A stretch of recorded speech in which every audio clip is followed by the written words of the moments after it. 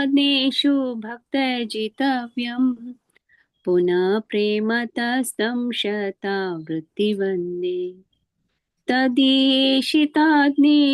भक्तजितव्यम् पुनः प्रेमतस्तं शतावृत्तिवन्दे परं देवमोक्षं न मोक्षं वदिं वा न चान्यां वृणेहां वरिषादपि वरं देवमोक्षं न मोक्षं वदिं वा न चान्यां वृणेहां वरिषादपि इदं ते वपुनाथ गोपालबालं सदा मे मनसा विरास्तं किमन्ये इदं ते वपुनाथ गोपालबालं सदा मे मनसा विरास्तं किमन्ये इदं ते मुखाम्बोजम् अत्यन्तनीले पृतं कुन्तलैस्निग्धरक्तस्य गोप्या इदं ते मुखाम्बोजम् अत्यन्तनीले वृतं कुन्तलैस्निग्धरक्तस्य गोप्या मोहशुम्भितं बिम्बरक्ताधरा मे मनसा विरासं मलं लक्ष्यलाभे मोहशुम्भितं बिम्बरक्ताधरा मे मनसा विरासं मलं लक्ष्यलाभे नमो देवदामोदरनन्तविष्णु प्रसीद प्रभो दुःखजलाब्धिमग्नम् नमो देवदामोदरनन्तविष्णु प्रसीद प्रभो दुःखजलाब्धिमग्नम् कृपादृष्टिवृष्ट्यातिदीनं ग्रहाणेश मामध्यं यद्यक्षदृश्य कृपादृष्टिवृष्ट्यातिदीनं बतानो ग्रहाणेश मामध्यं यद्यक्षदृश्य कुबेरात्मजो बध्य मृत्यैव यद्वत् त्वया मोचितो भक्तिभाजौ कृतौ च कुबेरात्मजो बध्य मृत्यैव यद्वत् त्वया मोचितो भक्तिभाजो कृतौ च तथा प्रेम भक्तिं स्वकामे प्रयच्छ न मोक्षे ग्रहो मेऽस्ति दामोदरे तथा प्रेम भक्तिं स्वकामे प्रयच्छ न मोक्षे ग्रहो मेऽस्ति दामोदरे नमस्ते सुदामे स्फुरति वदीयोदराय कविषु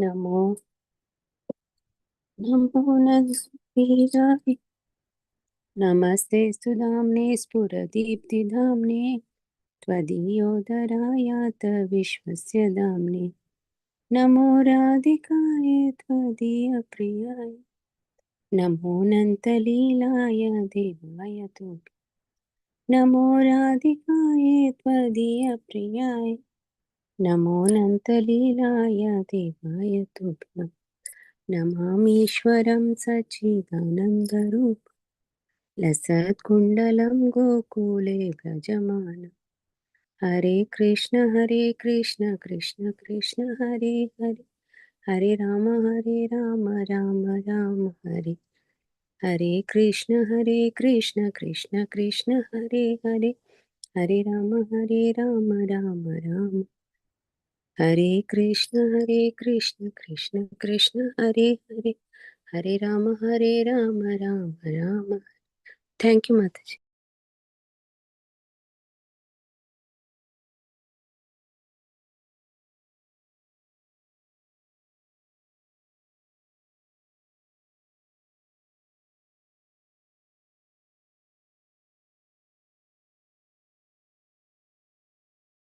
ಹರಿ ಬೋಲ್ ಮಾತಾಜಿ, ಧನ್ಯವಾದಗಳು ಮಾತಾಜಿ. ಹರೇ ಕೃಷ್ಣ.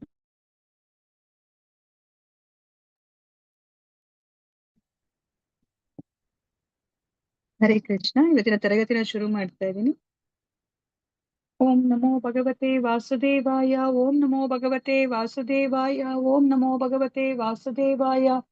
ಇಸ್ಕಾನ್ ಮಂಗಳೂರು ಶ್ರೀ ಶ್ರೀ ರಾಧಾ ಗೋವಿಂದ ದೇವಸ್ಥಾನದ ವತಿಯಿಂದ ನಡೆಸಿಕೊಡುತ್ತಿರುವ 3ನೇ ಹಂತದ ತರಗತಿಗೆ ಎಲ್ಲರಿಗೂ ಸ್ವಾಗತವನ್ನ ಕೋರುತ್ತಾ ಇದ್ದೇನೆ. ಶ್ರೀ ಶ್ರೀ ರಾಧಾ ಗೋವಿಂದ ಅವರ ಚರಣಾರವಿಂದಗಳಲ್ಲಿ ನನ್ನ ನಮಸ್ಕಾರಗಳನ್ನು ಸಲ್ಲಿಸುತ್ತಾ ಈ ಕೃಷ್ಣ ಪ್ರಜ್ಞೆಯನ್ನು ಪ್ರಪಂಚದಾದ್ಯಂತ ಹರಡಿರುವ ಇಸ್ಕಾನ್ ಸಂಸ್ಥೆಯ ಸಂಸ್ಥಾಪಕ ಆಚಾರ್ಯರಾದ ಕೆ.ಸಿ. ಭಕ್ತಿ ವೇದಾಂತ ಸ್ವಾಮಿ ಶ್ರೀಲ ಪ್ರಭುಪಾದ ಅವರಿಗೆ ನನ್ನ ನಮನಗಳನ್ನು ಸಲ್ಲಿಸುತ್ತಾ ಈ ದೇವಸ್ಥಾನದ ಮುಖ್ಯಸ್ಥರು, ಈ ಕಾರ್ಯಕ್ರಮದ ಕಾರ್ಯಕರ್ತರುಗಳು ಮತ್ತು ನನ್ನ ಗುರುಗಳಾದ ಪೂಜ್ಯ ನಾಮದಾಸ್ ಪ್ರಭುಜಿಯವರಿಗೂ ನನ್ನ ನಮಸ್ಕಾರಗಳನ್ನು ಸಲ್ಲಿಸುತ್ತಾ ಗುರು ಪ್ರಣಾಮದೊಂದಿಗೆ ಇವತ್ತಿನ ತರಗತಿಯನ್ನು ಶುರು ಮಾಡುತ್ತಾ ಇದ್ದೇನೆ.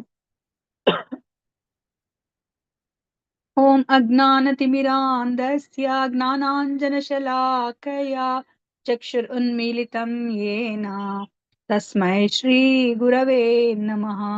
ಶ್ರೀ ಚೈತನ್ಯ ಮನೋಭೀಷ್ಟಂ ಸ್ಥಾಪಿತಂ ಯೇನ ಭೂತಲೆ ಸ್ವಯಂ ರೂಪಃ ಕದಾ ಮಹ್ಯಂ ದದಾತಿ ಸ್ವಪದಾಂತಿಕಂ. ವಂದೇಹಂ ಶ್ರೀಗುರೋಃ ಶ್ರೀಯುತಪದಕಮಲಂ ಶ್ರೀಗುರೂನ್ ವೈಷ್ಣವಾಂಶ್ಚ ಶ್ರೀರೂಪಂ ಸಾಗ್ರಜಾತಂ ಸಹಗಣ ರಘುನಾಥಾನ್ವಿತಂ ತಂ ಸಜೀವಂ ಸಾದ್ವೈತಂ ಸಾವಧೂತಂ ಪರಿಜನಸಹಿತಂ ಕೃಷ್ಣ ಚೈತನ್ಯ ದೇವಂ ಶ್ರೀ ರಾಧಾ ಕೃಷ್ಣ ಪಾದಾನ್ ಸಹಗಣ ಲಲಿತಾ ಶ್ರೀ ವಿಶಾಖಾನ್ವಿತಾಂಶ್ಚ. ಹೇ ಕೃಷ್ಣ ಕರುಣಾ ಸಿಂಧು ದೀನಬಂಧೋ ಜಗತ್ಪತೆ ಗೋಪೇಶ ಗೋಪಿಕಾ ಕಾಂತ ರಾಧಾ ಕಾಂತ ನಮೋಸ್ತುತೆ. ತಪ್ತ ಕಾಂಚನ ಗೌರಾಂಗಿ ರಾಧೆ ವೃಂದಾವನೇಶ್ವರಿ ವೃಷಭಾನುಸುತೆ ದೇವಿ ಪ್ರಣಮಾಮಿ ಹರಿಪ್ರಿಯೇ. ವಾಂಚಾಕಲ್ಪತರುಭ್ಯಶ್ಚ ಕೃಪಾ ಸಿಂಧುಭ್ಯ ಏವ ಚ ಪತಿತಾನಾಂ ಪಾವನೇಭ್ಯೋ ವೈಷ್ಣವೇಭ್ಯೋ ನಮೋ ನಮಃ. ನಮೋ ಓಂ ವಿಷ್ಣುಪದಾಯ ಕೃಷ್ಣಪ್ರೇಷ್ಠಾಯ ಭೂತಲೆ ಶ್ರೀಮತೆ ಭಕ್ತಿ ವೇದಾಂತ ಸ್ವಾಮಿನ್ ಇತಿ ನಾಮಿನೇ. ನಾಮಸ್ತೆ ಸರಸ್ವತೆ ದೇವೆ ಗೌರವಾಣಿ ಪ್ರಚಾರಿಣೆ ನಿರ್ವಿಶೇಷ ಶೂನ್ಯವಾದಿ ಪಾಶ್ಚಾತ್ಯ ದೇಶತಾರಿಣೆ.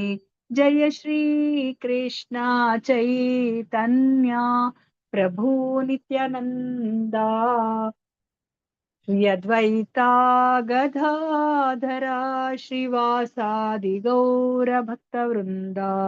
ಹರೇ ಕೃಷ್ಣ ಕೃಷ್ಣ ಕೃಷ್ಣ ಹರೇ ಹರೇ, ಹರೇ ರಾಮ ರಾಮ ರಾಮ ಹರೇ ಹರೇ. ಹರೇ ಕೃಷ್ಣ ಕೃಷ್ಣ ಕೃಷ್ಣ ಹರೇ ಹರೇ, ಹರೇ ರಾಮ ರಾಮ ರಾಮ ಹರೇ ಹರೇ. ಹರೇ ಕೃಷ್ಣ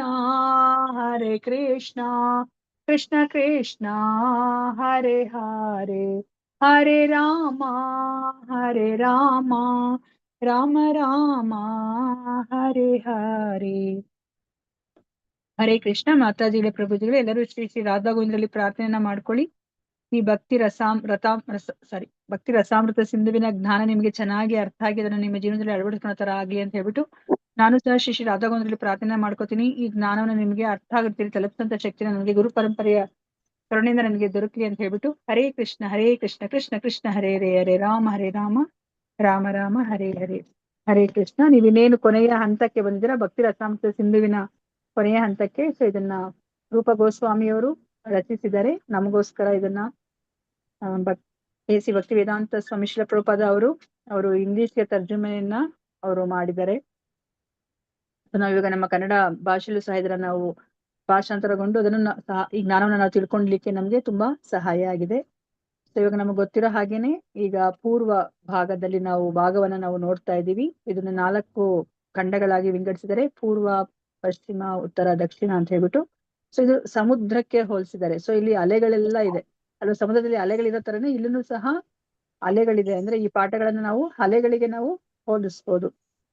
ಸೊ ಇಲ್ಲಿ ನಾವು ಭಕ್ತಿಯನ್ನ ಹೇಗೆ ಮಾಡ್ಬೇಕು ಅನ್ನೋದು ನಮ್ಗೆ ರೂಪ ಗೋಸ್ವಾಮಿಯವರು ಹೇಳ್ತಾ ಇದ್ದಾರೆ. ಯಾಕಂದ್ರೆ ನಮ್ಗೆ ಕೃಷ್ಣ ಭಗವದ್ಗೀತೆಯಲ್ಲಿ ಹೇಳಿದ್ರೆ ನೀವು ಭಕ್ತಿಯನ್ನ ಮಾಡಿ ಮನ್ಮನಾಭವ ಮದ್ಭಕ್ತೋ ಅಲ್ವಾ, ನನ್ನ ಭಕ್ತನಾಗಿ ಅಂತ ಹೇಳಿದ್ರು. ನಮ್ಗೆ ಹೇಗೆ ಭಕ್ತಿಯನ್ನ ಮಾಡ್ಬೇಕಂತಾನೆ ಗೊತ್ತಿಲ್ಲ ಅಲ್ವಾ. ಸೊ ಕೃಷ್ಣ ನಮ್ಗಲ್ಲಿ ಡೀಟೇಲ್ ಆಗಿ ಹೇಳಿಲ್ಲ. ಅದಕ್ಕೆ ನಮ್ಗೆ ಅವರು ಚೈತನ್ಯ ಮಹಾಪ್ರಭುವಾಗಿ ಬಂದು ಅವರು ಭಕ್ತನ ರೂಪದಲ್ಲಿ ಬರ್ತಾರೆ ಅಲ್ವಾ. ಸ್ವತಃ ಕೃಷ್ಣನೇ ಚೈತನ್ಯ ಮಹಾಪ್ರಭುವಾಗಿ ಭಕ್ತನ ರೂಪದಲ್ಲಿ ಬಂದು ನಮ್ಗೆ ಭಕ್ತಿಯನ್ನ ಹೇಗೆ ಮಾಡ್ಬೇಕಂತ ತಿಳಿಸಿಕೊಟ್ರು ಅಲ್ವಾ. ಸೊ ಅದನ್ನ ನಮ್ಗೆ ಇವಾಗ ಗ್ರಂಥ ರೂಪದಲ್ಲಿ ಅವರಿಂದನೇ ಬೋಧನೆಯನ್ನ ಪಡ್ಕೊಂಡಂತಹ ರೂಪ ಗೋಸ್ವಾಮಿರು ನಮ್ಗೆ ಇದನ್ನ ತಿಳಿಸಿಕೊಡ್ತಾ ಇದ್ದಾರೆ ಅಲ್ವಾ, ಭಕ್ತಿಯನ್ನ ಹೇಗೆ ಮಾಡ್ಬೇಕು ಅಂತ ಹೇಳ್ಬಿಟ್ಟು. ಸೊ ಇದರಲ್ಲಿ ನಮ್ಗೆ ಗೊತ್ತಿರೋ ಹಾಗೇನೆ ಭಕ್ತಿಯಲ್ಲಿ ಆ ಯಾವ ಯಾವ ವಿಧಗಳಿದೆ, ಹರೇ ಕೃಷ್ಣ, ಹೇಗೆ ವಿಂಗಡಿಸಿದ್ದಾರೆ ಭಕ್ತಿಯನ್ನ? ಹರೇ ಕೃಷ್ಣ. ರಾಗಾತ್ಮಿಕ ಭಕ್ತಿ ಮಾತಾಜಿ, ರಾಗಾನುಗ ಭಕ್ತಿ ಮಾತಾಜಿ. ಫಸ್ಟ್ನೇದು ಯಾವ್ದು ಪ್ರಭುಜಿ? ಸಾಧನಾ ಭಕ್ತಿ. ಸಾಧನಾ ಭಕ್ತಿ ಅಲ್ವಾ, ಫಸ್ಟ್ನೇದು ಸಾಧನಾ ಭಕ್ತಿ. ಸೊ ಅದಾದ್ಮೇಲೆ ನಿಮ್ಗೆ ಯಾವ್ದು ಬರುತ್ತೆ? ವೈವಿ ಭಕ್ತಿ ಬರುತ್ತೆ. ವೈದಿ ಸಾಧನಾ ಭಕ್ತಿ, ವೈದಿ ರಾಗಾನುಗ ಭಕ್ತಿ. ಅದು ಸಾಧನಾ ಭಕ್ತಿಯ ಡಿವಿಷನ್, ಅಗೇನ್ ವಿಭಜನೆ. ಅದಾದ್ಮೇಲೆ ಪ್ರಭುಜಿ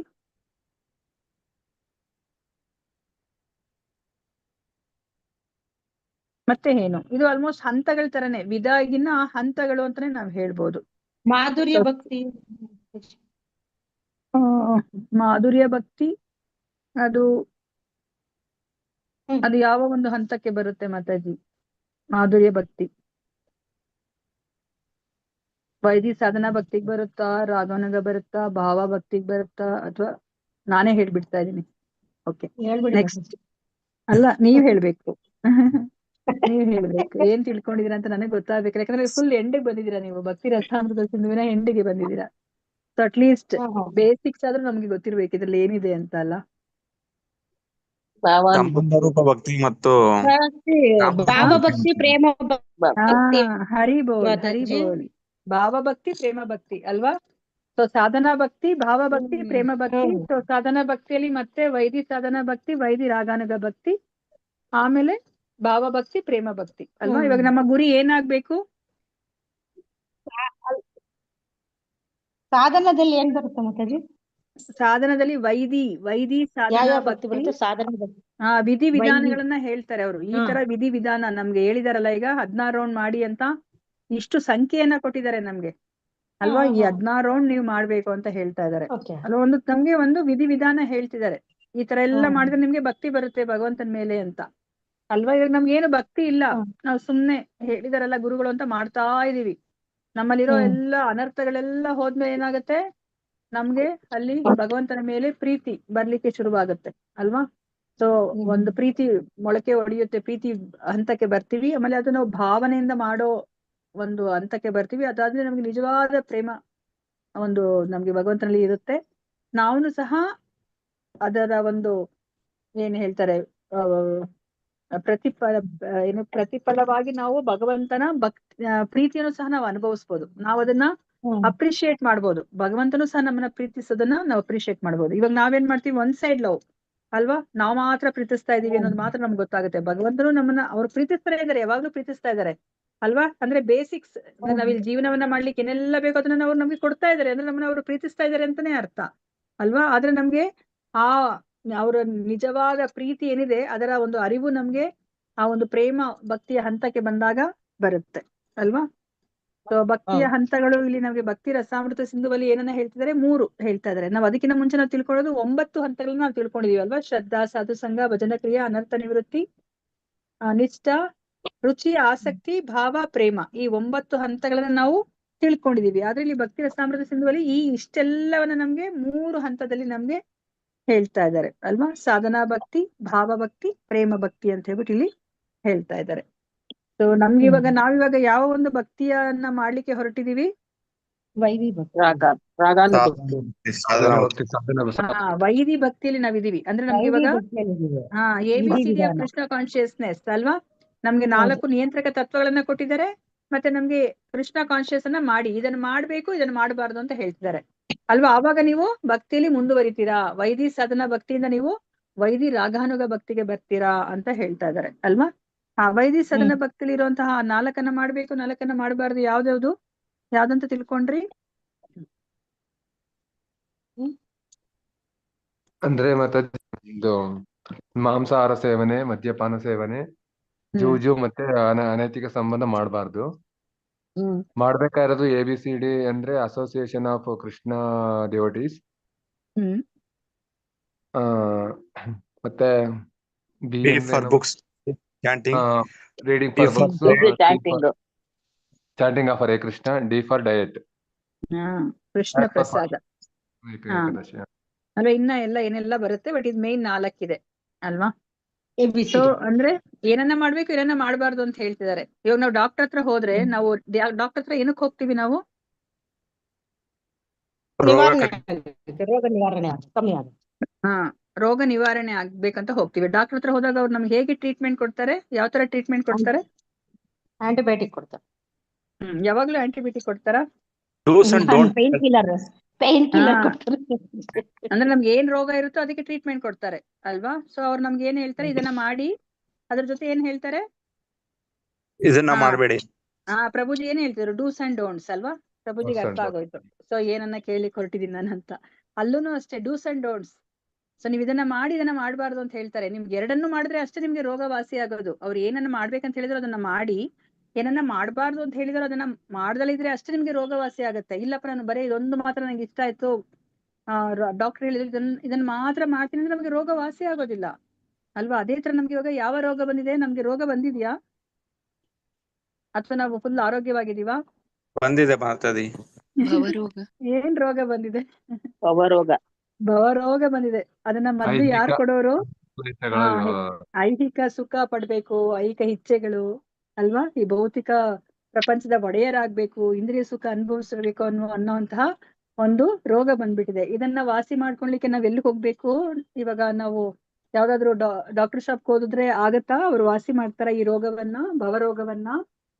ಇಲ್ಲ ಮಾತಾಜಿ. ಮತ್ತೆ ಯಾರ ಹತ್ರ ಹೋಗ್ಬೇಕು? ಯಾರ ಹತ್ರ ಹೋಗ್ಬೇಕು?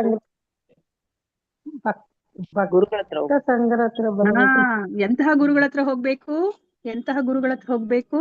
ಪರಂಪರಾ ಗುರುಗಳು. ಹಾ, ಗುರು ಪರಂಪರೆಯಲ್ಲಿ ಬಂದಿರುವಂತಹ ಗುರುಗಳ ಹತ್ರ ನಾವು ಹೋಗ್ಬೇಕು ಅಲ್ವಾ?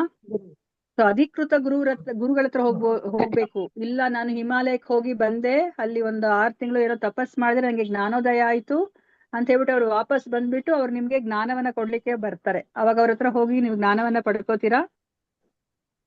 ಇಲ್ಲ ಮಾತಾಡಿ. ಇಲ್ಲ ಮಾತಾಜಿ. ಇಲ್ಲ ಅಲ್ವಾ? ಆ ಗುರುಗಳಿಗೆ ನಾವ್ ಯಾರನ್ನ ಗುರು ಅಂತ ನಾವ್ ಇವಾಗ ಒಪ್ಕೊಂಡ್ಲಿಕ್ಕೆ ಹೋಗ್ತಾ ಇದೀವೋ ಅವ್ರಿಗೆ ಒಬ್ಬ ಗುರು ಇರ್ಬೇಕು, ಅವ್ರಿಗೆ ಇನ್ನೊಬ್ಬ ಗುರು ಇರ್ಬೇಕು ಅಲ್ವಾ? ಸೊ ಈ ತರ ಅವಾಗ ಗುರುಗಳು, ನಾವು ಗುರುಗಳಿಗೆ ಶರಣಾದ್ರೆ ಅವ್ರು ನಮ್ಗೆ ಏನ್ ಮಾಡ್ತಾರೆ? ನಮ್ಗೆ ಸರಿಯಾದ ಮಾರ್ಗವನ್ನ ಅವ್ರು ನಮ್ಗೆ ತೋರಿಸ್ತಾರೆ. ಇದನ್ನ ಮಾಡಿ ಇದನ್ನ ಮಾಡ್ಬೇಡಿ ಅಂತ ಹೇಳ್ತಾರೆ ಅಲ್ವಾ? ಈ ತರ ಮಾಡ್ತಾ ಇದ್ರೆ ಏನಾಗುತ್ತೆ ನಮ್ಗೆ? ಸರಿ ಈ ಕಡೆ ಬರ್ತಾನೆ. ಸೊ ನಮ್ಗೆ ಅವಾಗ ಈ ಭವರೋಗ ವಾಸಿ ಆಗ್ಲಿಕ್ಕೆ ಶುರು ಆಗುತ್ತೆ ಅಲ್ವಾ? ಮೊದಲನೇ ಹಂತದಲ್ಲಿ ನಾವು ಗುರುಗಳು ಹೇಳಿದ್ರನ್ನ ಮಾಡ್ತಾ ಇರ್ತೀವಿ, ಅವ್ರು ಹೇಳಿದಾರಲ್ಲ ಅಂತ ನಾವು ಮಾಡ್ತಾ ಇದೀವಿ ಅಲ್ವಾ? ಆಮೇಲೆ ಏನಾಗುತ್ತೆ? ನಾವು ಸಹಜವಾಗಿ ಮಾಡ್ಲಿಕ್ಕೆ ಶುರು ಮಾಡ್ತೀವಿ ಅಲ್ವಾ? 16 ರೌಂಡ್ಸ್ ಗುರುಗಳು ಹೇಳಿದಾರೆ ಅಂತ ಮಾಡ್ತಾ ಇದೀವಿ. ಆಮೇಲೆ ಏನಾಗುತ್ತೆ? ನನಗೆ ಮಾಡ್ಬೇಕು ಅಂತ ಅನ್ಸುತ್ತೆ ಅಲ್ವಾ? ಗುರುಗಳು ಹೇಳ್ತಾ ಇದಾರೆ ಅಂತ ಮಾಡ್ತಿದ್ದಾಗ ನಾವು ಎಂತಹ ಒಂದು ಹಂತದಲ್ಲಿದ್ದೀವಿ? ಅದು ವೈದಿ ಸಾಧನಾ ಭಕ್ತಿ. ಗುರುಗಳು ಹೇಳ್ತಾ ಇದಾರೆ ಅಂತ ನಾವು ಮಾಡ್ತಾ ಇದೀವಿ. ನಮ್ಗೆ ಸಹಜವಾಗಿ ಮಾಡ್ಬೇಕು ಅಂತ ಅನಿಸ್ತಿಲ್ಲ. ಇದೇನಿದು ಕೃಷ್ಣನ ಹೆಸರು ಹೇಳ್ಕೋಬೇಕಾ? ಇದೇನಿದು ರಾಮನ ಹೆಸರು ಹೇಳ್ಕೋಬೇಕಾ? ಇದೇನಿದು ಭಗವದ್ಗೀತೆ ಕೇಳ್ಬೇಕಾ? ಇದೇನಿದು ಭಾಗವತ ಕೇಳ್ಬೇಕಾ? ಅದು 2 ಗಂಟೆಗಳ ಕಾಲ, 1 ಗಂಟೆಗಳ ಕಾಲ ಕೇಳ್ಬೇಕಾ ಅಂತ ಹೇಳ್ಬಿಟ್ಟು ನಾವು ಆ ತರ ಒಂದು ಸ್ಥಿತಿಯಲ್ಲಿ ಹೇಳಿದಾರಲ್ಲಪ್ಪ ಇನ್ನೇನ್ ಮುಂದೆ ಒಳ್ಳೇದಾಗತ್ತಂತೆ, ಎಷ್ಟೊಂದ್ ಜನಕ್ಕೆ ಒಳ್ಳೇದಾಗಿದೆಯಂತೆ ಅಂತ ಹೇಳ್ಬಿಟ್ಟು ನಾವು ಕೇಳಿಸ್ಕೊತಾ ಇದೀವಿ ಅಲ್ವಾ? ಇದು ವೈದಿ ಸಾಧನಾ ಭಕ್ತಿಯ ಹಂತ. ಇದನ್ನ ಮಾಡ್ತಾ ಇದ್ರೆ ಏನಾಗುತ್ತೆ? ಕ್ರಮೇಣ ನಾವ್ ಯಾವ ಹಂತಕ್ಕೆ ಹೋಗ್ತೀವಿ? ರಾಗಾನು ಭಕ್ತಿ. ರಾಗಾನುಗ ಹಂತಕ್ಕೆ, ವೈದಿ ರಾಗಾನುಗ ಭಕ್ತಿಯ ಹಂತಕ್ಕೆ ಹೋಗ್ತೀವಿ. ಅಂದ್ರೆ ನಮ್ಗೆ ಸಹಜವಾಗಿ ಭಗವಂತನಲ್ಲಿ ನಮ್ಗೆ ಆ ಒಂದು ಏನು ಮಾಡ್ಬೇಕು ಅಂತ ಹೇಳಿದ್ದಾರೆ, ಆ ಭಕ್ತಿ ಸೇವೆನೆಲ್ಲ ಮಾಡ್ಬೇಕು ಅಂತ ನಮ್ಗೆ ಅನ್ಸುತ್ತೆ. ಅಂದ್ರೆ ನಮ್ಗೆ ಇನ್ನ ಪೂರ್ತಿ ಆ ಭಾವನಿಕೆಯಿಂದ ಮಾಡ್ತಿಲ್ಲ, ಪೂರ್ತಿಯಾಗಿ ಪ್ರೀತಿ ಬಂದಿಲ್ಲ, ಆದ್ರೆ ನಮ್ಗೆ ಇನ್ನೊಂದ್ ಸ್ವಲ್ಪ ಆಸಕ್ತಿ ಬಂದಿದೆ, ಮಾಡೋಣಂತೆ ಅಲ್ವಾ ಅಂತ ಆ ಒಂದು ಹಂತಕ್ಕೆ ಹೋಗ್ತೀವಿ. ಅದು ರಾಗಾನುಗ ಭಕ್ತಿಯ ಹಂತ.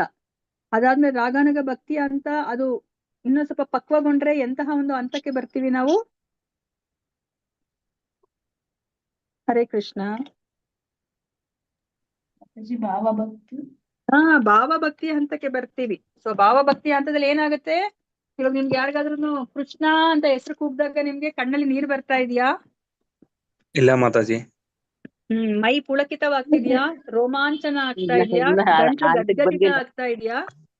ಅಂತಕ್ ಬಂದಿಲ್ಲ ಮಾತಾಜಿ, ಅಂತಕ್ ಬಂದಿಲ್ಲ ಇನ್ನು. ಆ ಹಂತಕ್ಕೆ ಅಂದ್ರೆ ಅದ್ ಯಾವಾಗ್ಲೂ ಹಂಗೆ ಇರ್ಬೇಕು ಅಂತಲ್ಲ, ಆತರ ಪ್ರಕಟಗೊಳ್ತಾ ಇರುತ್ತೆ ಅವ್ರಿಗೆ. ಇವಾಗ ಕೃಷ್ಣನ ಹೆಸರನ್ನ ಕೂಗ್ದಾಗ ಅವ್ರಿಗೆ ಆತರ ರೋಮಾಂಚನ ಆಗುತ್ತೆ, ಕಣ್ಣಲ್ಲಿ ನೀರು ಬರುತ್ತೆ ಅಲ್ವಾ? ಇವಾಗ ಶಿಕ್ಷಾಷ್ಟಕ ಎಲ್ಲರೂ ಕೇಳಿಸ್ಕೊತಾ ಇದೀರಲ್ವಾ? ಕಲ್ತ್ಕೊಂತಾನು ಇದ್ರ ಕೂಡ ಕಲ್ತ್ಕೊಂಡ್ಬಿಟ್ಟಿದ್ದೀರಾ ಕೆಲವರು. ಸೊ ಅದರಲ್ಲಿ ನಮ್ಗೆ ಏನನ್ನ ಹೇಳ್ತಾರೆ, ಯಾವ ಶ್ಲೋಕದಲ್ಲಿ ಬರುತ್ತೆ ಇದೆಲ್ಲರೂ ಸಹ ಭಾವಭಕ್ತಿಯ ಆ ಒಂದು ಗುಣಲಕ್ಷಣಗಳು ಯಾವ ಒಂದು ಶ್ಲೋಕದಲ್ಲಿ ಬರುತ್ತೆ? ಆ ಶಿಕ್ಷಾಷ್ಟಕದಲ್ಲಿ 8 ಶ್ಲೋಕದಲ್ಲಿ ಯಾರು ಹೇಳ್ತೀರಾ? ಹಾ, ನಮ್ ಗಲದ್ರಸುಧಾರಯ ಹರಿ ಬೋಲ್ ಪ್ರಭುಜಿ. ಹಾ, ಹೇಳಿ ಬಿಡಿ ಪ್ರಭುಜಿ. ಎಷ್ಟು ಚೆನ್ನಾಗಿ ಕಲ್ತ್ಕೊಂಡ್ಬಿಟ್ಟಿದ್ದೀರಾ ಪ್ರಭುಜಿ, ಹನುಮಂತ್ ಪ್ರಭುಜಿ. ಹರಿ ಬೋಲ್. ಹೇಳಿ ಪ್ರಭುಜಿ.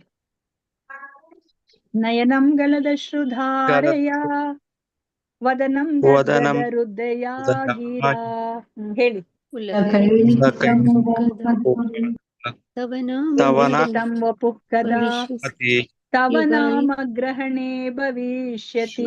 ಅಲ್ಲೇನ್ ಕೇಳ್ತದೆ, ಯಾವಾಗಂತ ಒಂದು ಸ್ಥಾನಕ್ಕೆ ಹೋಗ್ತೀನಿ ನಾನು, ಅಂತಹ ಒಂದು ಸ್ಥಿತಿಗೆ ನಾನು ತಲುಪ್ತೀನಿ ಅಲ್ವಾ? ನಯನಂ ಗಲದಶ್ರು ದಾರೆಯ, ಕಣ್ಣಲ್ಲಿ ನೀರ್ ಬರ್ಬೇಕು ನನಗೆ ಕೃಷ್ಣ ಅಂತ ಕೂಗಿದ ತಕ್ಷಣ ಅಲ್ವಾ? ನಯನಂ ಗಲದಶ್ರು ಧಾರೆಯ ವದನಂ ಗದ್ಗದ ಹೃದಯ ಗೀರಾ ಅಲ್ವಾ? ಗಂಟು ಕಟ್ಕೋಬೇಕು ಕೃಷ್ಣ ಅಂತ ಹೇಳಕ್ಕೆ ನಂಗೆ ಆಗಲ್ಲ, ಅಷ್ಟು ಭಾವನೆ ಒಳಗಿಂದ ಅಲ್ಲಿ ಭಾವನೆ ಬರ್ತಾ ಇದೆ ಅಲ್ವಾ?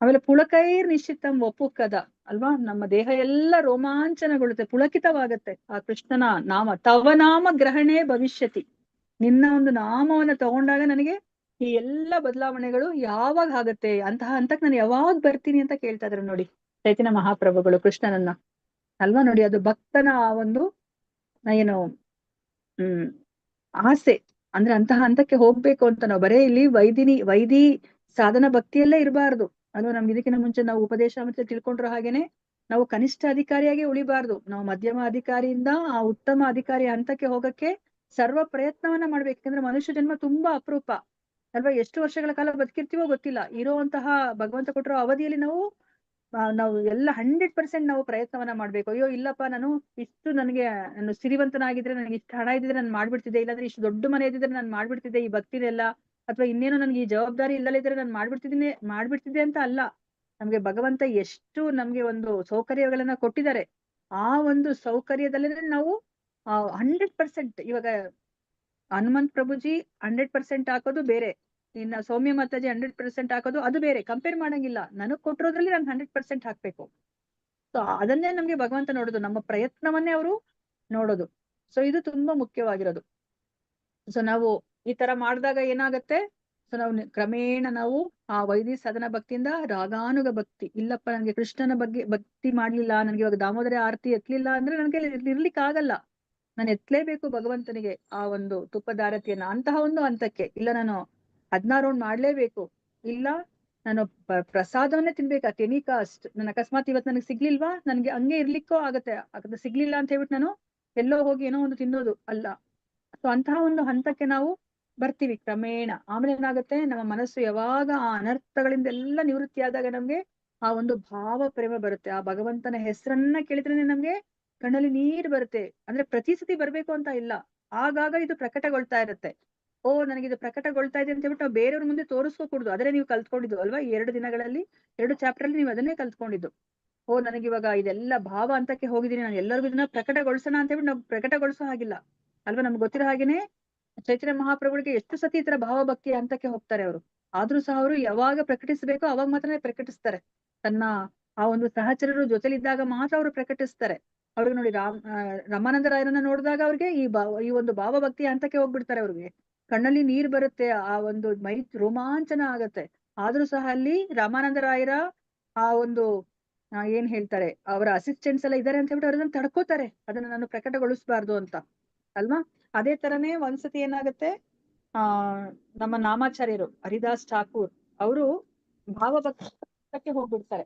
ಭಾವಭಕ್ತಿಯ ಹಂತಕ್ಕೆ ಹೋದಾಗ ಎಲ್ಲರೂ ಸಹ ಅವರು ಕೆಳಗಡೆ ಬಿದ್ದ್ಬಿಡ್ತಾರೆ, ಮೂರ್ಛಿತರಾಗಿ ಕೆಳಗಡೆ ಬಿದ್ದ್ಬಿಡ್ತಾರೆ. ಆಗ ಎಲ್ಲರನ್ನೂ ಸಹ ಅವರು ಒಂದು ಸಭೆಯಲ್ಲಿ ಇರ್ತಾರೆ. ಆ ಸಮಯದಲ್ಲಿ ಅವಾಗ ಎಲ್ಲರೂ ಸಹ ನಮಸ್ಕಾರ ಮಾಡ್ತಾರೆ ಹರಿದಾಸ ಠಾಕೂರ್ಗೆ, ತುಂಬಾ ಅವ್ರಿಗೆ ಗೌರವವನ್ನ ಕೊಡ್ತಾರೆ. ಇದನ್ನ ನೋಡಿದಿರುವಂತಹ ಒಬ್ಬ ವ್ಯಕ್ತಿ ಏನ್ ಮಾಡ್ತಾನೆ, ಇನ್ನೊಂದ್ ದಿವಸ ಅವನು ಅಂದ್ರೆ ಸುಳ್ಳಾಗಿ ಈ ಎಲ್ಲಾ ಭಾವನೆಗಳನ್ನ ಅವನು ಭಗವಂತನನ್ನ ಅವರು ಆ ಒಂದು ಶ್ಲೋಕವನ್ನ ಏನೋ ಕೇಳಿಸ್ಕೊಂಡಿದ ತಕ್ಷಣ ಅವರು ಈ ತರ ಹೇಗೆ ಹರಿದಾಸ ಠಾಕೂರ್ ಅವ್ರಿಗೆ ಭಾವ ಪರವಶತೆಗೆ ಒಳಗಾಗ್ತಾರೋ ಆತರ ಇವನು ಆಕ್ಟಿಂಗ್ ಮಾಡ್ತಾನೆ, ಭಾವ ಪರವಶತೆಗೆ ಒಳಗಾಗ್ತಾನೆ. ಆಗ ಅಲ್ಲೇ ಇರೋರೊಬ್ರು ರಪ್ ಅಂತ ಹೇಳ್ಬಿಟ್ಟು ಕೆನ್ನೆಗೆ ಕೊಟ್ಟಿದ ತಕ್ಷಣ ಓಡೋಗ್ತಾನೆ ಅವನಲ್ಲಿಂದ.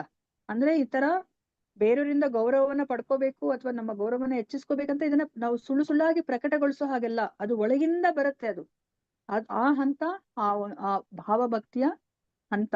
ಸೊ ಅದಾದ್ಮೇಲೆ ನಮ್ಗೆ ಆ ಭಗವಂತನಲ್ಲಿ ನಮ್ಗೆ ಈ ಭಾವಭಕ್ತಿಯ ಹಂತದಲ್ಲಿ ನೀವು ನೋಡಿರೋ ಹಾಗೇನೆ, ಓಕೆ, ನೀವು ಭಾವಭಕ್ತಿಗಿನ ಬಂದಿಲ್ಲ ಅಲ್ಲ, ಓಕೆ, ರಾಗಾನುಗ ಭಕ್ತಿ. ಸೊ ಇವತ್ತಿನ ದಿವಸ 17ನೇ ಚಾಪ್ಟರ್ ಅಲ್ಲಿ ನಾವು ಭಾವಭಕ್ತಿ ಹಂತಕ್ಕೆ ಬರ್ತೀವಿ, ಅದನ್ನ ತಿಳ್ಕೊಂಡಂತೆ.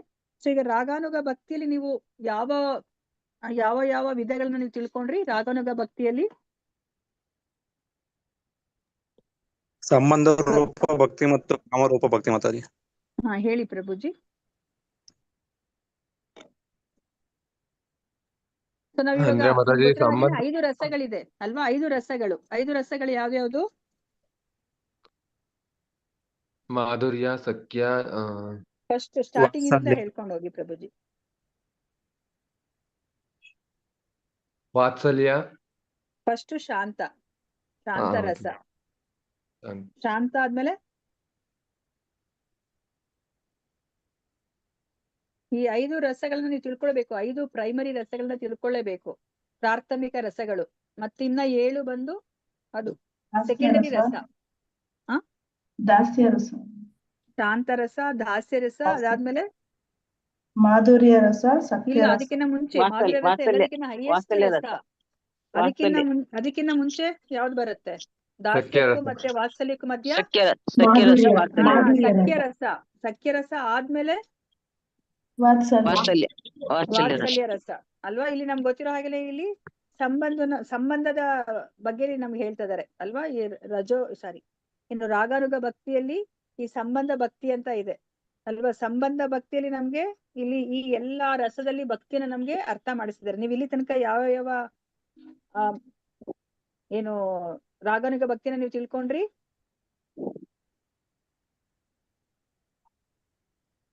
ಯಾವ್ದನ್ನ ತಿಳ್ಕೊಂಡ್ರಿ?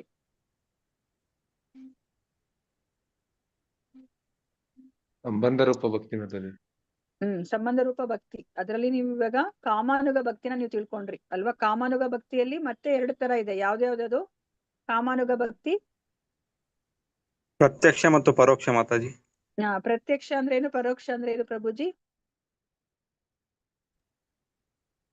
ಸೊ ಪ್ರತ್ಯಕ್ಷ ಅಂತಂದ್ರೆ ಆ ಭಗವಂತನ ರಾಣಿಯರಾಗೋದು ಅಲ್ವಾ? ಹೇಗೆ ಇವಾಗ 16,108 ಜನ ಪತ್ನಿಯರಿದ್ದಾರೆ ಕೃಷ್ಣನಿಗೆ, ಆ ಒಂದು ಭಾವ. ಮತ್ತೆ ಪರೋಕ್ಷವಾಗಿ ಅಂತಂದ್ರೆ ಗೋಪಿಕಾಸ್ತ್ರೀಯರ ತರ ಅವರು, ಅಂದ್ರೆ ಪ್ರಿಯಕರನ್ ತರ ಅವರು ಕೃಷ್ಣನನ್ನ ಅವರು ಭಕ್ತಿ ಮಾಡ್ತಾರೆ ಅಲ್ವಾ? ಸೊ 2 ತರ ಅಥವಾ ಅದನ್ನ ನಾವು ಸ್ವಕೀಯ ಪರಕೀಯ ಅಂತಾನು ನಾವು ಕರಿತೀವಿ. ಸ್ವಕೀಯ ರಸದಲ್ಲಿ ಮತ್ತೆ ಪರಕೀಯ ರಸದಲ್ಲಿ ಕೃಷ್ಣನಿಗೆ ನಾವು ಭಕ್ತಿಯನ್ನ ಮಾಡೋದು ಅಲ್ವಾ? ಸೊ ಇದನ್ನ ನಾವು ತಿಳ್ಕೊಂಡ್ವಿ. ಸೊ ಇದನ್ನ ನಾವು ಕೃಷ್ಣನಿಗೆ ಇವಾಗ ನಾನು ಪತ್ನಿ ಆಗ್ಬೇಕು ಅಥವಾ ಪ್ರಿಯಕರನಾಗಿ ಪಡ್ಕೋಬೇಕು ಅಂತಂದ್ರೆ ಇದು ಬರೇ ಯಾರು ಹೆಂಗಸರಿರ್ತಾರ ಅವ್ರು ಮಾತ್ರ ಮಾಡದ? ಇಲ್ಲ ಅವ್ರು ಮಾತಾಜಿ. ಮಾತ್ರನೇ ಸಾಧ್ಯನಾ? ಮತ್ತೆ ಎಲ್ಲರೂ ಮಾಡ್ಬೋದು, ಎಲ್ಲರೂ ಮಾಡ್ಬೋದು ಮಾತಾಜಿ. ಯಾರ್ ಬೇಕಾದ್ರೂ ಈ ಒಂದು ಭಾವವನ್ನ ಅವ್ರು ಪಡಿಬಹುದು ಅಲ್ವಾ? ನಾನು ಕೃಷ್ಣನ ಪ್ರಿಯತಮೆ ಆಗ್ಬೇಕು ಅಥವಾ ಪತ್ನಿ ಆಗ್ಬೇಕು ಅನ್ನೋದನ್ನ, ಈ ಒಂದು ಇಚ್ಛೆಯನ್ನ ಯಾರ್ ಬೇಕಾದ್ರೂ ಗಂಡಸೇ ಆಗ್ಲಿ ಹೆಂಗಸೇ ಆಗ್ಲಿ ಭೌತಿಕ ಪ್ರಪಂಚದಲ್ಲಿರೋರು ಅದನ್ನ ಹೊಂದಬಹುದು ಅಲ್ವಾ? ಅದಕ್ಕೆ ಎಕ್ಸಾಂಪಲ್ ನೀವು ತಿಳ್ಕೊಂಡ್ರಿ ಅಲ್ವಾ? ಯಾರಾದ್ರೂ ಹೇಳ್ತೀರಾ ಎಕ್ಸಾಂಪಲ್? ಹರೇ ಕೃಷ್ಣ. ಏನ್ ಎಕ್ಸಾಂಪಲ್ ತಿಳ್ಕೊಂಡ್ರಿ? ದಂಡಕಾರಣ್ಯದಲ್ಲಿ ಅದೇ ಶ್ರೀರಾಮ ಪ್ರಭು ನೋಡಿ ಮಹಾಜನರು ಇದು ಮಾಡ್ತಾರೆ. ಹರಿಬೋಲ್ ಹನುಮಂತ ಪ್ರಭುಜಿ. ಹೇಳಿ, ಮುಗಿಸ್ಬಿಡಿ ಅದನ್ನ. ಹನುಮಂತ ಅದೇ ಶ್ರೀರಾಮ ಪ್ರಭು ನೋಡಿ ಇವರೆಲ್ಲ ಮಹಾಜನಗಳು ಇಲ್ಲ ನಾನು ಇವ್ರ ಜೊತೆ ಇದು ಮಾಡ್ಬೇಕು ಅನ್ಕೊಂತಾರೆ. ಸೊ ಅವಾಗ ಶ್ರೀರಾಮ ಅದೇ ಏಕಪತ್ನಿ ಇರುತ್ತಲ್ಲ ಮಾತಾಜಿ. ಸೊ ನೆಕ್ಸ್ಟ್ ಜನ್ಮದಲ್ಲಿ ಇದಾಗುತ್ತೆ, ಕೃಷ್ಣನಾಗಿ ಇದು ಆದ್ಮೇಲೆ ನಿಮ್ಮ ಆಸೆಯನ್ನ ಇದಾಗ್ಬೋದು ಅಂತ ಹೇಳ್ತಾರೆ. ಪೂರೈಸ್ತೀನಿ ಅಂತ ಹೇಳ್ತಾರೆ. ಸೊ ಆಗ ಅವರು ಗೋಪಿಯರಾಗಿ ಅವರು ಜನ್ಮವನ್ನ ಅವರು ಪಡೀತಾರೆ ಅಲ್ವಾ? ಓಕೆ. ಸೊ ಇವಾಗ ಆ ದಂಡಕಾರಣದಲ್ಲಿ ಇರುವಂತಹ ಋಷಿ ಮುನಿಗಳೆಲ್ಲ ಸಹ ಹೆಂಗಸ್ರ ಗಂಡಸ್ರ? ಅವರು ಗಂಡಸ್ರು ಮಾತಾಜಿ. ಗಂಡಸ್ರು. ಅವ್ರಿಗೆ ಎಂತಹ ಒಂದು ಭಾವ ಬಂತು ಭಗವಂತನನ್ನ ನೋಡಿ? ನನ್ನ ಫ್ರೆಂಡ್ ಆಗ್ಬೇಕು, ತಂದೆನೇ ಆಗ್ಬೇಕು ಅಂತ ಅನ್ಕೊಂಡ್ರ ಅವರು? ಅಲ್ಲ ಇಲ್ಲ, ಪತ್ನಿಯರಾಗ್ಬೇಕು ಅಂತ ಇಷ್ಟಪಟ್ರು ಅಲ್ವಾ? ಭಗವಂತನ ಪ್ರೇಯಸಿರಾಗ್ಬೇಕು ಅಂತ ಇಷ್ಟಪಟ್ಟಿದ್ದಕ್ಕೆ ಅವರೆಲ್ಲರನ್ನು ಸಹ ಆ ಗೋಕುಲದಲ್ಲಿರುವಂತಹ ವೃಂದಾವನದಲ್ಲಿ ಅವರು ಜನ್ಮವನ್ನ ಪಡಿತಾರೆ. ಭಗವಂತನ ಆ ಒಂದು ಪ್ರೇಯಸರಾಗಿ ಅವರು ಹುಟ್ಟುತ್ತಾರೆ ಅಲ್ವಾ. ಸೊ ಅದನ್ನ ನಮ್ಗೆ ಇಲ್ಲಿ ಹೇಳಿದ್ರು. ಸೊ ಇವಾಗ ಇಲ್ಲಿ ನೀವು ಕಾಮಾನುಗ ಭಕ್ತಿಯನ್ನ ನೀವು ತಿಳ್ಕೊಂಡ್ರಿ ಅಲ್ವಾ. ಅದನ್ನ ನೀವು ಪ್ರತ್ಯಕ್ಷ ಪರೋಕ್ಷ ಅಂತಾನು ಹೇಳ್ಬೋದು, ಅಥವಾ ಸ್ವಕೀಯ ಪರಕೀಯ. ಸ್ವಕೀಯ ಅಂತಂದ್ರೆ ಯಾವ್ದು, ಪರಕೀಯ ಅಂದ್ರೆ ಯಾವ್ದು? ಪರೋಕ್ಷ ಅಂದ್ರೆ ಸ್ವಕೀಯನ ಪರಕೀಯನ? ಸ್ವಕೀಯ ಅಂದ್ರೆ ಪತ್ನಿಯರಾಗಿರೋದು ಮಾತಾಜಿ, ಪರಕೀಯ ಅಂದ್ರೆ ಗೋಪಿಕಾ ಸ್ತ್ರೀಯರ ತರ ಇರೋದು ಮಾತಾಜಿ. ಹರಿಬೋಲ್ ಪ್ರಭುಜಿ. ಸೊ ಪ್ರತ್ಯಕ್ಷ ಅದನ್ನ ಅಂದ್ರೆ ನೀವು ಸ್ವಕೀಯ, ಪರೋಕ್ಷ ಅಂದ್ರೆ ಪರಕೀಯ. ಹರಿಬೋಲ್ ಪ್ರಭುಜಿ. ಸೊ ಇದನ್ನ ನಾವು ತಿಳ್ಕೊಂಡ್ವಿ ಅಲ್ವಾ. ಇದನ್ನ ಗೀತಾ ಮಾತಾಜಿ ನಿಮ್ಗೆ ಹೇಳಿದ್ರು. ಸೊ ಇವಾಗ ನೆಕ್ಸ್ಟ್ ಸಂಬಂಧಾನುಗ ಭಕ್ತಿ ಅಲ್ವಾ. ಕಾಮಾನುಗ ಭಕ್ತಿ ಮತ್ತೆ ಸಂಬಂಧಾನುಗ ಭಕ್ತಿ. ಸೊ ಸಂಬಂಧಾನುಗ ಭಕ್ತಿಯಲ್ಲಿ ಇಲ್ಲಿ ಯಾರ್ಯಾರು ಹೇಳ್ತಾ ಇದಾರೆ, ಇದು ಮಿಕ್ಕಿದ ರಸವನ್ನ ಹೇಳ್ತಾ ಇದಾರೆ. ಶಾಂತ ರಸದ ಬಗ್ಗೆ ಇಲ್ಲಿ ಮಾತಾಡ್ತಾ ಇಲ್ಲ. ಸಂಬಂಧ ಅಂದ್ರೆ ತಾಯಿನೋ ತಂದೆನೋ ಅಥವಾ ಮಿತ್ರನೋ ಅಲ್ವಾ. ಶಾಂತ ರಸ ಬಿಟ್ಮೇಲೆ ನಮ್ಗೆ ದಾಸ್ಯ ರಸ ಅಲ್ವಾ. ಇಲ್ಲಿ ದಾಸ್ಯ ರಸದ ಬಗ್ಗೆನೂ ಹೇಳ್ತಾ ಇಲ್ಲ. ಸೊ ಇಲ್ಲಿ ನೆಕ್ಸ್ಟ್ ಹೇಳ್ತಾ ಇರೋದವರು ತಾಯಿ ತಂದೆ ಮತ್ತೆ ಮಿತ್ರ, ಈ ಮೂರರ ಬಗ್ಗೆ ಇಲ್ಲಿ ನಮ್ಗೆ ಇಲ್ಲಿ ಹೇಳ್ತಾ ಇದಾರೆ ಸಂಬಂಧಾನುಗ ಭಕ್ತಿಯಲ್ಲಿ. ಸೊ ಸಂಬಂಧಾನುಗ ಭಕ್ತಿ ಬಗ್ಗೆ ನಾವು ತಿಳ್ಕೊಳ್ಳೋಣಂತೆ. ಈಗ ಯಾರಾದ್ರೂ ಓದಿ ಅದನ್ನ. ನಿಮ್ಗೆ ಇಲ್ಲಿ ತನಕ ಅರ್ಥ ಆಯ್ತಾ ಏನು ಅಂತ? ಸಾಧನಾ ಭಕ್ತಿ ಅಂದ್ರೆ ಏನು, ರಾಗಾನುಗ ಭಕ್ತಿ ಅಂದ್ರೆ ಏನು ಅಂತ ಅರ್ಥ ಆಯ್ತಾ? ಸೊ ರಾಗಾನುಗ ಭಕ್ತಿ ಅಂತಂದ್ರೆ ನಾವು ಭಗವಂತನಲ್ಲಿ ನಮ್ಗೆ ಸಹಜ ಪ್ರೀತಿ ಬರುತ್ತೆ. ಸೊ ನಮ್ಗೆ ಇವಾಗ ಗುರುಗಳು ಹೇಳ್ತಿದಾರಲ್ಲ ಅಂತ ನಾವು ಮಾಡ್ತಿಲ್ಲ, ನಮ್ಗೆನೆ ಭಗವಂತನ ಮೇಲೆ ನಮ್ಗೆ ಸಹಜವಾದಂತಹ ಭಕ್ತಿ ಬರುತ್ತೆ. ಅದಾದ್ಮೇಲೆ ನಾವು ಯಾರನ್ನ ನಾವು ಫಾಲೋ ಮಾಡ್ತೀವಿ, ಯಾರು ರಾಗಾತ್ಮಿಕ ಭಕ್ತಿಯನ್ನ ಮಾಡ್ತಾ ಇದಾರೆ ಅಂದ್ರೆ ಆ ಗೋಲೋಕ ವೃಂದಾವನದಲ್ಲಿ ಯಾರೆಲ್ಲ ಶುದ್ಧ ಭಕ್ತರಿದ್ದಾರೆ ಅವ್ರನ್ನ ನಾವು ಫಾಲೋ ಮಾಡ್ತೀವಿ.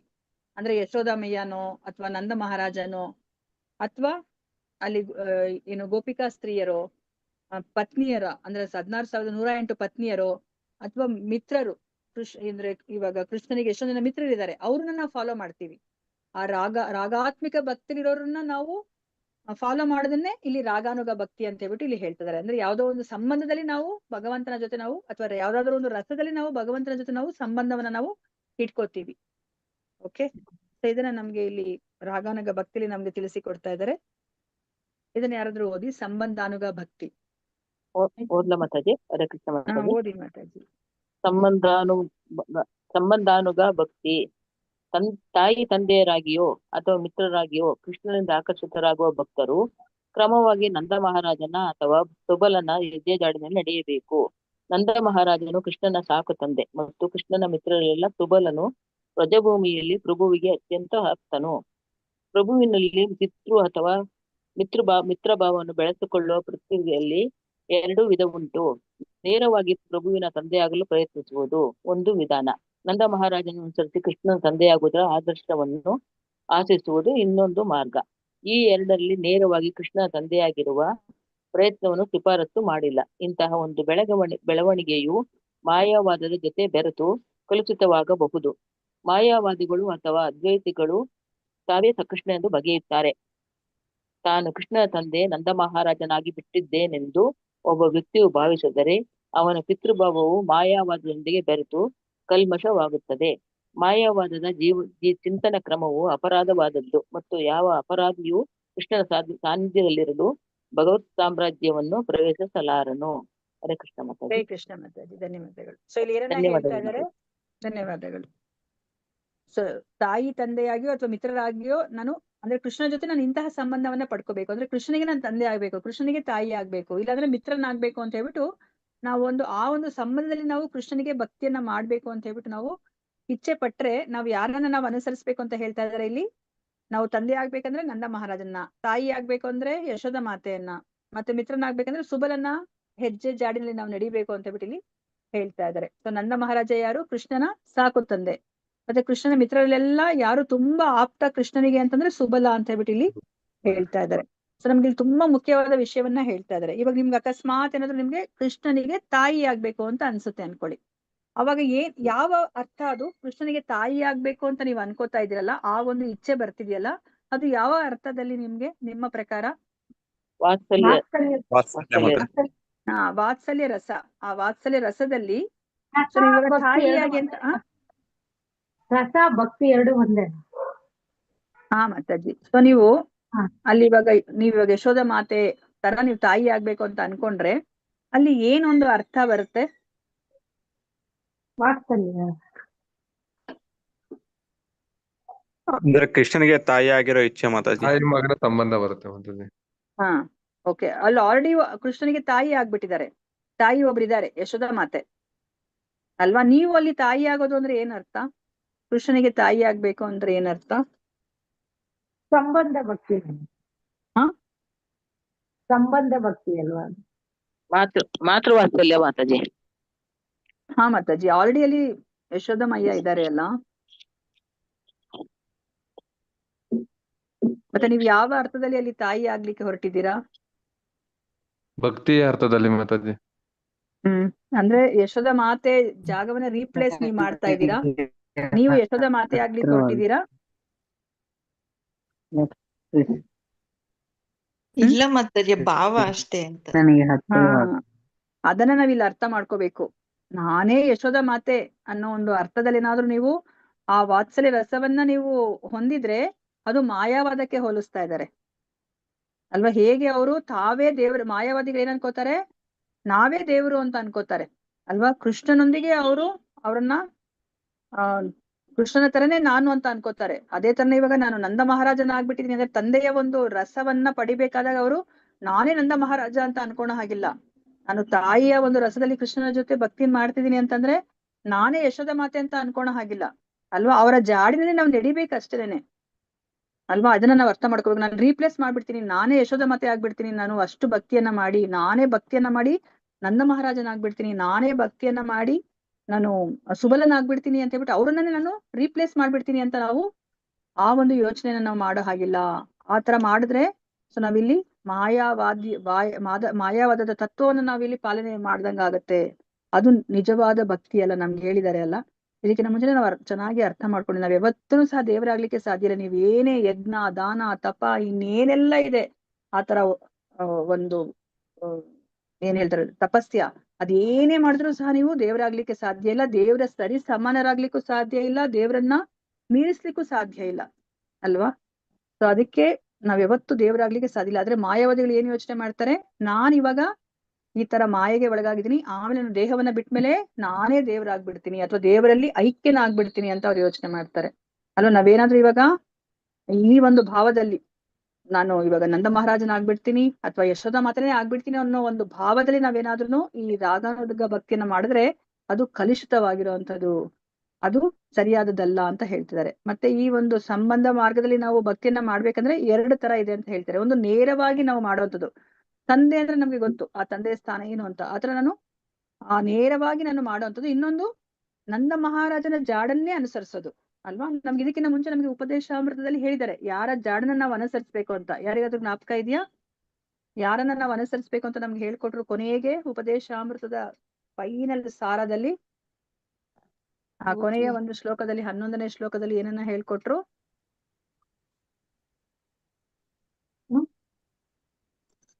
ಹರೇ ಕೃಷ್ಣ. ರಾಧಾರಾಣಿಯನ್ನ ಅನುಸರಿಸ್ಬೇಕು. ರಾಧಾರಾಣಿ ಅಲ್ವಾ, ಶ್ರೀಮತಿ ರಾಧಾರಾಣಿ ಅಥವಾ ಗೋಪಿಕಾ ಸ್ತ್ರೀಯರನ್ನ ಅಲ್ವಾ. ಅವ್ರು ಯಾವ ಒಂದು ಭಾವದಲ್ಲಿದ್ರು? ಯಾವಾಗ್ಲೂ ಕೃಷ್ಣ ಅವ್ರ ಜೊತೆ ಇದ್ರಾ? ಇರ್ಲಿಲ್ಲ ಮಾತಾಜಿ. ಅಂದ್ರೆ ಕೃಷ್ಣ ನಮ್ ಜೊತೆಗೆ ಇದೆ ಅನ್ನೋ ತರನೇ ಅವ್ರು ಯಾವಾಗಲೂ ಅದಕ್ಕೆ ಏನಂತ ಕರೀತಾರೆ? ಏನಂತ ಕರೀತಾರೆ? ಯಾವ ಭಾವ? ವಿಪ್ರಲಂಬ ಭಾವ ಅಲ್ವಾ. ವಿಪ್ರಲಂಬ ಭಾವ ಅಂತ ಹೇಳಿದ್ರು. ಆ ಗೋಪಿಕರೆಯ ಜಾಡನ್ನೇ ನೀವು ಅನುಸರಿಸ್ಬೇಕು. ಆಗ ನಾವ್ ಎಲ್ಲಿಗೆ ಹೋಗ್ತೀವಿ ಅಂತ ಹೇಳಿದ್ರು? ಗೋಲೋಕ ವೃಂದಾವನಕ್ಕೆ ಹೋಗ್ತೀವಿ. ಅಲ್ಲಿ ಹೋದಾಗ ನಾವು ಆ ಒಂದು ಪರಕೀಯ ರಸದಲ್ಲಿ ನಾವು ಕೃಷ್ಣನ ಜೊತೆ ನಾವು ಇರ್ತೀವಿ. ಅಂದ್ರೆ ಏನರ್ಥ? ಹೈಯೆಸ್ಟ್ ರಸ. ಯಾಕಂದ್ರೆ ಕೃಷ್ಣ ಯಾರಿಂದ ಆಕರ್ಷಿತರಾಗಿದ್ದು? ಯಾರಿಂದ ಹೆಚ್ಚು ಆಕರ್ಷಿತರಾಗಿರೋದು? ಗೋಪಿಕಾಸ್ತ್ರೀಯರು. ಗೋಪಿಕಾಸ್ತ್ರೀಯರಲ್ಲಿ ಅವರಲ್ಲಿ ಇನ್ನ ಹೆಚ್ಚು ಆಕರ್ಷಿತರಾಗಿರೋದು ಶ್ರೀಮತಿ ರಾಧಾರಾಣಿ ಅಲ್ವಾ. ಅದು ಹೈಯೆಸ್ಟ್. ಅದ್ ಬಿಟ್ರೆ ಇನ್ಯಾವುದು ಇಲ್ಲ ಅಲ್ವಾ. ಅದಕ್ಕೇನೆ ಶ್ರೀಮತಿ ರಾಧಾರಾಣಿಯನ್ನ ಮದನ ಮೋಹನ ಮೋಹಿನಿ ಅಂತ ಕರೀತಾರೆ ಅಲ್ವಾ. ಕೃಷ್ಣನೇ ಸರ್ವಾಕರ್ಷಕ, ಎಲ್ಲರನ್ನ ಆಕರ್ಷಿಸ್ತಾರೆ. ಅಂತಹ ಕೃಷ್ಣ ಶ್ರೀಮತಿ ರಾಧಾರಾಣಿಯಿಂದ ಆಕರ್ಷಿಸಲ್ಪಡ್ತಾನೆ ಅಂತಂದ್ರೆ ಅದು ಬಿಟ್ರೆ ಇನ್ಯಾವುದು ಹೈಯೆಸ್ಟ್ ಇಲ್ಲ ಅಂತ. ಅದಕ್ಕೆ ನಮ್ಗೆ ಇವಾಗ ಆಚಾರ್ಯರು ಅರ್ಥ ಮಾಡಿಸ್ತಾರೆ ಯಾವ್ದು ಹೈಯೆಸ್ಟ್ ಅಂದ್ರೆ ನಾವ್ ಯಾವಾಗ್ಲೂ ಹೈಯೆಸ್ಟ್ ಅನ್ನ ಪಡಿಲಿಕ್ಕೆ ಹೋಗ್ತೀವಿ. ಅಲ್ಲಿ ಇವಾಗ ಕಾರ್ ತಗೋಬೇಕು ಅಂತಂದ್ರೆ ನಿಮ್ಮ ಆಸೆ ಏನಿರುತ್ತೆ? ಆ ಒಂದು ಯಾವ್ದು ಹೈಯೆಸ್ಟ್ ಕಾರ್ ಇರುತ್ತೋ ಅಥವಾ ಮೊಬೈಲ್ ಅನ್ಕೊಂಡ್ರೆ ನೀವು ಇವಾಗ ಆಪಲ್ ಮೊಬೈಲ್ ಅನ್ನೇ ತಗೋಬೇಕು ಅಂತ ನೀವು ಆಸೆ ಪಡ್ತಿರ್ತೀರಾ. ಅಂದ್ರೆ ಯಾವ್ದು ಹೈಯೆಸ್ಟ್ ಇರುತ್ತೋ ಅದನ್ನೇ ನೀವು ಪಡಿಬೇಕು ಅಂತ ಇಚ್ಛೆ ಪಡ್ತಾ ಇರ್ತೀರಾ ಅಲ್ವಾ. ಅದೇ ತರನೇ ಈಗ ಭಕ್ತಿಯಲ್ಲೂ ಸಹ ಭಕ್ತಿ ಮಾರ್ಗಕ್ಕೆ ಬರೋದೇ ಹೈಯೆಸ್ಟ್. ಅದರಲ್ಲಿ ಯಾವ್ದು ಹೈಯೆಸ್ಟ್ ಅಂತ ನಮ್ಗೆ ಉಪದೇಶಾಮೃತದಲ್ಲಿ ಅರ್ಥ ಮಾಡಿಸಿದ್ರಲ್ಲಿ ನಮ್ಗೆ ಗೊತ್ತೇ ಆಗ್ತಿರ್ಲಿಲ್ಲ ಅಲ್ವಾ. ಸೊ ಇವಾಗ ಕರ್ಮಿಗಳು, ಜ್ಞಾನಿಗಳು, ಯೋಗಿಗಳು, ಭಕ್ತರು, ಈ 4 ಜನರಲ್ಲಿ ಯಾವ್ದು ಹೈಯೆಸ್ಟ್ ಅಂತ ನಾವು ತಿಳ್ಕೊಂಡ್ವಿ? ಭಕ್ತರು ಹೈಯೆಸ್ಟ್ ಅಂತ ತಿಳ್ಕೊಂಡ್ವಿ. ಭಕ್ತರಲ್ಲಿ ಯಾರು ಹೈಯೆಸ್ಟ್ ಅಂತ ನಾವು ತಿಳ್ಕೊಂಡ್ವಿ? ಶ್ರೀಮತಿ ರಾಧಾರಾಣಿ ಹೈಯೆಸ್ಟ್ ಅಂತ ನಾವು ತಿಳ್ಕೊಂಡ್ವಿ ಅಲ್ವಾ? ಅದನ್ನ ನಾವು ಅಂತಹ ಒಂದು ಹಂತಕ್ಕೆ ಬರ್ಬೇಕಂದ್ರೆ ರಾಧಾರಾಣಿನೇ ನಾವು ರೀಪ್ಲೇಸ್ ಮಾಡ್ಬಿಡ್ತೀನಿ ಅಂತ ಅಲ್ಲ ಅಲ್ವಾ? ಶ್ರೀಮತಿ ರಾಧಾರಾಣಿಯ ಹೆಜ್ಜೆ ಜಾಡನ್ನ ನಾವು ಅನುಸರಿಸ್ಬೇಕು. ಇಲ್ಲಪ್ಪ ನನಗೆ ಕೃಷ್ಣನ ನನಗೆ ಮಗುವಾಗಿ ನನಗೆ ಪಾಲನೆ ಮಾಡ್ಲಿಕ್ಕೆ ನನಗೆ ಇಷ್ಟ ಅಂತಂದ್ರೆ, ನಿನಗೆ ಅಮ್ಮನಾಗಿ ಇಷ್ಟನೋ ಅಪ್ಪನಾಗಿ ಇಷ್ಟನೋ ಅದನ್ನ ನೋಡ್ಕೋಬೇಕು. ಅಪ್ಪನಾಗಿ ಇಷ್ಟ ಅಂದ್ರೆ ನಂದ ಮಹಾರಾಜನನ್ನ ನಾವು ಅನುಸರಿಸ್ಬೇಕು. ಇಲ್ಲ ಅಮ್ಮನಾಗಿ ಇಷ್ಟ ಅಂತಂದ್ರೆ ನಾವು ಯಶೋಧ ಮಾತೆಯನ್ನ ನಾವು ಅನುಸರಿಸ್ಬೇಕು. ನಾನು ಯಶೋಧ ಮಾತೆನೇ ಆಗ್ಬಿಡ್ತೀನಿ ಅಥವಾ ನಾನು ನಂದ ಮಹಾರಾಜನೇ ಆಗ್ತೀನಿ ಅನ್ನೋದು ತಪ್ಪು. ಅದನ್ನ ನಾವು ಚೆನ್ನಾಗಿ ಇಲ್ಲಿ ಸ್ಪಷ್ಟವಾಗಿ ನಾವು ಅರ್ಥ ಮಾಡ್ಕೋಬೇಕು. ನಿಮ್ಗೆ ಏನಾದ್ರು ಅಂತಹ ಒಂದು ಮನಸ್ಥಿತಿ ಇದೆ ಅಂತಂದ್ರೆ ನಮ್ಮನ್ನ ಸಹಜೀಯರು ಅಂತ ಕರೀತಾರೆ. ನಾವಿವಾಗ ವೃಂದಾವನದಲ್ಲಿ ಹೋದ್ರೆ ಯಶೋಧನನ್ನ ನೀವು ನೋಡ್ಬೋದು. ಅವರು ಏನು ಗೋಪಿಕಾಸ್ತ್ರೀಯರ ಡ್ರೆಸ್ ಅನ್ನ ಹಾಕೊಂಡಿರ್ತಾರೆ. ಅಂದ್ರೆ ಬಾಹ್ಯವಾಗಿ ಅವರು ಆ ಒಂದು ಉಡುಗೆ ತೊಡುಗೆಯನ್ನ ಅವರು ಹಾಕೊಂಡಿರ್ತಾರೆ. ಆದ್ರೆ ಅವರ ಒಂದು ಕ್ರಿಯೆಗಳನ್ನ, ಕರ್ಮಗಳನ್ನ ನೋಡಿದ್ರೆ ಅವ್ರು ಎಲ್ಲ ಯಾವ್ದನ್ನ ನಮ್ಗೆ ಮಾಡಬಾರ್ದು ಅಂತ ಭಗವಂತ ಹೇಳಿದ್ದಾರೆ, ಈ 4 ಮಾಡಬಾರ್ದು ಅಂತ ಏನನ್ನ ಹೇಳಿದ್ದಾರೆ ಅದನ್ನೆಲ್ಲವನ್ನ ಅವ್ರು ಮಾಡ್ತಿರ್ತಾರೆ. ಅವಾಗ ಅದು ಭಕ್ತಿ ಅಂತ ಹೇಳಿಕ್ಕೆ ಸಾಧ್ಯನೇ ಇಲ್ಲ ಅಲ್ವಾ? ಸೊ ಇವಾಗ ಭಕ್ತಿ ಅಂತಂದ್ರೆ ಏನು? ಪ್ರೀತಿ. ಇವಾಗ ಅಮ್ಮ ಹೇಳಿದ್ದಾರೆ ಅಂದ್ರೆ ನಾವು ಮಾಡೋದೇ ಇಲ್ಲ, ನಮ್ಗೆ ಇಷ್ಟ ಇದ್ರು ನಾವು ಮಾಡೋದಿಲ್ಲ. ಇವಾಗ ಕೃಷ್ಣ ಅರ್ಜುನನಿಗೆ ಯುದ್ಧ ಮಾಡು ಅಂತ ಹೇಳಿದ್ರು, ಅರ್ಜುನನಿಗೆ ಇಷ್ಟ ಇಲ್ಲ ಆದ್ರೂ ಮಾಡಿದ್ರು ಅಲ್ವಾ? ಅದೇ ಭಕ್ತಿ ಪ್ರೀತಿ. ನಮ್ಗೆ ಇಷ್ಟ ಇಲ್ಲ ಅಂದ್ರೂ ನಾವು ಮಾಡ್ತೀವಿ. ಅವ್ರಿಗೆ ಯಾರ ಸಂತೋಷಕ್ಕೆ, ನಾವ್ ಯಾರನ್ನ ನಾವು ಪ್ರೀತಿಸ್ತಾ ಇದೀವೋ ಅವರ ಸಂತೋಷಕ್ಕೆ ನಾವು ಮಾಡ್ತೀವಿ ಅಲ್ವಾ? ಸೊ ಇವಾಗ ನಾವೇನಾದ್ರೂ ಇವಾಗ ಸಹಜೀಯರಾದ್ರೆ ಏನಾಗುತ್ತೆ, ಬರೇ ಆ ವೇಷಭೂಷಣ, ಆ ಪ್ರದರ್ಶನದಲ್ಲಿ ಮಾತ್ರ ಆ ಒಂದು ಭಾವ ಇರುತ್ತೆ ಅಲ್ವಾ? ಆದ್ರೆ ನಿಜವಾಗಿ ಅಂತರಂಗದಲ್ಲಿ ಆ ಭಾವ ಇಲ್ಲ ಅಲ್ವಾ? ಯಾಕಂದ್ರೆ ಅವ್ರು ಯಾವ್ದನ್ನು ಕೃಷ್ಣ ಹೇಳಿರೋದನ್ನ ಅವರು ಮಾಡ್ತಾ ಇಲ್ಲ.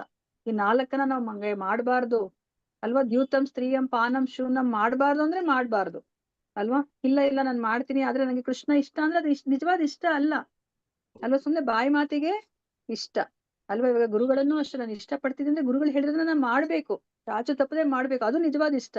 ಇಲ್ಲ ಗುರುಗಳು ಹೇಳೋದು ಇದು ಮಾತ್ರ ಇಷ್ಟ, ಇದು ಇಷ್ಟ ಆಗಿಲ್ಲ ಅಂದ್ರೆ ಅದು ನಿಜವಾದ ಇಷ್ಟ ಅಲ್ಲ, ಪ್ರೀತಿ ಅಲ್ಲ. ಅದನ್ನ ನಮ್ಗೆ ಇಲ್ಲಿ ಅರ್ಥ ಮಾಡಿಸ್ತಾ ಇದ್ದಾರೆ. ಮತ್ತೆ ಇನ್ನೂ ಒಂದು ಎಕ್ಸಾಂಪಲ್ ಅನ್ನು ಸಹ ಅವರು ನಮ್ಗೆ ಕೊಡ್ತಾ ಇದ್ದಾರೆ. ಪಾಂಡವರ ರಾಜಧಾನಿಯಲ್ಲಿ ಹಸ್ತಿನಾಪುರದಲ್ಲಿ ವಾಸವಾಗಿದ್ದ ವೃದ್ಧ ಅವನೇನ್ ಮಾಡ್ತಾ ಇದ್ದಾನೆ, ಇದು ಸ್ಕಂದ ಪುರಾಣದಲ್ಲಿ ಬರುತ್ತೆ. ಅವ್ನಿಗೆ ಏನ್ ಆಸೆ ಅಂತಂದ್ರೆ ಕೃಷ್ಣನನ್ನ ನಾನು ಪ್ರೀತಿಯ ಪುತ್ರನಾಗಿ ಪಡಿಬೇಕು ಅಂತ ಅಪೇಕ್ಷಿಸ್ತಾರೆ. ಸೊ ಅವಾಗ ಏನಾಗುತ್ತೆ, ಅಲ್ಲಿ ನಂದ ಮಹಾರಾಜ ಕ್ರಮಿಸಿದ ಹಾದಿಲಿ ಅವನು ನಡೀತಾನೆ. ನಂದ ಮಹಾರಾಜ ಅವರನ್ನ ಅವರು ಆದರ್ಶವಾಗಿ ಇಟ್ಕೊಂಡು ಅವರ ಹಾದಿಯಲ್ಲಿ ನಡೆಸ್ತಾನೆ. ಕೊನೆಗೇನಾಗತ್ತೆ, ಇದನ್ನ ನಾರದರು ಅವ್ರಿಗೆ ಉಪದೇಶಿಸ್ತಾರೆ, ಹೇಗೆ ನೀನು ಆ ನಂದ ಮಹಾರಾಜನ ಒಂದು ಹಾದಿನ ನೀನು ಅನುಸರಿಸ್ಬೇಕು ಅನ್ನೋದನ್ನ ಹೇಳ್ತಾರೆ. ನಾವ್ ನೋಡಿದ್ವಿ ಅಲ್ವಾ? ನಾರದರು ಹೇಗೆ ಧ್ರುವ ಮಹಾರಾಜನಿಗೆ ಹೇಳ್ತಾರೆ, ಧ್ರುವ ಕುಮಾರ ಅಲ್ವಾ, ಅವನಿಗೆ ಈ ತರ ನೀನು ಹೋಗಿ ಇದೇ ಜಾಗದಲ್ಲಿ ನೀನು ಈ ತಪಸ್ಸನ್ನ ಮಾಡ್ಬೇಕು, ಹೇಗೆ ತಪಸ್ಸನ್ನ ಮಾಡ್ಬೇಕು, ಮತ್ತೆ ಯಾವ ಒಂದು ಮಂತ್ರವನ್ನ ಜಪಿಸ್ಬೇಕು ಅಂತ ಎಲ್ಲವನ್ನ ಅವ್ರು ತಿಳಿಸಿಕೊಡ್ತಾರೆ. ಅದೇ ತರನೇ ಈ ನಾರದರು ಆ ಒಬ್ಬ ವೃದ್ಧನಿಗೆ ಹೇಳ್ಕೊಡ್ತಾರೆ. ಅದೇ ತರನೇ ಅವನು ಪಾಲಿಸಿದ್ದಕ್ಕೆ ಅವನಿಗೆ ಸಫಲತೆಯನ್ನ ಅವನು ಪಡಿತಾನೆ. ಅಂದ್ರೆ ಅವನು ಆ ಭಗವಂತನ ಆಧ್ಯಾತ್ಮಿಕ ಧಾಮದಲ್ಲಿ ಅವನು ಆ ಒಂದು ತಂದೆಯ ಸ್ಥಾನವನ್ನ ಅವನು ಪಡಿತಾನೆ, ಕೃಷ್ಣನ ತಂದೆಯ ಸ್ಥಾನವನ್ನ ಅವನು ಪಡಿತಾನೆ. ಇವಾಗ ನಾವ್ ಅದನ್ನ ಹೇಗೆ ಅರ್ಥ ಮಾಡ್ಕೋಬೇಕಂದ್ರೆ, ಗೋಕುಲದಲ್ಲಿ ನಿಜವಾದ ಅಂದ್ರೆ ಆ ಸಾಕು ತಾಯಿನ ನಾವು ಅಲ್ಲಿ ನಿಜವಾದ ತಾಯಿ ಅಂತಾನೆ ನಮ್ಗೆ ಅರ್ಥ ಅಲ್ವಾ? ಯಶೋಧ ಮಾತೆ ಕೃಷ್ಣನ ತಾಯಿ ಅಲ್ಲಿ ಗೋಕುಲದಲ್ಲಿ. ಆದ್ರೆ ಬೇರೆ ಎಲ್ಲ ಗೋಪಿಕಾಸ್ತ್ರೀಯರಿಗೂ ಸಹ ಕೃಷ್ಣನ ನೋಡಿ ಅಯ್ಯೋ ಇಂಥ ಮಗು ನನಗಿರ್ಬಾರ್ದಾಗಿತ್ತಾ ಅಂತ ಅವ್ರ ಆಸೆಯನ್ನ ಪಡ್ತಾರೆ ಅಲ್ವಾ? ಅವ್ರಿಗೂ ಸಹ ಮಕ್ಳಿರ್ತಾರೆ, ಆದ್ರೂ ಸಹ ಆ ಕೃಷ್ಣನಂತ ಮಗುವನ್ನು ನಾನು ಪಡಿಬಾರ್ದ ಅಂತ ಎಲ್ಲರೂ ಆಸೆ ಪಟ್ಟಿದ್ದಕ್ಕೆ ಅವ್ರು ಹೇಗೆ ಇಚ್ಛೆಯನ್ನ ನೆರವೇರಿಸ್ತಾರೆ? ಕೃಷ್ಣ ಹೇಗೆ ಇಚ್ಛೆನ ನೆರವೇರಿಸಿದ್ರು? ಆ ಎಲ್ಲಾ ಗೋಪಿಕಾಸ್ತ್ರೀಯರ ಇಚ್ಛೆನ ಹೇಗೆ ನೆರವೇರಿಸ್ತಾರೆ ಅವರು? ತಾನೇ ಕೃಷ್ಣನಾಗ್ಬಿಟ್ಟ. ಎಲ್ಲಾನು ಕೃಷ್ಣ ಕಣ್ಣುಗಳಿಗೆಲ್ಲಾರ ಕಣ್ಣುಗಳು ಕೃಷ್ಣನಾಗೆ ಕಾಣುತ್ತೆ. ಹರಿ ಬೋಲ್ ಪ್ರಭುಜಿ, ಚೆನ್ನಾಗಿ ಅರ್ಥ ಮಾಡ್ಕೊಂಡಿದ್ದೀರಾ ಅಲ್ವಾ? ಬ್ರಹ್ಮ ವಿಮೋಹನ ಲೀಲೆಯಲ್ಲಿ ಅವರು ಏನಾಗ್ತಾರೆ, ಆ ಗೋಪ ಬಾಲಕರಾಗಿ ಅವ್ರು ಹೋಗ್ತಾರೆ ಅಲ್ವಾ? ತಮ್ಮನ್ನ ತಾವು ಅವರು ಗೋಪ ಬಾಲಕರಾಗಿ ವಿಸ್ತರಿಸ್ಕೋತಾರೆ. ನೋಡ್ಲಿಕ್ಕೆ ಅವರು ಅವರ ಮಕ್ಕಳಾಗೆ ಕಾಣ್ತಾರೆ, ಆದ್ರೆ ಅಲ್ಲಿ ಯಾರು ಹೋಗಿರೋದು? ನಿಜವಾಗಿ ಕೃಷ್ಣ ಹೋಗ್ತಾರೆ ಅಲ್ವಾ? ಈವನ್ ಹಸುಗಳಿಗೂ ಸಹ ಆ ಕೃಷ್ಣನನ್ನ ನೋಡಿ ಅಯ್ಯೋ ಕೃಷ್ಣ ನನಗೆ ಅಂದ್ರೆ ನನ್ನ ಮಗುವಾಗಿ ಹುಟ್ಟಬಾರ್ದಾಗಿತ್ತ ಅನ್ಸುತ್ತೆ, ಅದಕ್ಕೋಸ್ಕರ ಅವರು ಕರುವಾಗೂ ಸಹ ವಿಸ್ತರಿಸ್ಕೋತಾರೆ. ಅದು ನೋಡಿ, ಹೀಗೆ ಎಲ್ಲರ ಆಸೆಯನ್ನ ಅವರು ಪೂರೈಸ್ತಾರೆ. ಅದು ಕೃಷ್ಣನಿಗೆ ಮಾತ್ರ ಸಾಧ್ಯ ಅಲ್ವಾ? ಇವಾಗ ಕೃಷ್ಣನ ಅವ್ರು ಯಾರಾದ್ರೂ ಯಶೋಧ ಮಾತೆನ ರೀಪ್ಲೇಸ್ ಮಾಡ್ಬಿಟ್ರ? ಆ ಗೋಪಿಕಾಸ್ತ್ರೀಯರೆಲ್ಲರೂ ಸಹ ಯಶೋದ ಮಾತೆನ ರೀಪ್ಲೇಸ್ ಮಾಡ್ತಾರಾ? ಇಲ್ಲ ಮಾತಾಜಿ. ಇಲ್ಲ ಅಲ್ವಾ? ಅವ್ರ ಇಚ್ಛೆಯನ್ನ ಪಡ್ತಾರೆ, ಕೃಷ್ಣ ಅದನ್ನ ನೆರವೇರಿಸ್ತಾರೆ. ಕೃಷ್ಣನಿಗೆ ಸಾಧ್ಯ ಇದೆ ಅಲ್ವಾ? ನಾವ್ ಯಾವತ್ತೂನು ಆ ಯಶೋದ ಮಾತೆಯ ಸ್ಥಾನಕ್ಕೆ ನಾನು ಬಂದ್ಬಿಡ್ಬೇಕು ಅಂತ ನಾವ್ ಯೋಚನೆ ಮಾಡಂಗಿಲ್ಲ. ಯಶೋದ ಮಾತೆಯ ಜಾಡನ್ನ ನಾವು ಅನುಸರಿಸ್ಬೇಕು ಅಷ್ಟೇ. ಅದನ್ನ ನಮ್ಗೆ ಇಲ್ಲಿ ಸ್ಪಷ್ಟವಾಗಿ ನಮ್ಗೆ ಅರ್ಥ ಮಾಡಿಸ್ತಾ ಇರೋದು. ಓಕೆ, ಸೊ ಅದಾದ್ಮೇಲೆ ಮತ್ತೆ ಇನ್ನ ಕೊನೆಯಲ್ಲಿ ಪುಷ್ಟಿ ಮಾರ್ಗದ ಬಗ್ಗೆ ಇಲ್ಲಿ ಹೇಳ್ತಾ ಇದಾರೆ. ಪುಷ್ಟಿ ಮಾರ್ಗ ಅನ್ನೋದು ಆ ವಲ್ಲಭ ಸಂಪ್ರದಾಯದಲ್ಲಿ ವಲ್ಲಭ ಸಂಪ್ರದಾಯ ಅಂತ ಒಂದಿದೆ, ಅವರು ಅನುಸರಿಸೋದು ಈ ಪುಷ್ಟಿ ಮಾರ್ಗವನ್ನ ಅಂತ ಹೇಳ್ತಾರೆ. ನಮ್ಗೆ ಶಕ್ತಿ ಕೊಡುತ್ತೆ. ಈ ಒಂದು ಏನು ಆ ಭಾವ ಏನಿದೆ ಅದು ನಮ್ಗೆ ಶಕ್ತಿಯನ್ನ ಕೊಡುತ್ತೆ ಅಂತ ಹೇಳ್ಬಿಟ್ಟು ಇಲ್ಲಿ ಹೇಳ್ತಾ ಇದ್ರೆ. ಇದನ್ನ ನಾವು ಓದೋಣಂತೆ. ಇದೊಂದು ಕೊನೆ ಪ್ಯಾರ ಈ 16ನೇ ಚಾಪ್ಟರ್ದು. ಯಾರಾದ್ರೂ ಓದಿ ಇದು ನಾರಾಯಣ ವ್ಯೂಹ ಸ್ತವದಲ್ಲಿ ಹೇಳ್ತಿರುವಂತಹ ಈ ಒಂದು ಹರೇ ಕೃಷ್ಣ. ವಿಷಯ. ಓದಿ ಪ್ರಭುಜಿ. ಪಾಂಡವರ ರಾಜಧಾನಿಯಾದ ಹಸ್ತಿನಾಪುರದಲ್ಲಿ ವಾಸವಾಗಿ ಇದನ್ನ ಓದಿ ಪ್ರಭುಜಿ. ಅದನ್ನ ಎಕ್ಸ್ಪ್ಲೇನ್ ಮಾಡಿದೆ ನಾನು. ನಾರಾಯಣ ವ್ಯೂಹ ಅದನ್ನು. ನಾರಾಯಣ ವ್ಯೂಹ ಸ್ತವದ ಪ್ರಾರ್ಥನಾ ಪದ್ಯಗಳಲ್ಲಿ ಒಂದು ಮಾತು ಬರುತ್ತದೆ. ಪ್ರಭುವನ್ನು ತಮ್ಮ ಪತಿಯೆಂದೋ ಮಿತ್ರನೆಂದೋ ಪಿತೃವೆಂದೋ ಇಲ್ಲವೇ ಹಿತೈಷಿ ಎಂದೋ ಭಾವಿಸುವ ಜನರು ಸದಾ ಎಲ್ಲರಿಂದ ಪೂಜಾರ್ಹರೆಂಬುದೇ ಆ ಮಾತು. ಕೃಷ್ಣನಲ್ಲಿ ಇರಿಸುವ ಇಂತಹ ಸಹಜ ಪ್ರೇಮವನ್ನು ಕೃಷ್ಣನ ಅಥವಾ ಅವನ ಶುದ್ಧ ಭಕ್ತನ ವಿಶೇಷ ಅನುಗ್ರಹದಿಂದ ಮಾತ್ರ ಗಳಿಸಿಕೊಳ್ಳಬಹುದು. ಭಕ್ತಿ ಸೇವೆಯ ಈ ಪ್ರಕ್ರಿಯೆಯನ್ನು ಕೆಲವು ಸಲ ಪುಷ್ಟಿ ಮಾರ್ಗ ಎಂದು ಕರೆಯಲಾಗುತ್ತದೆ. ಪುಷ್ಟಿ ಎಂದರೆ ಶಕ್ತಿ ನೀಡುವಂತಹದ್ದು, ಮಾರ್ಗ ಎಂದರೆ ಹಾದಿ. ಕೃಷ್ಣನಲ್ಲಿ ಇರಿಸುವ ಮಧುರ ಪ್ರೇಮ ಭಾವವು ಭಕ್ತಿ ಸೇವೆಯ ಅತ್ಯುಚ್ಚ ಮಟ್ಟಕ್ಕೇರಲು ಪುಷ್ಟಿ ನೀಡುತ್ತದೆ. ಆದ್ದರಿಂದಲೇ ಇದನ್ನು ಪುಷ್ಟಿ ಮಾರ್ಗ ಅಥವಾ ಶಕ್ತಿ ತುಂಬುವ ಹಾದಿ ಎಂದು ಕರೆಯಲಾಗಿದೆ. ವೈಷ್ಣವ ಧರ್ಮದ ವಿಷ್ಣುಸ್ವಾಮಿ ಪಂಥಕ್ಕೆ ಸೇರಿದ ಶ್ರೀ ವಲ್ಲಭ ಸಂಪ್ರದಾಯವು ಕೃಷ್ಣನನ್ನು ಪುಷ್ಟಿ ಮಾರ್ಗದಲ್ಲಿ ಪೂಜಿಸುತ್ತದೆ. ಸಾಮಾನ್ಯವಾಗಿ ಗುಜರಾತಿನ ಭಕ್ತರು ಪುಷ್ಟಿ ಮಾರ್ಗದ ತತ್ವಗಳನ್ನು ಅನುಸರಿಸಿ ಬಾಲಕೃಷ್ಣನನ್ನು ಪೂಜಿಸುತ್ತಾರೆ. ಹರೇ ಕೃಷ್ಣ ಮಾತಾಜಿ, ಧನ್ಯವಾದ. ಹರೇ ಕೃಷ್ಣ ಪ್ರಭುಜಿ, ಧನ್ಯವಾದಗಳು. ಅಲ್ವಾ? ಇಲ್ಲಿ ನಮ್ಗೆ ಪುಷ್ಟಿ ಮಾರ್ಗ ಅಥವಾ ಪುಷ್ಟಿ ಸಂಪ್ರದಾಯ ಅಥವಾ ವಲ್ಲಭ ಸಂಪ್ರದಾಯದ ಒಂದು ಪಂಥ, ಈ ಪುಷ್ಟಿ ಮಾರ್ಗ ಅನ್ನೋದು. ಅವ್ರು ಏನ್ ಮಾಡ್ತಾರೆ, ಈ ಒಂದು ರಾಗಾನುಗ ಭಕ್ತಿಯಲ್ಲಿ ಭಗವಂತನ ಸೇವೆಯನ್ನ ಮಾಡ್ತಾರೆ ಅಲ್ವಾ? ನೀವು ನೋಡಿರ್ಬೋದಲ್ಲ, ಗುಜರಾತ್ ಅಲ್ಲಿ ಎಸ್ಪೆಷಲಿ ಈ ಪುಷ್ಟಿ ಮಾರ್ಗವನ್ನ ಅನುಸರಿಸ್ತಾರೆ. ಅವ್ರು ಯಾವಾಗ್ಲೂ ಆ ಬಾಲಕೃಷ್ಣನನ್ನ, ಆ ದೇಗಾಡ ಕೃಷ್ಣನನ್ನ ಅವರು ಬುಟ್ಟಿಯಲ್ಲಿ ಇಟ್ಕೊಂಡು ಹೋಗ್ತಾ ಇರ್ತಾರೆ. ನೀವು ನೋಡಿರ್ಬೋದಲ್ಲ, ನೋಡಿದೀರಾ ಯಾರಾದ್ರೂನು? ಅವ್ರು ಯಾವಾಗ್ಲೂ ಕರ್ಕೊಂಡು ಹೋಗ್ತಿರ್ತಾರೆ. ಇವಾಗ ನಾವು ಒಂದು ಮಗುವನ್ನ ಹೇಗೆ ಪಾಲನೆ ಮಾಡ್ತೀವೋ ಅದೇ ತರ ಇವ್ರು ಪಾಲನೆ ಮಾಡ್ತಾರೆ. ಲಡ್ಡು ಗೋಪಾಲ ಮಾತಾಡಿ. ಲಡ್ಡು ಗೋಪಾಲ್ ಅಂತ ಹೇಳ್ತಾರೆ. ರೀಲ್ಸ್ ಎಲ್ಲ ನೋಡಿದೀವಿ ಮಾತಾಜಿ, ಬುಟ್ಟಿಲಿ ಇಟ್ಕೊಂಡು ಜೊತೆ. ರೀಲ್ಸ್ ಅಲ್ಲಿ ಮೊಬೈಲ್ ಅಲ್ಲಿ ನೋಡಿದೀವಿ. ಇಲ್ಲ ಬುಟ್ಟಿಲಿ ಮಾತಾಡಿ, ನಾವು ಡೈರೆಕ್ಟ್ ಆಗಿ ನೋಡಿದ್ವಿ ಮಾತಾಜಿ, ಪಕ್ಕದಲ್ಲೇ ನೋಡ್ತೀವಿ. ಅಂದ್ರೆ ಎಲ್ಲಿಗೆ ಹೋದ್ರು ಅವ್ನು ಒಂಥರ ಮಗು ತರನೇ ಜೊತೆ ಕರ್ಕೊಂಡು ಹೋಗ್ತಾರೆ. ಅವನಿಗೆ ಸ್ನಾನ ಮಾಡಿಸ್ತಾರೆ. ಅವ್ರ ನದಿಲಿ ಸ್ನಾನ ಮಾಡಿದ್ರೆ ಅವನು ನದಿಲಿ ಸ್ನಾನ ಮಾಡಿಸ್ತಾರೆ. ಮಗು ತರನೇ ಕೇರ್ ಮಾಡ್ತಾರೆ. ಒಂದು ಮಗು ಇದ್ರೆ, ನಮ್ಗೆ ಒಂದು ಜೀವಂತ ಮಗು ಇದ್ರೆ ನಾವ್ ಹೇಗ್ ನೋಡ್ಕೋತೀವೋ ಅದೇ ತರನೇ ಆ ಬಾಲಕೃಷ್ಣನ ಅವ್ರು ನೋಡ್ಕೋತಾರೆ ಅಲ್ವಾ? ಇದು ಪುಷ್ಟಿ ಕೊಡುತ್ತೆ, ಅವ್ರಿಗೆ ಶಕ್ತಿ ಕೊಡುತ್ತೆ. ಆ ಒಂದು ಭಾವ ಅಂದ್ರೆ ತಂದೆ ಅಥವಾ ತಾಯಿಯ ಒಂದು ಭಾವದಲ್ಲಿ ಅವರು ಕೃಷ್ಣನಿಗೆ ಸೇವೆಯನ್ನ ಮಾಡೋದು ಅವ್ರಿಗೆ ಆ ಪುಷ್ಟಿಯನ್ನ ಕೊಡುತ್ತೆ. ಅದಕ್ಕೆ ಇದನ್ನ ಪುಷ್ಟಿ ಮಾರ್ಗ ಅಂತ ಹೇಳ್ಬಿಟ್ಟು ಕರೀತಾರೆ. ಇದು ವಲ್ಲಭ ಸಂಪ್ರದಾಯ, ವಿಷ್ಣು ಪಂಥ. ನಮ್ಗೆ ಗೊತ್ತಿರೋ ಹಾಗೆ 4 ಸಂಪ್ರದಾಯಗಳಿದೆ ಅಲ್ವಾ? ಯಾರಿಗಾದ್ರೂ ಜ್ಞಾಪಕ ಇದೆಯಾ? ಹೇಳ್ತೀರಾ? ನಮ್ಗೆ ಲೆವೆಲ್ 1 ಅಲ್ಲಿ ನಮ್ಗೆ ಇದನ್ನ ಹೇಳ್ಕೊಡ್ತಾರೆ. ಬ್ರಹ್ಮ ಸಂಪ್ರದಾಯ, ಲಕ್ಷ್ಮೀ ಸಂಪ್ರದಾಯ, ವಲ್ಲಭ ಸಂಪ್ರದಾಯ. ಒಬ್ರಾದ್ಮೇಲೆ ಒಬ್ರೇ ಹೇಳಿ. ಕೇಳಿಸ್ತಾ ಇಲ್ಲ? ಎಲ್ಲಾರು ಹೇಳ್ತಾ ಇದ್ರೆ. ಬ್ರಹ್ಮ ಸಂಪ್ರದಾಯ, ವಿಷ್ಣು ಸಂಪ್ರದಾಯ, ವಿಷ್ಣು ಇಲ್ಲ ಪ್ರಭುಜಿ, ಲಕ್ಷ್ಮೀ ಸಂಪ್ರದಾಯ, ಬ್ರಹ್ಮ ಸಂಪ್ರದಾಯ, ಲಕ್ಷ್ಮೀ ಸಂಪ್ರದಾಯ, ರುದ್ರ ಸಂಪ್ರದಾಯ, ರುದ್ರ ಸಂಪ್ರದಾಯ, ಇದು ಕುಮಾರ ಸಂಪ್ರದಾಯ ಅಲ್ವಾ? ಸೊ ಇವಾಗ ಇಲ್ಲಿ ವಿಷ್ಣು ಪಂಥ, ಸೊ ವಿಷ್ಣು ಸ್ವಾಮಿ ಅಂತ ಬರೋದು ಅಥವಾ ವಿಷ್ಣು ಪಂಥ ಅಂತ ಬರೋದು ಯಾವ್ದಕ್ ಬರುತ್ತೆ? ಅದು ಬ್ರಹ್ಮ ಸಂಪ್ರದಾಯ. ಇಲ್ಲ ಪ್ರಭುಜಿ, ಅದಕ್ ಬರೋದಿಲ್ಲ. ಸೊ ಇವಾಗ ಮೇನ್ ಆಚಾರ್ಯರು ಯಾರು? ರುದ್ರ ಸಂಪ್ರದಾಯದ ಮೇನ್ ಆಚಾರ್ಯರು ಯಾರು? ಕುಮಾರ ಸಂಪ್ರದಾಯದ ಆಚಾರ್ಯರು ಯಾರು? ರುದ್ರ ಸಂಪ್ರದಾಯಕ್ಕೆ ಶಿವ ಮಾತಾಜಿ. ಅಲ್ಲ, ಅಲ್ಲಿ ವಿಷ್ಣು ಸ್ವಾಮಿ ಅಲ್ವಾ? ಕುಮಾರ ಸಂಪ್ರದಾಯದ್ದು ಮೇನ್ ಆಚಾರ್ಯರು ಯಾರು? ನಿಂಬಾರಕಾರಾಚಾರ್ಯರು. ಸೊ ವಿಷ್ಣು ಸ್ವಾಮಿ ಅಂತ ಏನ್ ಬರ್ತಿದೆ, ಆ ವಿಷ್ಣು ಪಂಥ ಅಂತ ಅದನ್ನ ನಾವು ಕನ್ಸಿಡರ್ ಮಾಡಿದ್ರೆ ಆ ವಲ್ಲಭ ಸಂಪ್ರದಾಯ ಬರೋದು ಆ ಇದ್ರಲ್ಲಿ ಬರುತ್ತೆ. ಸೊ ವಿಷ್ಣು ಪಂಥ ಅಂತ ನಾವು ಅರ್ಥ ಮಾಡ್ಕೊಂಡು ಹೋದ್ರೆ ಅದು ರುದ್ರ ಸಂಪ್ರದಾಯಕ್ಕೆ ಬರುತ್ತೆ. ಬಟ್ ಅದನ್ನ ಕನ್ಫರ್ಮ್ ಮಾಡ್ಕೋಬೇಕು. ಸೊ ವಿಷ್ಣು ಸ್ವಾಮಿ ಅಂತ ನಾವ್ ಹೇಳುದು ಮೇನ್ ಆಚಾರ್ಯರು ಬಂದು ರುದ್ರ ಸಂಪ್ರದಾಯದ ಆಚಾರ್ಯರು. ಅದೇ ಶ್ರೀ ಸಂಪ್ರದಾಯದ ಆಚಾರ್ಯರು ಬಂದು ರಾಮಾನುಜಾಚಾರ್ಯರು.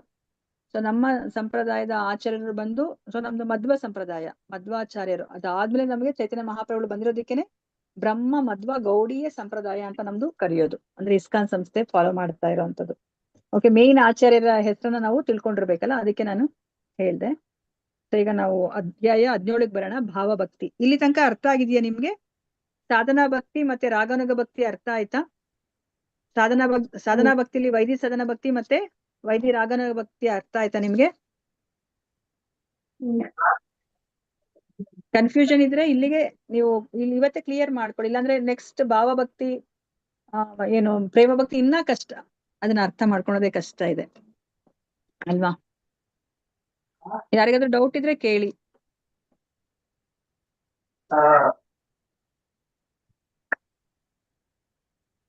ಇವಾಗ ನಿಮ್ಗೆ ಸಿಂಪಲ್ ಆಗಿ ಅರ್ಥ ಮಾಡಿಸ್ಬೇಕಂತಂದ್ರೆ, ಇವಾಗ ಒಂದು ಅರೇಂಜ್ ಮ್ಯಾರೇಜ್ ಅನ್ಕೊಳ್ಳಿ. ಇವಾಗ ತಂದೆ ತಾಯಿ ನೋಡಿ ಒಂದು ಮದುವೆ ಮಾಡ್ಸಿರ್ತಾರೆ ಒಂದು ಹೆಣ್ಮಗಳಿಗೆ. ಅವಳಿಗೆ ಗಂಡನ ಬಗ್ಗೆ ಏನು ಗೊತ್ತಿಲ್ಲ, ಹಂಗೆ ತುಂಬಾ ಸಹಜ ಪ್ರೀತಿ ಬಂದ್ಬಿಡುತ್ತಾ? ಡೇ ಒನ್ನೇ ಬಂದ್ಬಿಡುತ್ತಾ? ಇಲ್ಲ ಮಾತಾಜಿ. ಅಲ್ಲ, ಅವಳಿಗೆ ಎಷ್ಟು ಸಮಯ ಬೇಕು, ವರ್ಷಗಳು ಬೇಕು ಅವಳಿಗೆ. ಒಂದು ಮಗು ಆಗ್ಬೇಕು, ಲಾಲನೆ ಪಾಲನೆ ಮಾಡಿದಾಗ ಗಂಡ ಹೇಗೆ ಸಹಕರಿಸ್ತಾನೆ ಅದೆಲ್ಲ ಮಾಡಿದಾಗ ಅವಳಿಗೆ ಸಹಜ ಪ್ರೀತಿ ಬರುತ್ತೆ ಗಂಡನ ಮೇಲೆ ಅಲ್ವಾ? ಸೊ ಸ್ಟಾರ್ಟಿಂಗ್ ಅಲ್ಲಿ ಮದುವೆ ಆದ ಹೊಸದಲ್ಲಿ ಇರೋದನ್ನ ನೀವು ವೈದಿ ಸಾಧನ ಭಕ್ತಿ ಅಂತ ನೀವು ಅನ್ಕೋಬಹುದು. ಅದಾದ್ಮೇಲೆ ನೆಕ್ಸ್ಟ್ ಸ್ಟೇಜ್ ಬರೋದು ವೈದಿ ರಾಗಾನುಗ ಭಕ್ತಿ. ಅದಾದ್ಮೇಲೆ ಮುಂದೆ ಭಾವಭಕ್ತಿ. ಗಂಡನಿಗೋಸ್ಕರ ಅವಳು ಆ ಭಾವನೆಯಿಂದ ಮಾಡ್ತಾಳೆ ಅಲ್ವಾ? ಏನೋ ತಾಳಿ ಕಟ್ಟಿಸ್ಕೊಂಡ್ಬಿಟ್ಟಿದೀನಿ ಅಂತ ಮಾಡೋದಿಲ್ಲ ಅಲ್ವಾ? ಗಂಡ ನನ್ನ ಕಷ್ಟ ಸುಖದಲ್ಲಿ ಏನು ತೊಡಗಿರೋ ಅಂತವನೇನು ಅಂತ ಹೇಳ್ಬಿಟ್ಟು, ಅರ್ಧಾಂಗಿ ನಾನು ಅಂತ ಹೇಳ್ಬಿಟ್ಟು ಆ ಒಂದು ಭಾವದಲ್ಲಿ ಮಾಡ್ತಾಳೆ. ಆಮೇಲೆ ಪ್ರೇಮ ಭಕ್ತಿ ಅಲ್ವಾ? ಗಂಡನಿಗೋಸ್ಕರ ಏನನ್ನ ತ್ಯಾಗ ಬೇಕಾದ್ರೂ ಮಾಡ್ಲಿಕ್ಕೆ ಅವಳು ಸಿದ್ಧ ಇರ್ತಾಳೆ ಅಲ್ವಾ? ತನಗೆ ಏನೇ ಇಷ್ಟ ಇದ್ರೂ ಸಹ ಅದನ್ನ ಅವಳು ಬಿಟ್ಟು ಗಂಡನ ಇಷ್ಟವೇ ಅವಳ ಇಷ್ಟವಾಗಿ ಅವಳು ಇರ್ತಾಳೆ ಅಲ್ವಾ? ಅವಳದು ಅಂತ ಒಂದು ಅಸ್ತಿತ್ವನೇ ಇರೋದಿಲ್ಲ. ಅದು ಹೈಯೆಸ್ಟ್, ಅದು ಪ್ರೇಮ ಭಕ್ತಿ. ತನ್ನ ಗಂಡನಿಗೋಸ್ಕರ ಏನ್ ಬೇಕಾದ್ರೂ ಮಾಡೋ ಅಂತದ್ದು ಅದು ಪ್ರೇಮ ಭಕ್ತಿ. ಸೊ ಈ ತರ ನಾವು ನಮ್ಮ ಜೀವನದಲ್ಲಿ ನಾವು ನೋಡ್ತಾ ಇದೀವಿ. ಹರೇ ಕೃಷ್ಣ. ಪ್ಲೀಸ್ ಮ್ಯೂಟ್ ಮಾಡ್ಕೊಳ್ಳಿ. ಹರೇ ಕೃಷ್ಣ.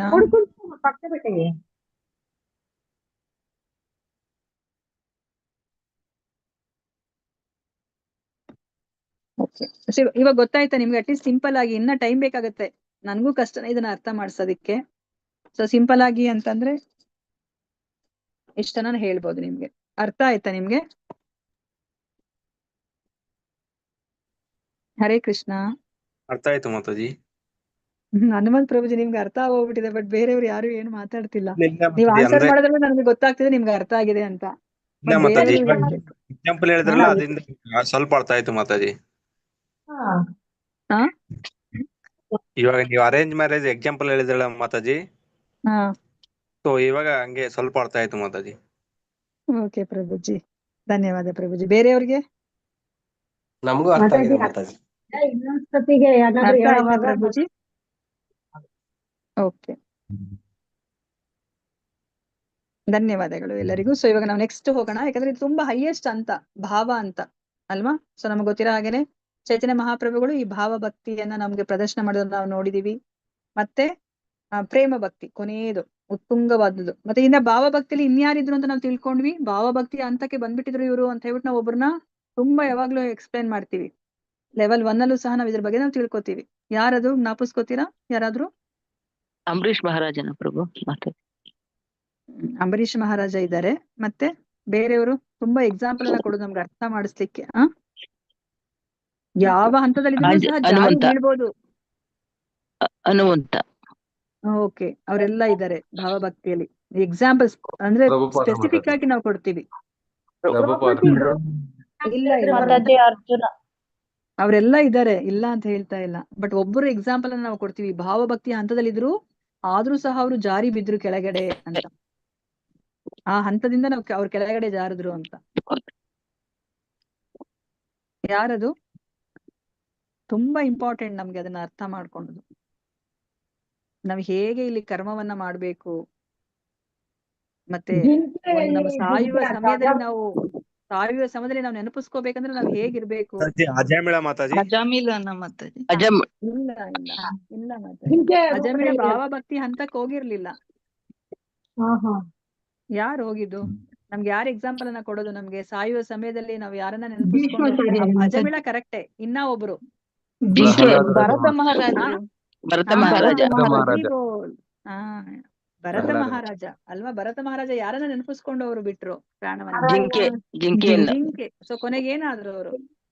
ಜಿಂಕೆಯಾಗಿ ಜನ್ಮ ಪಡ್ಕೊಂಡ್ರು. ಅವ್ರು ಯಾವ ಒಂದು ಭಕ್ತಿಯ ಯಾವ ಒಂದು ಹಂತದಲ್ಲಿದ್ರು? ಅವ್ರು ಎಂತ ಮಹಾರಾಜ ಅವರು! ಚಿಕ್ಕ ವಯಸ್ಸಿನ ಎಲ್ಲ ಏನು ಸುಂದರಿಯಾದಂತ ಪತ್ನಿಯನ್ನ, ಅಷ್ಟೆಲ್ಲ ರಾಜಭೋಗವನ್ನ ವೈಭೋಗವನ್ನ ಬಿಟ್ಟು ಬರ್ತಾರೆ ಅವರು ಕಾಡಿಗೆ. ಏನಕ್ಕೆ ಬರ್ತಾರೆ ಅವರು? ಕಾಡಲ್ಲಿ ಏನು ಸಿಗುತ್ತೆ ಅಲ್ಲಿ? ಕಷ್ಟ ಅಲ್ವಾ? ಕಾಡಲ್ಲಿ ಜೀವನ ಮಾಡೋದು ಅಷ್ಟು ಈಸಿನಾ? ರಾಜ್ಯದಲ್ಲಿ ರಾಜನಾಗಿ ಅವ್ರು ಇದ್ದವರು ಕಾಡಲ್ಲಿ ಬಂದು ಅವ್ರ ಜೀವನವನ್ನ ಮಾಡ್ಬೇಕಂದ್ರೆ ಅದು ಸಾಮಾನ್ಯನಾ? ಅದು ಸುಲಭನಾ?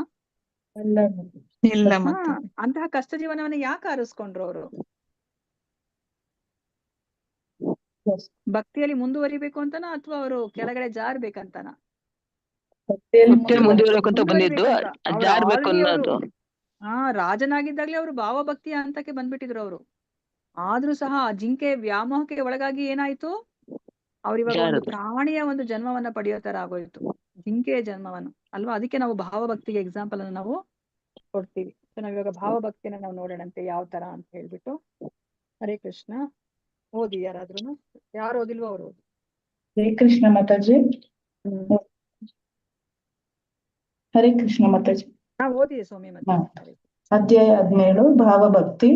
ವಿಧಿಬದ್ಧ ಭಕ್ತಿ ಸೇವೆಯನ್ನು ಸಲ್ಲಿಸುವ ಪ್ರಕ್ರಿಯೆಯ ಮೂಲಕ ವ್ಯಕ್ತಿಯು ದಿಟದಲ್ಲಿ ಐಹಿಕ ಪ್ರಕೃತಿ ಗುಣಗಳನ್ನು ಮೀರಿದ ಪಾರಮಾರ್ಥಿಕ ನೆಲೆಗೆ ಉನ್ನತಿ ಪಡೆಯುತ್ತಾನೆ. ಅಂತಹ ಹೊತ್ತಿನಲ್ಲಿ ವ್ಯಕ್ತಿಯ ಹೃದಯವು ಸೂರ್ಯ ಪ್ರಕಾಶದಂತೆ ಬೆಳಗುತ್ತದೆ. ಸೂರ್ಯನು ಗ್ರಹ ವ್ಯವಸ್ಥೆಯನ್ನು ಮೀರಿದ ಬಹು ಎತ್ತರದ ಸ್ಥಾನದಲ್ಲಿದ್ದಾನೆ. ಯಾವುದೇ ಬಗೆಯ ಮೋಡವು ಸೂರ್ಯನನ್ನು ಕವಿಯುವ ಸಾಧ್ಯತೆಯೇ ಇಲ್ಲ. ಅದೇ ರೀತಿ ಭಕ್ತನು ಸೂರ್ಯನಂತೆ ಪರಿಶುದ್ಧನಾದಾಗ ಅವನ ನಿರ್ಮಲ ಹೃದಯದಿಂದ ಸೂರ್ಯ ಪ್ರಭೆಗಿಂತಲೂ ಮನೋಹರವಾದ ದೈವೋನ್ಮಾದಿತ ಪ್ರೇಮವು ಪ್ರವಹಿಸುತ್ತದೆ. ಅಂತಹ ಹೊತ್ತಿನಲ್ಲಿ ಮಾತ್ರ ಕೃಷ್ಣನಲ್ಲಿನ ಅವನ ಒಲವು ಪರಿಪೂರ್ಣವೆನಿಸಿಕೊಳ್ಳುತ್ತದೆ. ಭಕ್ತನು ಸ್ವಯಂ ಪ್ರೇರಣೆಯಿಂದ ಭಗವಂತನನ್ನು ಭಾವದಿಂದ ಸೇವಿಸಲು ತಹತಃ ಪಡುತ್ತಾನೆ. ಈ ಘಟ್ಟದಲ್ಲಿ ಭಕ್ತನು ಉತ್ತಮ ಅಧಿಕಾರಿ ಅಥವಾ ಶ್ರೇಷ್ಠ ಭಕ್ತನ ನೆಲೆಯಲ್ಲಿರುತ್ತಾನೆ. ಇಂತಹ ಭಕ್ತನನ್ನು ಐಹಿಕ ಮೋಹವು ಬಾಧಿಸುವುದಿಲ್ಲ. ರಾಧೆ ಹಾಗೂ ಕೃಷ್ಣನ ಸೇವೆಯೊಂದರಲ್ಲೇ ಅವನ ಒಲವು ನೆಟ್ಟಿರುತ್ತದೆ. ಹರೇ ಕೃಷ್ಣ. ಧನ್ಯವಾದಗಳು. ಅರ್ಥ ಆಯ್ತಾ ನಿಮ್ಗೆ ಭಾವಭಕ್ತಿ ಏನ್ ಹೇಳ್ತಿದ್ದಾರೆ ಅಂತ? ಹರೇ ಕೃಷ್ಣ.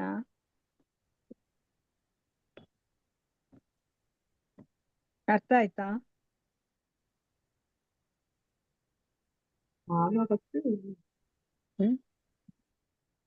ಏನಕ್ಕೆ ಹೋಲಿಕೆ ಕೊಡ್ತಾ ಇದಾರೆ ಇಲ್ಲಿ ಭಾವಭಕ್ತಿಯನ್ನ?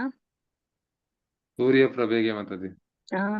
ಅಲ್ವಾ? ಸೂರ್ಯ ಪ್ರಭೆಗೆ ಇಲ್ಲಿ ಹೋಲಿಕೆಯನ್ನ ಕೊಡ್ತಾ ಇದ್ದಾರೆ ಅಲ್ವಾ? ಸೊ ಇವಾಗ ಸೂರ್ಯ ಎಷ್ಟು ಪರಿಶುದ್ಧ ಅಲ್ವಾ? ನಾವು ಮೋಡ ಕವದ್ಬಿಟ್ಟಿದೆ ಸೂರ್ಯನಿಗೆ ಅಂತೀವಿ ಅಲ್ವಾ? ಕವಿದಿರೋದು ಯಾರಿಗೆ? ಮೋಡ ಕವಿಯಕ್ಕಾಗತ್ತಾ? ಮೋಡದ ಸೈಜ್ ಎಷ್ಟು? ಸೂರ್ಯನ ಸೈಜ್ ಎಷ್ಟು? ಮತ್ತೆ ಮೋಡ ಕವಿಯೋದು ಅಂದ್ರೆ ಏನ್ ಅರ್ಥ? ನಿಜವಾದ ಅರ್ಥ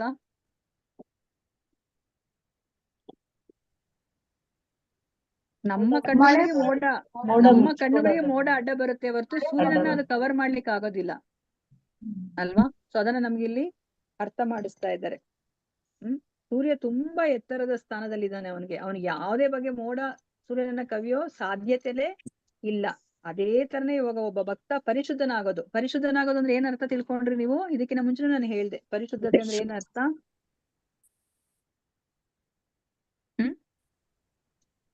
ಹೃದಯ ಪರಿಶುದ್ಧತೆ ಮಾತಾಡಿ ಅಂದ್ರೆ ಅದೇ ಏನ್ ಪ್ರಭುಜಿ ಚೆನ್ನಾಗಿ ಸೋಪ್ ಹಾಕೊಂಡು ತೊಳ್ಕೊಳದ ಏನದು ಪರಿಶುದ್ಧತೆ ಅಂದ್ರೆ?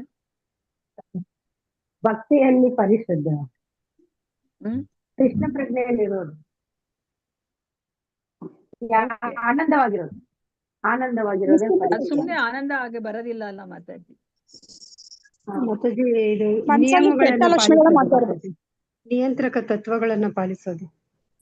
ನಿಯಂತ್ರಕ ತತ್ವಗಳನ್ನ ಪಾಲಿಸೋದು ಅದು ಪರಿಶುದ್ಧತೆ ಅಂತನಾ? ಹರೇ ಕೃಷ್ಣ. ಪರಿಶುದ್ಧತೆ ಅಂದ್ರೆ ಏನು? ಹರಿನಾಮ ಸಂಕೀರ್ತನೆಯಿಂದ ಮಾತಾಜಿ. ಸಮರ್ಪಣೆ ಮಾತಾಜಿ. ಸಮರ್ಪಣೆ.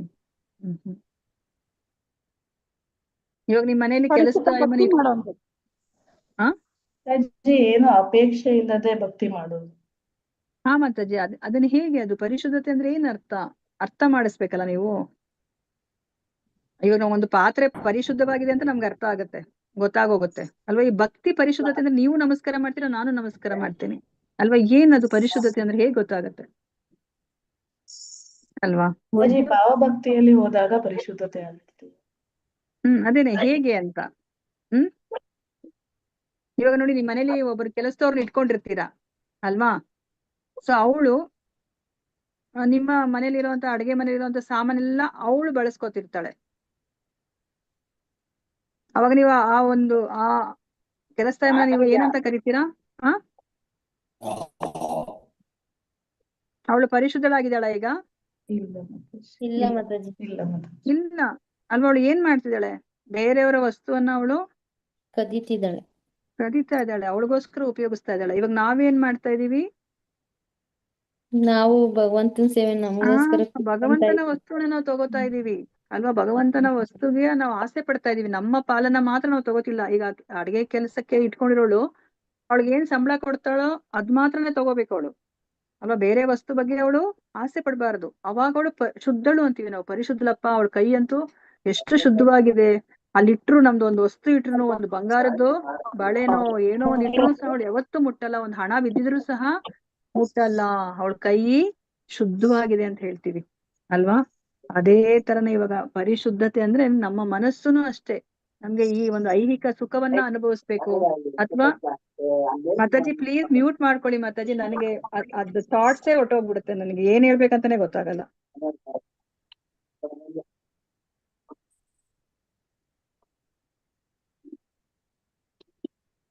ಹರೇ ಕೃಷ್ಣ. ಹರೇ ಕೃಷ್ಣ ಮಾತಾಜಿ. ಎಲ್ಲರೂ ಮಾಡ್ಕೊಳ್ಳಿ ಮಾತಾಜಿ, ಅವಾಗ ಚೆನ್ನಾಗಿರುತ್ತೆ. ಸೊ ಅವಾಗ ನಮ್ಗೆ ಅವಾಗ ಶುದ್ಧತೆ ಅಂತ ಅದಾಗೋದಿಲ್ಲ ಅಲ್ಲ. ನಮ್ಮ ಮನಸ್ಸಲ್ಲಿ ಕಲುಷಿತ ಇದೆ, ನಾನೇ ದೇವರಾಗ್ಬಿಡ್ಬೇಕು, ನನ್ನನ್ನೆಲ್ಲರೂ ಹೊಗಳ್ಬೇಕು, ನನಗೆ ಈ ತರ ಮರ್ಯಾದೆ ಮಾಡ್ಬೇಕು, ನಾನೇ ಸೆಂಟರ್ ಆಫ್ ಅಟ್ರಾಕ್ಷನ್ ಆಗಿರ್ಬೇಕು. ಈ ಎಲ್ಲವನ್ನ, ಇದೇನು ಭಗವಂತ ಪ್ರಕೃತಿ ಕೊಟ್ಟಿದ್ದಾನೆ, ನೆಲ ಭೂಮಿ ಎಲ್ಲವನ್ನ ನಾನೇ ಅನುಭವಿಸ್ಬೇಕು ಅಂತ ಮನಸ್ಸಲ್ಲಿದೆ ಅಲ್ವಾ. ಸೊ ಇದ್ಯಾವುದು ನನ್ನದಲ್ಲ ಅಲ್ವಾ, ನಾನಲ್ಲ, ನನ್ನದಲ್ಲ, ನಾವು ಸಹ ನಮ್ದಲ್ಲ ಅಲ್ವಾ. ಈ ದೇಹವನ್ನ ನಾವು ಬಾಡಿಗೆಗೆ ಪಡ್ಕೊಂಡಿದೀವಿ. ಭಗವಂತ ಯಾವಾಗ ಬಿಟ್ಟೋಗು ಅಂದ್ರೆ ನಾವು ಬಿಟ್ಟೋಗ್ತಿರ್ಬೇಕು. ಇಲ್ಲ ಭಗವಂತ ನಾನು ಒಂದು ಕ್ಷಣ ಹೆಚ್ಚಿಗಿರ್ತೀನಿ ಅಂದ್ರೂ ನಮ್ಗೆ ಇರಿಸ್ಕೊಳೋದಿಲ್ಲ ಭಗವಂತ. ನಿಂದ ಆಯ್ತು ಅವಧಿ ಅಂದ್ರೆ ಹೋಗ್ಬೇಕು ಅಲ್ವಾ. ನಮ್ಗೆ ಇವಾಗ ಬಾಡಿಗೆ ಮನೇಲಿ ಇದ್ದಾಗ ಆ ಓನರು, ಇಲ್ಲ ನೀವು ಇವತ್ತೇ ಖಾಲಿ ಮಾಡ್ಬೇಕು, ನಿಮ್ದು ಆಯ್ತು ಅವಧಿ ಅಂದ್ರೆ ನಾವು ಹೋಗ್ತಾ ಇರ್ಬೇಕು ಅಲ್ವಾ. ಯಾವುದು ನಮ್ದಲ್ಲ, ಎಲ್ಲವನ್ನ ಭಗವಂತನ ಸೇವೆಗೆ ಉಪಯೋಗಿಸ್ಬೇಕು. ಅಂತಹ ಒಂದು ಹಂತಕ್ಕೆ ಬಂದಾಗ ಪರಿಶುದ್ಧವಾದ ಹಂತ ಅಲ್ವಾ. ತುಂಬಾ ಕಷ್ಟ ಇದೆ, ನಾವ್ ಹೇಳ್ದಷ್ಟು ಸುಲಭ ಅಲ್ಲ. ಅದಕ್ಕೆ ಭಕ್ತಿ ಅನ್ನೋದು ತುಂಬಾ ಸೂಕ್ಷ್ಮ. ಮಾತಾಡ್ದಂಗಲ್ಲ, ನಾನ್ ನಮಸ್ಕಾರ ಮಾಡ್ತೀನಿ, ನೀವು ನಮಸ್ಕಾರ ಮಾಡ್ತೀರಾ, ಇನ್ನೊಬ್ರು ನಮಸ್ಕಾರ ಮಾಡ್ತಾರೆ ಅಲ್ವಾ. ಮತ್ತೆ ಸರ್ವಭೂತ ಹಿತ, ಎಲ್ಲರ ಹಿತವನ್ನ ಬಯಸೋದು. ನೋಡಿ ಇವಾಗ ಪ್ರಭುಪಾದರಿಗೆ ಏನ್ ಬೇಕಾಗಿತ್ತು ಅಲ್ವಾ. ಅವ್ರ ಆರಾಮಾಗಿ, ಅವ್ರಿಗೆ ಗೊತ್ತಿದೆ ಭಕ್ತಿಯ ಮಾರ್ಗ ಗೊತ್ತು, ತಾನು ಭಗವಂತ ಲೋಕಕ್ಕೆ ಹೋಗೋದು ಗೊತ್ತು ಅಲ್ವಾ. ವೃಂದಾವನದಲ್ಲಿದ್ದಾರೆ, ಅವ್ರು ಆರಾಮಾಗಿ ಅಲ್ಲಿ ಇರ್ಬೋದಾಗಿತ್ತು. ಯಾಕಷ್ಟು ಕಷ್ಟ ತಗೋಬೇಕಾಗಿತ್ತು ಅಲ್ವಾ. ನಮ್ಮಂತ ಪತಿತರನ್ನ ಉದ್ಧಾರ ಮಾಡೋದಕ್ಕೆ ಏನ್ ಬೇಕಾಗಿತ್ತು ಅವ್ರಿಗೆ? ಅಷ್ಟು ಪರಿಶುದ್ಧರಾಗಿದ್ದಾರೆ ಅವರು ಅಲ್ವಾ. ಅವ್ರಿಗೆ ಆ ಭಗವಂತನನ್ನ ಅವ್ರು ಪ್ರತಿಯೊಬ್ಬ ಭಕ್ತಿಯಲ್ಲೂ ಪ್ರತಿಯೊಂದ್ರಲ್ಲೂ ಅವ್ರು ನೋಡ್ತಾ ಇದ್ದಾರೆ ಅಲ್ವಾ. ಸೊ ಭಗವಂತ ಏನ್ ಹೇಳಿದ್ದಾರೆ ಅದನ್ನ ಅವ್ರು ಮಾಡ್ಲಿಕ್ಕೆ ಅವರು ಹೊರಟಿದ್ದಾರೆ. ಚೈತನ್ಯ ಮಹಾಪ್ರಭುಗಳು ಏನ್ ಹೇಳಿದ್ದಾರೆ ಅಲ್ವಾ. ಆ ಕೃಷ್ಣನ ನಾಮ ಆ ಪ್ರತಿಯೊಂದು ಹಳ್ಳಿಯಲ್ಲಿ ಆ ಪ್ರಪಂಚದ ಮೂಲೆಗಳಿಗೂ ತಲುಪಬೇಕು ಅಂತ ಹೇಳಿದ್ರು ಅಲ್ವಾ. ಅದನ್ನ ಅವ್ರು ಮಾಡ್ಲಿಕ್ಕೆ ಹೋದ್ರು. ಭಗವಂತನ ಇಚ್ಛೆನೆ ಅವರ ಇಚ್ಛೆ ಅಲ್ವಾ. ಎಲ್ಲ ಸರ್ವಭೂತ ಹಿತದ ರಕ್ಷಣೆನೇ, ಅವರ ಉದ್ಧಾರವೇ ಆ ಶುದ್ಧ ಭಕ್ತರ ಇಚ್ಛೆ. ಅದಕ್ಕೆ ಅವ್ರನ್ನ ಶುದ್ಧರು ಅಂತ ಹೇಳೋದು, ಅದಕ್ಕೆ ಪರಿಶುದ್ಧರು ಅಂತ ಹೇಳೋದು. ಇವಾಗ ಪ್ರಭುಪಾದ್ರು ಯಾವಾಗ್ಲೂ ಅಷ್ಟೇನೆ, ಅವರು ಆ ದಾಸನ ಮನಸ್ಥಿತಿಯಲ್ಲಿ ಅವರು ಇದ್ರು. ಸೊ ಅವ್ರಿವಾಗ ಭಗವಂತನ ಭಕ್ತ ಅಂತ, ಅಥವಾ ಭಗವಂತನ ಭಕ್ತ ಅಂದ್ರೂ ಸಹ ಅವ್ರು ಒಪ್ಕೋತಾ ಇರ್ಲಿಲ್ಲ. ನಾನು ಇವಾಗ ಭಕ್ತನಾಗ್ಲಿಕ್ಕೆ ಹೊರಟಿದ್ದೀನಿ, ದಾಸನಾಗ್ಲಿಕ್ಕೆ ಹೊರಟಿದ್ದೀನಿ ಅಂತ ಹೇಳ್ತಿದ್ರು. ನಾನ್ ದಾಸ ಅಂತಾನೂ ಅವ್ರು ಹೇಳ್ತಾ ಇರ್ಲಿಲ್ಲ ಅಲ್ವಾ.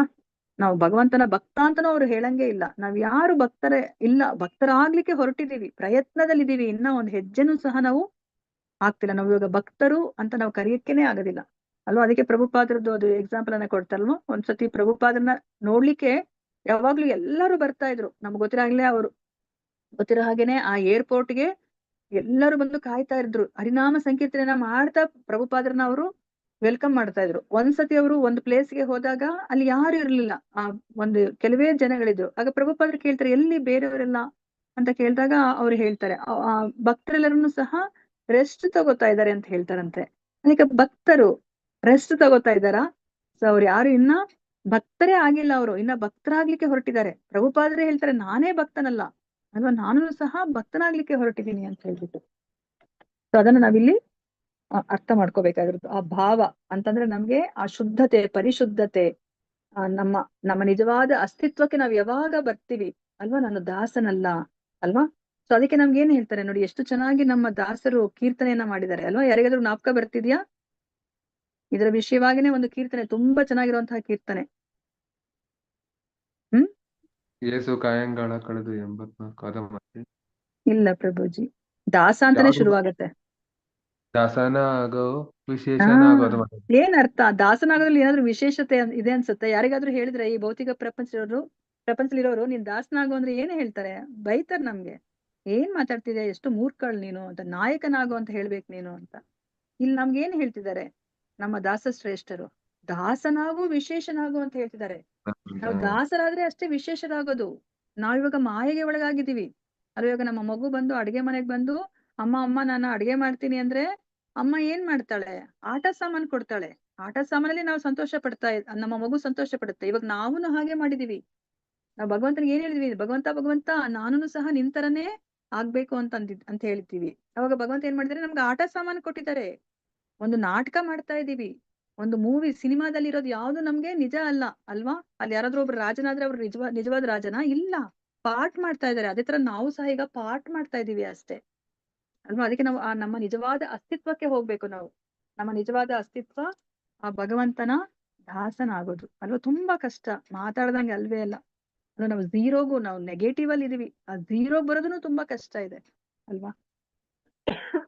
ಅದಕ್ಕೆ ನಾವು ಆ ಸತ್ಸಂಗದಲ್ಲೇ ಇರ್ಬೇಕು. ಆ ಭಗವಂತನ ಶುದ್ಧ ಭಕ್ತರ ಜೊತೆಲಿದ್ದು ಅವರ ಸೇವೆಯನ್ನ ಮಾಡಿದ್ರೆ ಅಷ್ಟೇನೆ ನಾವು ಒಂದು ಚಿಕ್ಕ ಹೆಜ್ಜೆನ ನಾವು ಇಡ್ಲಿಕ್ಕೆ ಸಾಧ್ಯ ಆಗುತ್ತೆ. ನಾವ್ ಇವಾಗ ನೋಡೋಣಂತೆ ಈ ಭಾವ ಭಕ್ತಿಲಿ ಏನನ್ನ ಹೇಳ್ತಾರಂತೆ. ಇವಾಗ ನಮ್ಗೆ ಸೂರ್ಯ ಇನ್ನ ಕಾಣಿಸೋದಿಲ್ಲ ನಮ್ಗೆ ಬೆಳಗಿನ ಮುಂಜಾನೆಯಲ್ಲಿ ಅಲ್ವಾ.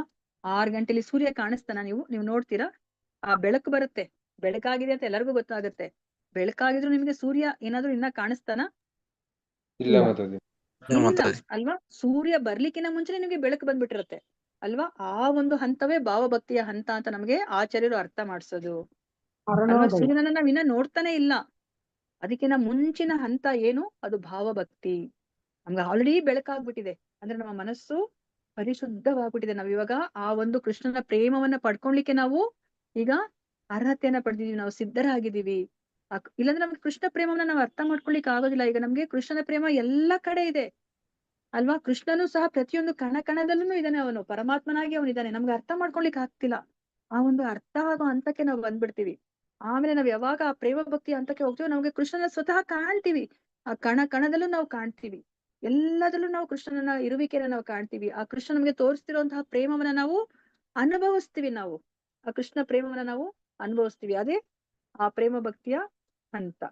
ನಾವ್ ಇವಾಗ ಭಾವಭಕ್ತಿಯನ್ನ ನಾವು ನೋಡೋಣಂತೆ. ನೋಡಿ, ನಾವ್ ಇವಾಗ ಭಾವಭಕ್ತಿಯ ಹಂತಕ್ಕೆ ಬರ್ಬೇಕಂದ್ರೆ ಎಷ್ಟು ಕಷ್ಟ ಇದೆ ಅಂತ ನಮ್ಗೆ ಅನ್ಸುತ್ತೆ ಅಲ್ವಾ. ಆದ್ರೆ ನಾವು ಭಕ್ತರ ಸಂಘದಲ್ಲಿ ಇದ್ಕೊಂಡು ನಾವು ಸೇವೆಯನ್ನ ಮಾಡಿದ್ರೆ, ಗುರುವಿನ ಆ ಒಂದು ಆಶ್ರಯವನ್ನ ನಾವು ಪಡ್ಕೊಂಡ್ರೆ ಈ ಒಂದು ಭಾವಭಕ್ತಿಯ ಹಂತವನ್ನ ನಾವು ಪಡ್ಕೊಳ್ಲಿಕ್ಕೆ ಸಾಧ್ಯ ಅಲ್ವಾ. ನಾವ್ ಇವಾಗ ಸಾಗರದಲ್ಲಿ ನಾವು ಹೌದು ಅಲ್ಲೊಂದ್ ದಡ ಇದೆ ಅಲ್ವಾ. ಆ ದಡವನ್ನ ರೀಚ್ ಆಗ್ಬೇಕು ಅಂದ್ರೆ ನಾವು ಸಾಗರದಲ್ಲಿ ನಾವು ಒಬ್ರೇ ಈಜ್ಕೊಂಡು ಹೋದ್ರೆ ನಾವು ಆ ದಡವನ್ನ ಮುಟ್ಲಿಕ್ಕೆ ಸಾಧ್ಯನಾ? ಇಲ್ಲ ಮಾತಾಜಿ. ಇಲ್ಲ. ಅದೇ ತರನೇ ಇದನ್ನು ಸಹ ಭವಸಾಗರ. ಈ ಒಂದು ಭೌತಿಕ ಪ್ರಪಂಚನ ಒಂದು ಸಾಗರಕ್ಕೆ ಹೋಲಿಸಿದರೆ, ಈ ಭವಸಾಗರವನ್ನ ದಾಟಿ ನಾವು ಆಧ್ಯಾತ್ಮಿಕ ಆ ಒಂದು ಪ್ರಪಂಚಕ್ಕೆ ಹೋಗ್ಬೇಕಂದ್ರೆ ನಮ್ಗೆ ಆ ಒಂದು ಗುರುವಿನ ಅಗತ್ಯ ಇದೆ. ನಾವು ಅವ್ರಿಗೆ ಗುರುವಿನ ಶರಣಾಗಿ ಆ ಗುರುವಿನ ಆ ಒಂದು ಸೇವೆಯನ್ನ ಮಾಡಿದ್ರೆ ಅಷ್ಟೇನೆ ನಮ್ಗೆ ಆ ಗುರುವಿನ ಅನುಗ್ರಹ ದೊರೆಯುತ್ತೆ. ಅಷ್ಟೇನೆ ನಾವು ಈ ಭಕ್ತಿಯಲ್ಲಿ ಮುಂದುವರಿಲಿಕ್ಕೆ ಸಾಧ್ಯ. ಇಲ್ಲಾಂದ್ರೆ ಇಲ್ಲಪ್ಪ ನಾನು ಕ್ಲಾಸಸ್ ಅಟೆಂಡ್ ಮಾಡ್ತಿದ್ದೀನಿ, ಇಲ್ಲ, ಅದ್ ಸಾಧ್ಯನೇ ಇಲ್ಲ. ಸೊ ನಾವ್ ಆ ಗುರುವಿನ ಆ ಸೇವೆಯನ್ನ ನಾವು ಮಾಡ್ಲೇಬೇಕಾಗತ್ತೆ. ನನಗಿಷ್ಟ ಇದೆಯೋ ಇಲ್ವೋ ಗೊತ್ತಿಲ್ಲ, ಗುರು ಹೇಳಿದರೆ ನಾನ್ ನಾವು ಮಾಡ್ಬೇಕು. ಅವಾಗಷ್ಟೇ ನಾವು ಭಕ್ತಿಯಲ್ಲಿ ಮುಂದುವರಿಲಿಕ್ಕೆ ಸಾಧ್ಯ. ಇವಾಗ ಗುರು ನಮ್ಗೆ ಯಾವ್ದಾದ್ರು ಒಂದು ಕೆಲಸ ಹೇಳ್ತಾರೆ ಅಂತಂದ್ರೆ ನಮ್ಗೆ ಗುರುವಿನ ಅನುಗ್ರಹ ಸಿಕ್ಕಿದೆ ಅಂತಾನೆ ಅರ್ಥ. ನಮ್ಗೆ ಏನ್ ಹೇಳ್ತಾರೆ?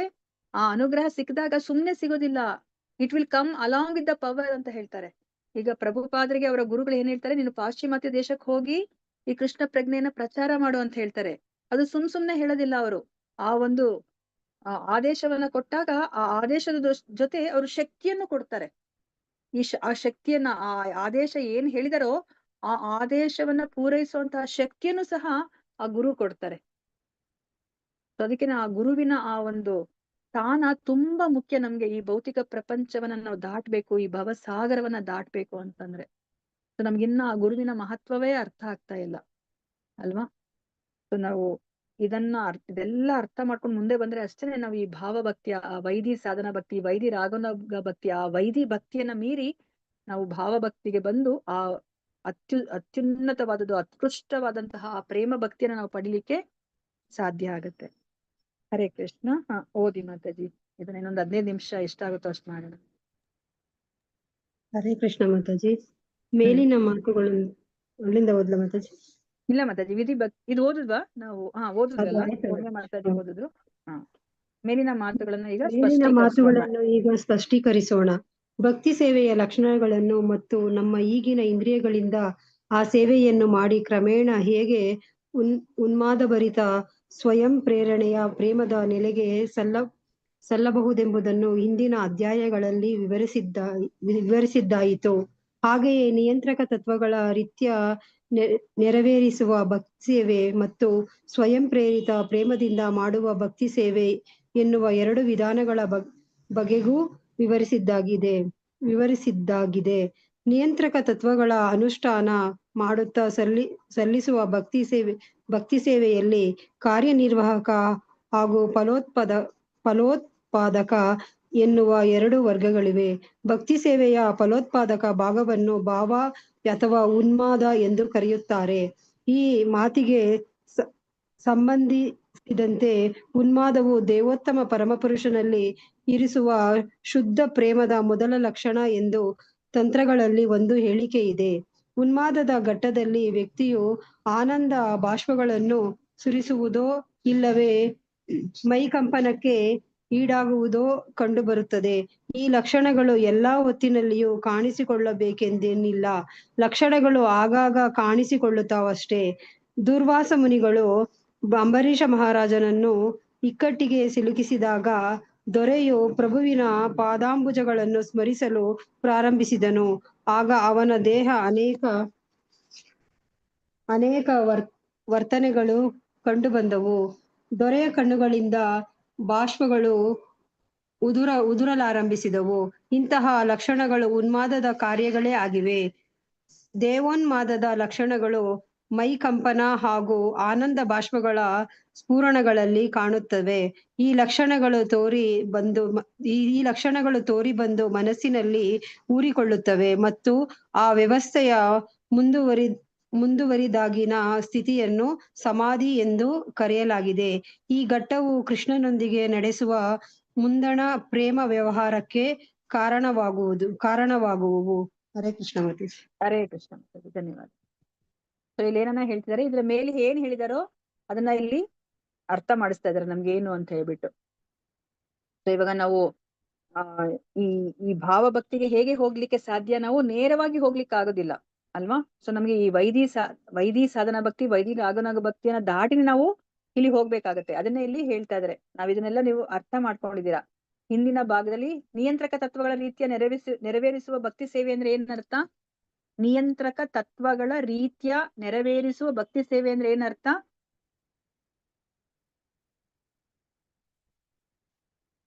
ಹರೇ ಕೃಷ್ಣ. ಸಾಧನ ಭಕ್ತಿ ಮಾತಾಜಿ. ಹರಿ ಬೋಲ್ ಪ್ರಭುಜಿ. ವೈದಿ ಸಾಧನ ಭಕ್ತಿ ಅಲ್ವಾ? ನಿಯಂತ್ರಕ ತತ್ವಗಳನ್ನಲ್ಲಿ ಅನುಸರಿಸ್ತಾ ಇದ್ದಾರೆ. ಮತ್ತು ಸ್ವಯಂ ಪ್ರೇರಿತ ಪ್ರೇಮ ಅಂದ್ರೆ ಏನರ್ಥ ಪ್ರಭುಜಿ? ಸ್ವಯಂ ಪ್ರೇರಿತ ಪ್ರೇಮದಿಂದ ಮಾಡುವಂತಹ ಭಕ್ತಿ ಸೇವೆ ಅಂದ್ರೆ ಏನರ್ಥ? ರಾಗಾನುಗ ಭಕ್ತಿ ಮಾತಾಜಿ. ಹರಿ ಬೋಲ್ ಅಲ್ವಾ? ಇಷ್ಟನ್ನಾದ್ರೂ ನೀವು ಅರ್ಥ ಮಾಡ್ಕೋಬೇಕು. ಸೊ ನಿಯಂತ್ರಕ ತತ್ವಗಳನ್ನ ಅನುಸರಿಸಿ ಮಾಡುವಂತಹ ಭಕ್ತಿ ಸೇವೆ ಬಂದು ವೈದಿ ಸಾಧನ ಭಕ್ತಿ. ಅದೇ ತರ ಸ್ವಯಂ ಪ್ರೇರಿತವಾಗಿ ಮಾಡುವಂತಹ ಭಕ್ತಿ ಸೇವೆಯನ್ನ ರಾಗಾನುಗ ಭಕ್ತಿ ಅಂತ ಕರೀತಾರೆ. ಇದೆರಡನ್ನ ನೀವು ಅರ್ಥ ಮಾಡ್ಕೊಂಡಿದ್ದೀರಾ ಅಲ್ವಾ? ಸೊ ಇದನ್ನ ಮಾಡ್ತಾ ಇದ್ರೆ ನಿಮ್ಗೆ ಏನಾಗತ್ತೆ? ಸೊ ನೀವು ಈ ಒಂದು ಭಾವಭಕ್ತಿಯ ಹಂತಕ್ಕೆ ನೀವು ಬರ್ತೀರಾ. ಸೊ ಅದ್ರಲ್ಲಿ ಏನಾಗುತ್ತೆ ನಿಮ್ಗೆ? ಇಲ್ಲಿ ಆ ಫಲೋತ್ಪಾದಕ ಅನ್ನೋ ಒಂದು ಹಂತ, ಆ ಹಂತದಲ್ಲಿ ಏನಾಗುತ್ತೆ? ಅದನ್ನ ಭಾವ ಅಂತ ಕರೀತಾರೆ. ಆ ಫಲೋತ್ಪಾದಕ ಹಂತವನ್ನ ಭಾವ ಅಥವಾ ಉನ್ಮಾದ ಅಂತ ಕರೀತಾರೆ. ಸೊ ಉನ್ಮಾದದಲ್ಲಿ ಏನಾಗುತ್ತೆ, ನಿಮ್ಗೆ ನಿಮ್ಮ ದೇಹದಲ್ಲಿ ಈ ಎಲ್ಲ ಲಕ್ಷಣಗಳು ಕಾಣಿಸ್ಕೊಳ್ಳುತ್ತೆ. ಅಂದ್ರೆ ಯಾವುದು ಅಷ್ಟ ಸಾತ್ವಿಕ ವಿಕಾರ ಅಂತ ಕರೀತಾರೆ. 8 ಬಗೆಯ ಬದಲಾವಣೆಗಳು ದೇಹದಲ್ಲಿ ಕಾಣಿಸ್ಕೊಡುತ್ತೆ ಆ ಭಗವಂತನ ಹೆಸರನ್ನ ಕೇಳಿದ್ರೇನೆ ಅಲ್ವಾ. ಸೊ ಏನು ಇನ್ನ ಫುಲ್ ಹೇಳದೆ ಬೇಡ, ಕಕ್ ಕಕ್ ಅಷ್ಟೇ, ಅಷ್ಟಕ್ಕೇನೆ ಖಾ ಅಂತ ಕೇಳಿದ ತಕ್ಷಣ ನಿಮ್ಗೆ ಕೃಷ್ಣನೇ, ಅದ್ ಬಿಟ್ರೆ ನಿಮ್ಗೆ ಏನು ಕೇಳಿಸೋದಿಲ್ಲ. ಅಂತ ತಕ್ಷಣ ಅಷ್ಟೇ ರಾಧಾ ಬಿಟ್ರೆ ನಿಮ್ಗೆ ಏನು ಕೇಳಿಸೋದಿಲ್ಲ. ಅಂದ್ರೆ ಅದು ಭಾವದ ಹಂತ ಅಲ್ವಾ. ನಾವ್ ಎಷ್ಟೊಂದು ಎಕ್ಸಾಂಪಲ್ ಅನ್ನ ನಾವು ನಮ್ಮ ಶಾಸ್ತ್ರದಲ್ಲಿ ನಾವು ನೋಡ್ಕೊಂತ ಹೋಗ್ತೀವಿ ಅಲ್ವಾ. ಇವಾಗ ಯಾರು ಪೂರಿ ಜಗನ್ನಾಥ ಸ್ವಾಮಿ ಅವ್ರದ್ದು ಭಕ್ತರಲ್ಲಿ ನಾವು ನೋಡಿದಾಗ ಜಸ್ಟ್ ಒಂದು ಏನು ಬಟ್ಲಲ್ಲಿ ಒಂದು ಏನ್ ಹೇಳ್ತಾರೆ ಗಂಜಿ ಅಲ್ಲಿ ಒಂದ್ ಸ್ವಲ್ಪ ಮೆಣಸಿನ್ಕಾಯಿ ಮತ್ತೆ ಪತ್ರೆ ಯಾವ್ದು ಆಯ್ತಾ, ಅದು ಕರ್ಬೇವು ಅಂತಾನೆ ಅನ್ಕೊಳ್ಳಿ. ಆತರ ಅದನ್ನ ಅರೇಂಜ್ ಮಾಡಿದಾಗ ಆ ಭಕ್ತನಿಗೆ ಹೇಗ್ ಕಾಣುತ್ತೆ ಅಂತಂದ್ರೆ ಅದು ಜಗನ್ನಾಥನ ಕಣ್ಣುಗಳ ತರ ಕಾಣುತ್ತೆ. ಸೊ ಕಣ್ಣುಗಳ ತರ ಕಾಣಿದ್ಮೇಲೆ ಅವರು ಅಲ್ಲಿ ಆ ಪ್ರಸಾದವನ್ನು ಅವ್ರು ಸ್ವೀಕರಿಸೋದೇ ಇಲ್ಲ. ಅದು ಜಗನ್ನಾಥ ಆತರ ಹಂತಕ್ಕೆ ನಮ್ಗೇನ್ ಅನ್ಸುತ್ತೆ, ಬೇರೆಯವ್ರು ನೋಡಿದ್ರೆ ಇವ್ರಿಗೇನೋ ಹುಚ್ಚಿಡಿದ್ ಬಿಟ್ಟಿದೇನೋ ಅಂತ ನಾವ್ ಅನ್ಕೋತೀವಿ ಅಲ್ವಾ. ಆ ಹುಚ್ಚಿನ ಹಂತ, ಅದು ಹುಚ್ಚು ಯಾವ ಹುಚ್ಚು, ಆ ಭಕ್ತಿಯ ಹುಚ್ಚು. ಕೃಷ್ಣ ಬಿಟ್ರೆ ಬೇರೆ ಏನು ಬೇಡ ಅಂತ. ಅದಕ್ಕೆ ಹುಚ್ಚನಾಗ್ಬೇಕು.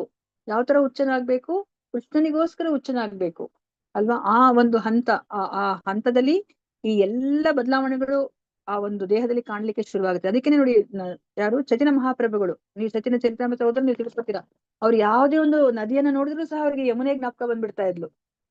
ಅವರು ಆ ನದಿಯನ್ನ ನೋಡಿದಾಗ ಅಲ್ಲಿ ಯಮುನೆ ಅಂತ ಹೇಳ್ಬಿಟ್ಟು ಧುಮುಕ್ ಬಿಡ್ತಾ ಇದ್ರು.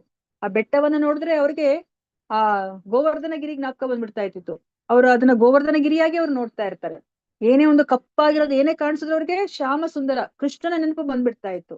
ಒಂದು ನವಿಲು ಗರಿಯನ್ನ ನೋಡಿದ ತಕ್ಷಣ ಅವ್ರಿಗೆ ಕೃಷ್ಣನ ನೆನಪು ಬಂದ್ಬಿಡ್ತಾ ಇತ್ತು. ಈ ತರ ಅವ್ರಿಗೆ ಏನೇ ಒಂದು ನೋಡಿದ್ರು ಸಹ ಅವರು ಕೃಷ್ಣನನ್ನೇ ಅವ್ರಿಗೆ ಜ್ಞಾಪಿಸ್ಕೋತಾರೆ. ಅದು ಬಿಟ್ರೆ ಅವ್ರಿಗೆ ಇನ್ನೇನು ಇಲ್ಲ, ಇನ್ನೇನನ್ನೂ ಅವ್ರು ಯೋಚನೆ ಮಾಡೋದಿಲ್ಲ. ಈ ಒಂದು ಹಂತ ಆ ಭಾವ ಅಥವಾ ಉನ್ಮಾದ ಹಂತ, ಅದನ್ನ ಇಲ್ಲಿ ಹೇಳ್ತಾ ಇದಾರೆ. ಇದು ಶುದ್ಧ ಪ್ರೇಮದ ಮೊದಲ ಲಕ್ಷಣ ಅಂತ ಹೇಳ್ಬಿಟ್ಟು ಹೇಳ್ತಾರೆ. ಹೇಗೆ ಆ ಒಂದು ಸೂರ್ಯ ಇನ್ನೇನ್ ಹುಟ್ಟಬೇಕು ಅಂದಾಗ ಆ ಬೆಳಕು ಕಾಣಿಸ್ಕೊಳುತ್ತೋ ಆ ಆಕಾಶದಲ್ಲಿ, ಆ ಒಂದು ಹಂತಕ್ಕೆ ಈ ಭಾವ ಹಂತವನ್ನ ಹೋಲಿಸ್ತಾ ಇದ್ದಾರೆ. ಆ ಶುದ್ಧ ಪ್ರೇಮದ ಮೊದಲ ಹಂತ ಬಂದು ಈ ಭಾವ ಅಂತ ಹೇಳ್ತಾ ಇದ್ದಾರೆ. ನೋಡಿ ಆ ಸಮಯದಲ್ಲಿ ಏನಾಗುತ್ತೆ, ಅವ್ರಿಗೆ ಆನಂದ ಬಾಷ್ಪ ಬರುತ್ತೆ. ಸೊ ಆನಂದ ಬಾಷ್ಪಕ್ಕೂ ಮತ್ತೆ ಅಳೋದಕ್ಕೂ ಏನ್ ವ್ಯತ್ಯಾಸ, ಹೇಗ್ ಕಂಡಿಡಿತೀರಾ? ಇದು ಆನಂದ ಬಾಷ್ಪನೋ ಅಥವಾ ಇದು ಅಳುವಿನ ಕಣ್ಣೀರ ಅಂತ ಹೇಳ್ಬಿಟ್ಟು, ದುಃಖ ಆದಾಗ ಅಳು ಬರುತ್ತಲ್ಲ ಆ ಕಣ್ಣೀರ ಅಥವಾ ಆನಂದದಿಂದ ಬರ್ತಿರೋಂತ ಕಣ್ಣೀರ ಅಂತ ಹೇಗ್ ಕಂಡಿಡಿತೀರಾ? ಹೇಗ್ ಗೊತ್ತಾಗುತ್ತೆ ನಿಮ್ಗೆ? ಮೈ ರೋಮಾಂಚನ ಆದ್ರೆ ಆನಂದ ಬಾಷ್ಪ ಮಾತಾಜಿ. ಭಾವ ನೋಡಿ ಗೊತ್ತಾಗತ್ತೆ ಮಾತಾಜಿ, ಅವ್ರ ಭಾವ ನೋಡಿ. ಜಪ ಮಾಡ್ತಾ ಇದ್ರೇನೆ ಬರುತ್ತೆ ಮಾತಾಜಿ. ಬರ್ತಾ ಇದೆಯಾ ಪ್ರಭುಜಿ? ಹರಿ ಇಲ್ಲ, ಬೋಲ್ ಇಲ್ಲ. ಪ್ರಭು. ಹೌದು ಮಾತಾಜಿ, ಜಪ ಮಾಡ್ತಾ ಇರ್ಬೇಕಾದ್ರೆ ಕಣ್ಣಲ್ಲಿ ನೀರ್ ಬರ್ತಾ ಇರುತ್ತೆ ಮಾತಾಜಿ, ಗೊತ್ತೇ ಆಗಲ್ಲ ಯಾಕೆ ಅಂತ. ಹರಿ ಬೋಲ್ ಮಾತಾಜಿ. ಹರೇ ಕೃಷ್ಣ. ಒಂದೊಂದ್ಸರಿ Okay, so- ಕೃಷ್ಣನ್ ಬಗ್ಗೆ ಚಿಂತೆ ಮಾಡುವಾಗ, ಕೃಷ್ಣನ್ ಬಗ್ಗೆ ಯೋಚನೆ ಮಾಡುವಾಗ ಅವ್ನು ಹ್ಮ್. ಅನುಭವಿಸಿದ ಕಷ್ಟ ನೆನಪಿಸ್ಕೊಂಡಾಗ ಬರ್ತವೆ ಮಾತಾಜಿ ಕೆಲವು ಸರಿ. ಓಕೆ ಪ್ರಭುಜಿ, ಹರಿ ಬೋಲ್ ಪ್ರಭುಜಿ. ನಿಮ್ಗೆಲ್ಲ ನಿಜವಾಗ್ಲೂ ಹರಿ ಬೋಲ್, ಹರಿ ಬೋಲ್. ಹರೇ ಕೃಷ್ಣ. ಸೊ ನೀವ್ ಯಾರು ಮೆಕ್ಯಾನಿಕಲ್ ಆಗಿ ಮಾಡ್ತಿಲ್ಲ, ಹಾಗಾದ್ರೆ ಆ ಒಂದು ಭಾವ ಇದೆ ಅಂತ ಅನ್ಕೋಬಹುದು. ಸೊ ಇವಾಗ ಏನನ್ನ ಹೇಳ್ತಾರೆ, ಈ ಎಲ್ಲಾ ಲಕ್ಷಣಗಳು ಯಾವಾಗ್ಲೂ ಕಾಣಿಸ್ಕೋಬೇಕು ಅಂತ ಏನು ಇಲ್ಲ. ಸೊ ಯಾವಾಗ ಆ ಒಂದು ಲಕ್ಷಣ ಕಾಣಿಸ್ಕೋಬಹುದು ಅಂತ ಹೇಳ್ಬಿಟ್ಟು ನಮ್ಗೆ ಎಕ್ಸಾಂಪಲ್ ಅನ್ನ ಕೊಡ್ತಾ ಇದ್ದಾರೆ.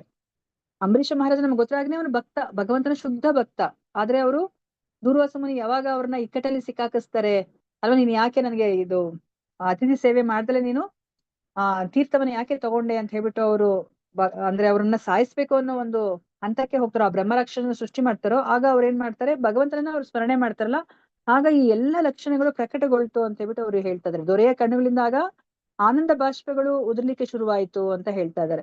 ಸೊ ಈ ತರ ಮತ್ತೆ ಮೈ ಕಂಪನಗೊಳ್ತು ಅಂತ ಹೇಳ್ತಾ ಇದಾರೆ. ಇದೆಲ್ಲವೂ ಸಹ ಆ ಒಂದು ಭಾವ ಹಂತದಲ್ಲಿ ಬರುತ್ತೆ. ಆದ್ರೆ ಇದು ಯಾವಾಗ್ಲೂ ಸಹ ಕಾಣಿಸ್ಕೋಬೇಕು ಅಂತ ಹೇಳ್ಬಿಟ್ಟು ಇಲ್ಲ. ಈ ಭಾವ ಅಂತ ಮುಂದುವರೆದ ಸ್ಥಿತಿನೇ ಸಮಾಧಿ ಹಂತ. ಆ ಸಮಾಧಿ ಹಂತಕ್ಕೆ ಬಂದ ಮೇಲೆ ನೆಕ್ಸ್ಟ್ ಹಂತನೇ ಆ ಪ್ರೇಮ ಹಂತ ಅಂತ ಹೇಳ್ಬಿಟ್ಟು ಇಲ್ಲಿ ನಮ್ಗೆ ಅರ್ಥ ಮಾಡಿಸ್ತಾ ಇದ್ದಾರೆ. ಹರೇ ಕೃಷ್ಣ. ಇದನ್ನ ಯಾರಾದ್ರೂ ಓದಿ. ಹರೇ ಕೃಷ್ಣ ಮಾತಾಜಿ. ಮೇಲೆ ಹೇಳಲಾದಂತಹ ದೈವೋನ್ಮಾದದ ಅವಸ್ಥೆಯನ್ನು ಮುಟ್ಟುವುದು ಎರಡು ರೀತಿಗಳಲ್ಲಿ ಸಾಧ್ಯ. ಸತತವಾಗಿ ಶುದ್ಧ ಭಕ್ತರ ಸಂಘದಲ್ಲಿರುವುದು ಒಂದು ಮಾರ್ಗ. ಕೃಷ್ಣನ ಅಥವಾ ಅವನ ಶುದ್ಧ ಭಕ್ತನ ವಿಶೇಷ ಅನುಗ್ರಹಗಳನ್ನು ಗಳಿಸುವುದು ಎರಡನೆಯ ಮಾರ್ಗ.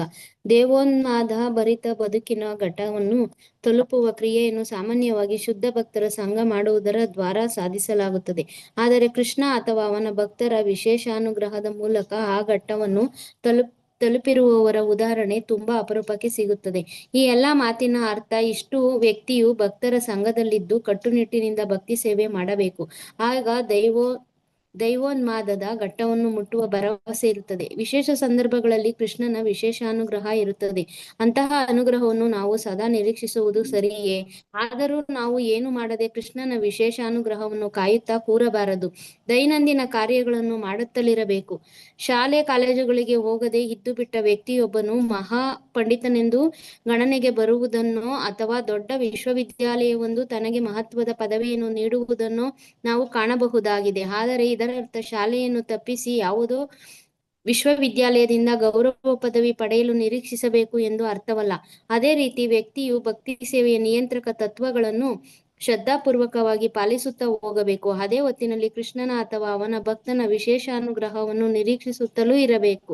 ಧನ್ಯವಾದಗಳು. ಹರೇ ಕೃಷ್ಣ ಮಾತೆ, ಧನ್ಯವಾದಗಳು. ಸೊ ಇಲ್ಲಿ ಏನನ್ನ ಹೇಳ್ತಾ ಇದಾರೆ ನೋಡಿ, ಉನ್ಮಾದ ಅನ್ನೋ ನಮ್ಗೆ ಗೊತ್ತಿರೋ ಹಾಗೇನೆ ಡ್ರಗ್ಸ್ ಅನ್ನ ತಗೋತಾರೆ. ಡ್ರಗ್ಸ್ ಅನ್ನ ತಗೊಂಡ್ರು ಸಹ ಈ ಉನ್ಮಾದದ ಹಂತಕ್ಕೆ ಬರ್ತಾರೆ. ಅದಕ್ಕೆ ಇಲ್ಲಿ ಏನನ್ನ ಹೇಳ್ತಾ ಇದಾರೆ, ದೈವೋನ್ಮಾದ ಅಂತ ಹೇಳ್ತಿದ್ದಾರೆ. ಆ ಉನ್ಮಾದಕ್ಕೂನು ಈ ಉನ್ಮಾದಕ್ಕೂನು ತುಂಬಾನೇ ವ್ಯತ್ಯಾಸ ಇದೆ. ಅದಕ್ಕೆ ಪ್ರಭುಪಾದರು ಎಲ್ಲರಿಗೂ ಈ ಕೃಷ್ಣ ಪ್ರಜ್ಞೆನ ಹರಡಬೇಕು ಅಂತ ಹೇಳಿದಾಗ ಅವರು ಪಾಂಪ್ಲೆಟ್ ಅಲ್ಲಿ ಅದನ್ನೇ ಅವ್ರು ಹೇಳ್ತಾ ಇದ್ದಾರೆ. ಹೀಗೆ ಯಾಕಂದ್ರೆ ಅಲ್ಲಿ ಇದ್ದವರೆಲ್ಲರೂ ಡ್ರಗ್ ಅಡಿಕ್ಟ್ಸ್ ಅಲ್ವಾ, ಅವರೆಲ್ಲರನ್ನು ಸಹ ಹಿಪ್ಪಿಗಳಾಗಿರ್ತಾರೆ ಅಲ್ವಾ. ಡ್ರಗ್ ತಗೊಂಡು ಅವರು ಆ ಒಂದು ಉನ್ಮಾದದ ಹಂತವನ್ನ ಅನುಭವಿಸ್ಬೇಕು ಅಂತ ಅವರು ಡ್ರಗ್ ಅಡಿಕ್ಟ್ ಆಗ್ಬಿಟ್ಟಿರ್ತಾರೆ. ಅದಕ್ಕೇನೆ ಅವರು ಡ್ರಗ್ದು ಎಫೆಕ್ಟ್ ಹೋಗಿದ ತಕ್ಷಣ ಅವರು ಆ ಉನ್ಮಾದ ಸ್ಥಿತಿಯಲ್ಲಿ ಇರ್ಲಿಕ್ಕೆ ಸಾಧ್ಯ ಆಗತ್ತಾ? ಡ್ರಗ್ ಎಫೆಕ್ಟ್ ಹೋಗಿದ ತಕ್ಷಣ ಅವ್ರು ಮತ್ತೆ ಆ ಒಂದು ಮಾಮೂಲಿಯ ಹಂತಕ್ಕೆ ಅವ್ರು ಬಂದ್ಬಿಡ್ತಾರೆ. ಅದಕ್ಕೇನೆ ಪ್ರಭುಪಾದರು ಈ ಕೃಷ್ಣ ಪ್ರಜ್ಞೆಗೆ ನೀವು ಬನ್ನಿ, ಸ್ಟೇ ಹೈ ಫಾರ್ ಎವರ್, ಯಾವಾಗ್ಲೂ ನೀವು ಉನ್ಮಾದ ಸ್ಥಿತಿಯಲ್ಲೇ ಇರ್ರಿ ನೀವು ಈ ಕೃಷ್ಣ ಪ್ರಜ್ಞೆಗೆ ಬಂದ್ರೆ ಅಂತ ಹೇಳ್ಬಿಟ್ಟು ಅವರು ಪಾಂಪ್ಲೆಟ್ ಹಾಕಿಸ್ತಾರೆ. ಆಗ ಎಲ್ಲರೂ ಅದರಿಂದ ಆಕರ್ಷಿತರಾಗ್ತಾರೆ. ಹೇಗೆ ಸಾಧ್ಯ? ಇವಾಗ ಡ್ರಗ್ ತಗೊಂಡ್ರೆ ಆ ಡ್ರಗ್ ಎಫೆಕ್ಟ್ ಇರೋ ತನಕ ನಾವು ಉನ್ಮಾದದ ಸ್ಥಿತಿಯಲ್ಲಿ ಇರ್ತೀವಿ, ಅಂದ್ರೆ ಗಾಳಿಯಲ್ಲಿ ತೇಲಾಡ್ತಾ ಇರೋ ತರ ಅಲ್ವಾ. ಅದಕ್ಕೋಸ್ಕರನೇ ಅವರು ಡ್ರಗ್ಸ್ ತಗೋತಾರೆ. ಅದೇ ಇವಾಗ ಈ ಕೃಷ್ಣ ಪ್ರಜ್ಞೆಗೆ ಬಂದ್ರೆ ನೀವು ಸ್ಟೇ ಹೈ ಫಾರ್ ಎವರ್, ಯಾವಾಗ್ಲೂ ಉನ್ಮಾದದಲ್ಲೇ ಇರಿ ನೀವು ಅಲ್ವಾ. ಕೃಷ್ಣನ ಸಂಘದಲ್ಲಿ ಇದ್ರೆ ಯಾವಾಗ್ಲೂ ಆನಂದ, ಯಾಕಂದ್ರೆ ಕೃಷ್ಣನೇ ಯಾವಾಗ್ಲೂ ಆನಂದವಾಗಿರ್ತಾನೆ. ನಾವ್ ಇವಾಗ ಆನಂದವಾಗಿರೋರ್ ಜೊತೆ ಇದ್ರೆ ನಾವು ಸಹ ಆನಂದವಾಗಿರ್ತೀವಿ. ನಾನು ಎಷ್ಟೊಂದ್ಸತಿ ನಿಮ್ಗೆ ಎಕ್ಸಾಂಪಲ್ ಕೊಟ್ಟಿರೋ ಹಾಗೇನೆ, ಆ ಒಂದು ಕಬ್ಬಿಣದ ರಾಡನ್ನ ನಾವು ಬೆಂಕಿಯಲ್ಲಿ ಇಟ್ರೆ ಅದು ಕಠಿಣ, ಆದ್ರೂ ಸಹ ಅದು ಸತತವಾಗಿ ಬೆಂಕಿಯಲ್ಲಿದ್ರೆ ಅದನ್ನು ಸಹ ಬೆಂಕಿಯ ಗುಣಲಕ್ಷಣಗಳನ್ನೇ ಅದು ಪಡ್ಕೊಂಡ್ಬಿಡುತ್ತೆ ಅಲ್ವಾ. ಅದೇ ತರ ನಮ್ಗೆ ಇಲ್ಲಿ ಭಕ್ತರ ಸಂಘದಲ್ಲಿ ನಾವ್ ಇರ್ಬೇಕು ಅಂತ ನಮ್ಗೆ ಇಲ್ಲಿ ಅರ್ಥ ಮಾಡಿಸ್ತಾ ಇದ್ದಾರೆ. ಇಲ್ಲಿ ಆ ಉನ್ಮಾದದ ಸ್ಥಿತಿಗೆ ಹೋಗ್ಬೇಕಂದ್ರೆ ಎರಡು ರೀತಿ ಇದೆ ಅಂತ ಹೇಳ್ತಾರೆ. ಒಂದು, ಭಕ್ತರ ಸಂಘದಲ್ಲಿ ಇರ್ಬೇಕು, ಇಲ್ಲ ಅಂತಂದ್ರೆ ಆ ಭಕ್ತರ ಅನುಗ್ರಹಕ್ಕೆ ನಾವು ಪಾತ್ರರಾಗ್ಬೇಕು ಅಂತ ಹೇಳ್ತಾ ಇದ್ದಾರೆ. ತುಂಬಾ ಕಡಿಮೆ ಎಕ್ಸಾಂಪಲ್ಸ್ ಇದೆ. ಅಂದ್ರೆ ಭಕ್ತರ ಆ ಒಂದು ಕೃಪೆಗೆ ಪಾತ್ರರಾಗಿ ಈ ಒಂದು ಉನ್ಮಾದದ ಸ್ಥಿತಿಯನ್ನ ಪಡೆದಿರೋ ಎಕ್ಸಾಂಪಲ್ ತುಂಬಾ ಕಡಿಮೆ ಇದೆ. ಅಂದ್ರೆ ಏನರ್ಥ? ನಾವ್ ಯಾವಾಗ್ಲೂ ಭಕ್ತರ ಸಂಘದಲ್ಲಿ ಇದ್ಕೊಂಡು ಅವರ ಭಕ್ತಿ ಸೇವೆನ ನಾವು ಮಾಡ್ಬೇಕು. ಆಗ ನಾವು ಇಲ್ಲಿ ಉನ್ಮಾದದ ಸ್ಥಿತಿಗೆ ನಾವು ಹೋಗ್ಬೋದು ಅಂತ ಹೇಳ್ಬಿಟ್ಟು ನಮ್ಗೆ ಇಲ್ಲಿ ಹೇಳ್ತಾ ಇದ್ದಾರೆ. ಸೊ ಅದಕ್ಕೆ ನಮ್ಗೆ ಇಲ್ಲಿ ಇನ್ನ ಒಂದ್ ಏನನ್ನ ಹೇಳಿದ್ರು, ಆ ಭಕ್ತ ಅಥವಾ ಭಗವಂತನ ಕೃಪೆ ಇರ್ಬೇಕು ನಾವು ಆ ಉನ್ಮಾದದ ಹಂತವನ್ನ ಪಡಿಬೇಕು ಅಂತಂದ್ರೆ. ಅದಕ್ಕೆ ನಮ್ಗೆ ಇಲ್ಲಿ ಪ್ರಭುಪಾದರು ಏನು ಮುಖ್ಯವಾಗಿ ಅರ್ಥ ಮಾಡಿಸ್ತಾ ಇದ್ರೆ, ಹೌದು ಭಗವಂತನ ಕೃಪೆ ಇದ್ರೆ ನೀವು ಉನ್ಮಾದದ ಹಂತಕ್ಕೆ ಹೋಗ್ಬೋದು, ಹಾಗಂತ ನೀವು ಕಾಯ್ಕೊಂಡು ಕುತ್ಕೋಬಾರ್ದು. ನೀವು ನಿಮ್ಮ ಪ್ರತಿದಿನದ ಕೆಲಸಗಳನ್ನ, ದೈನಂದಿಕ ಕೆಲಸಗಳನ್ನ ನೀವು ಮಾಡ್ತಾ ಇರ್ಬೇಕು. ಮಾಡ್ತಾ ಇದ್ದು ಸೊ ನೀವು ಅದರ ನಿರೀಕ್ಷಣೆ ನೀವು ಇಟ್ಕೋಬಹುದು. ಅದಕ್ಕೆ ಎಕ್ಸಾಂಪಲ್ ಏನನ್ನ ಕೊಡ್ತಾ ಇದ್ರೆ, ಇವಾಗ ನಾವು ನೋಡ್ತಾ ಇದೀವಿ, ಇವಾಗ ಒಬ್ಬೊಬ್ರು ಯಾವುದೇ ಒಂದು ಯೂನಿವರ್ಸಿಟಿಗೆ ಹೋಗಿಲ್ಲ, ಆದ್ರೂ ಅವರು ಡಾಕ್ಟರೇಟ್ ಪದವಿಯನ್ನ ಅವ್ರು ಪಡೆದಿದ್ದಾರೆ. ಯಾಕಂದ್ರೆ ಅವರವರ ಕ್ಷೇತ್ರದಲ್ಲಿ ಅವ್ರು ಮಾಡಿರುವಂತಹ ಸಾಧನೆಯನ್ನ ಗುರುತಿಸಿ ಒಂದೊಂದು ಸಂಸ್ಥೆ ಅವರಿಗೆ ಡಾಕ್ಟರೇಟ್ ಪದವಿಯನ್ನ ಕೊಡ್ತಾ ಇದ್ದಾರೆ ಅಲ್ವಾ. ಸೊ ನನಗೆ ಡಾಕ್ಟರೇಟ್ ಪದವಿ ಸಿಗುತ್ತೆ ಅಂತ ಹೇಳ್ಬಿಟ್ಟು ನಾವು ನಿರೀಕ್ಷಣೆ ಮಾಡ್ಕೊಂಡು ಕುತ್ಕೋಬಾರ್ದು. ನಾವು ಪ್ರಯತ್ನವನ್ನ ನಾವು ಮಾಡ್ಬೇಕು. ನಮ್ಮ ಪ್ರಯತ್ನವನ್ನ ನಾವು ಮಾಡ್ತಾ ಇದ್ದು ಆ ಭಗವಂತನ ಕೃಪೆನ ನಾವು ನಿರೀಕ್ಷಣೆ ಮಾಡ್ಬೇಕು. ಅದಕ್ಕೆ ನಮ್ಗೆ ಈ ದಾಮೋದರ ಮಂತದು ನಮ್ಗೆ ಆ ಒಂದು ಏನ್ ಹೇಳ್ತಾರೆ, ಅದರ ಒಂದು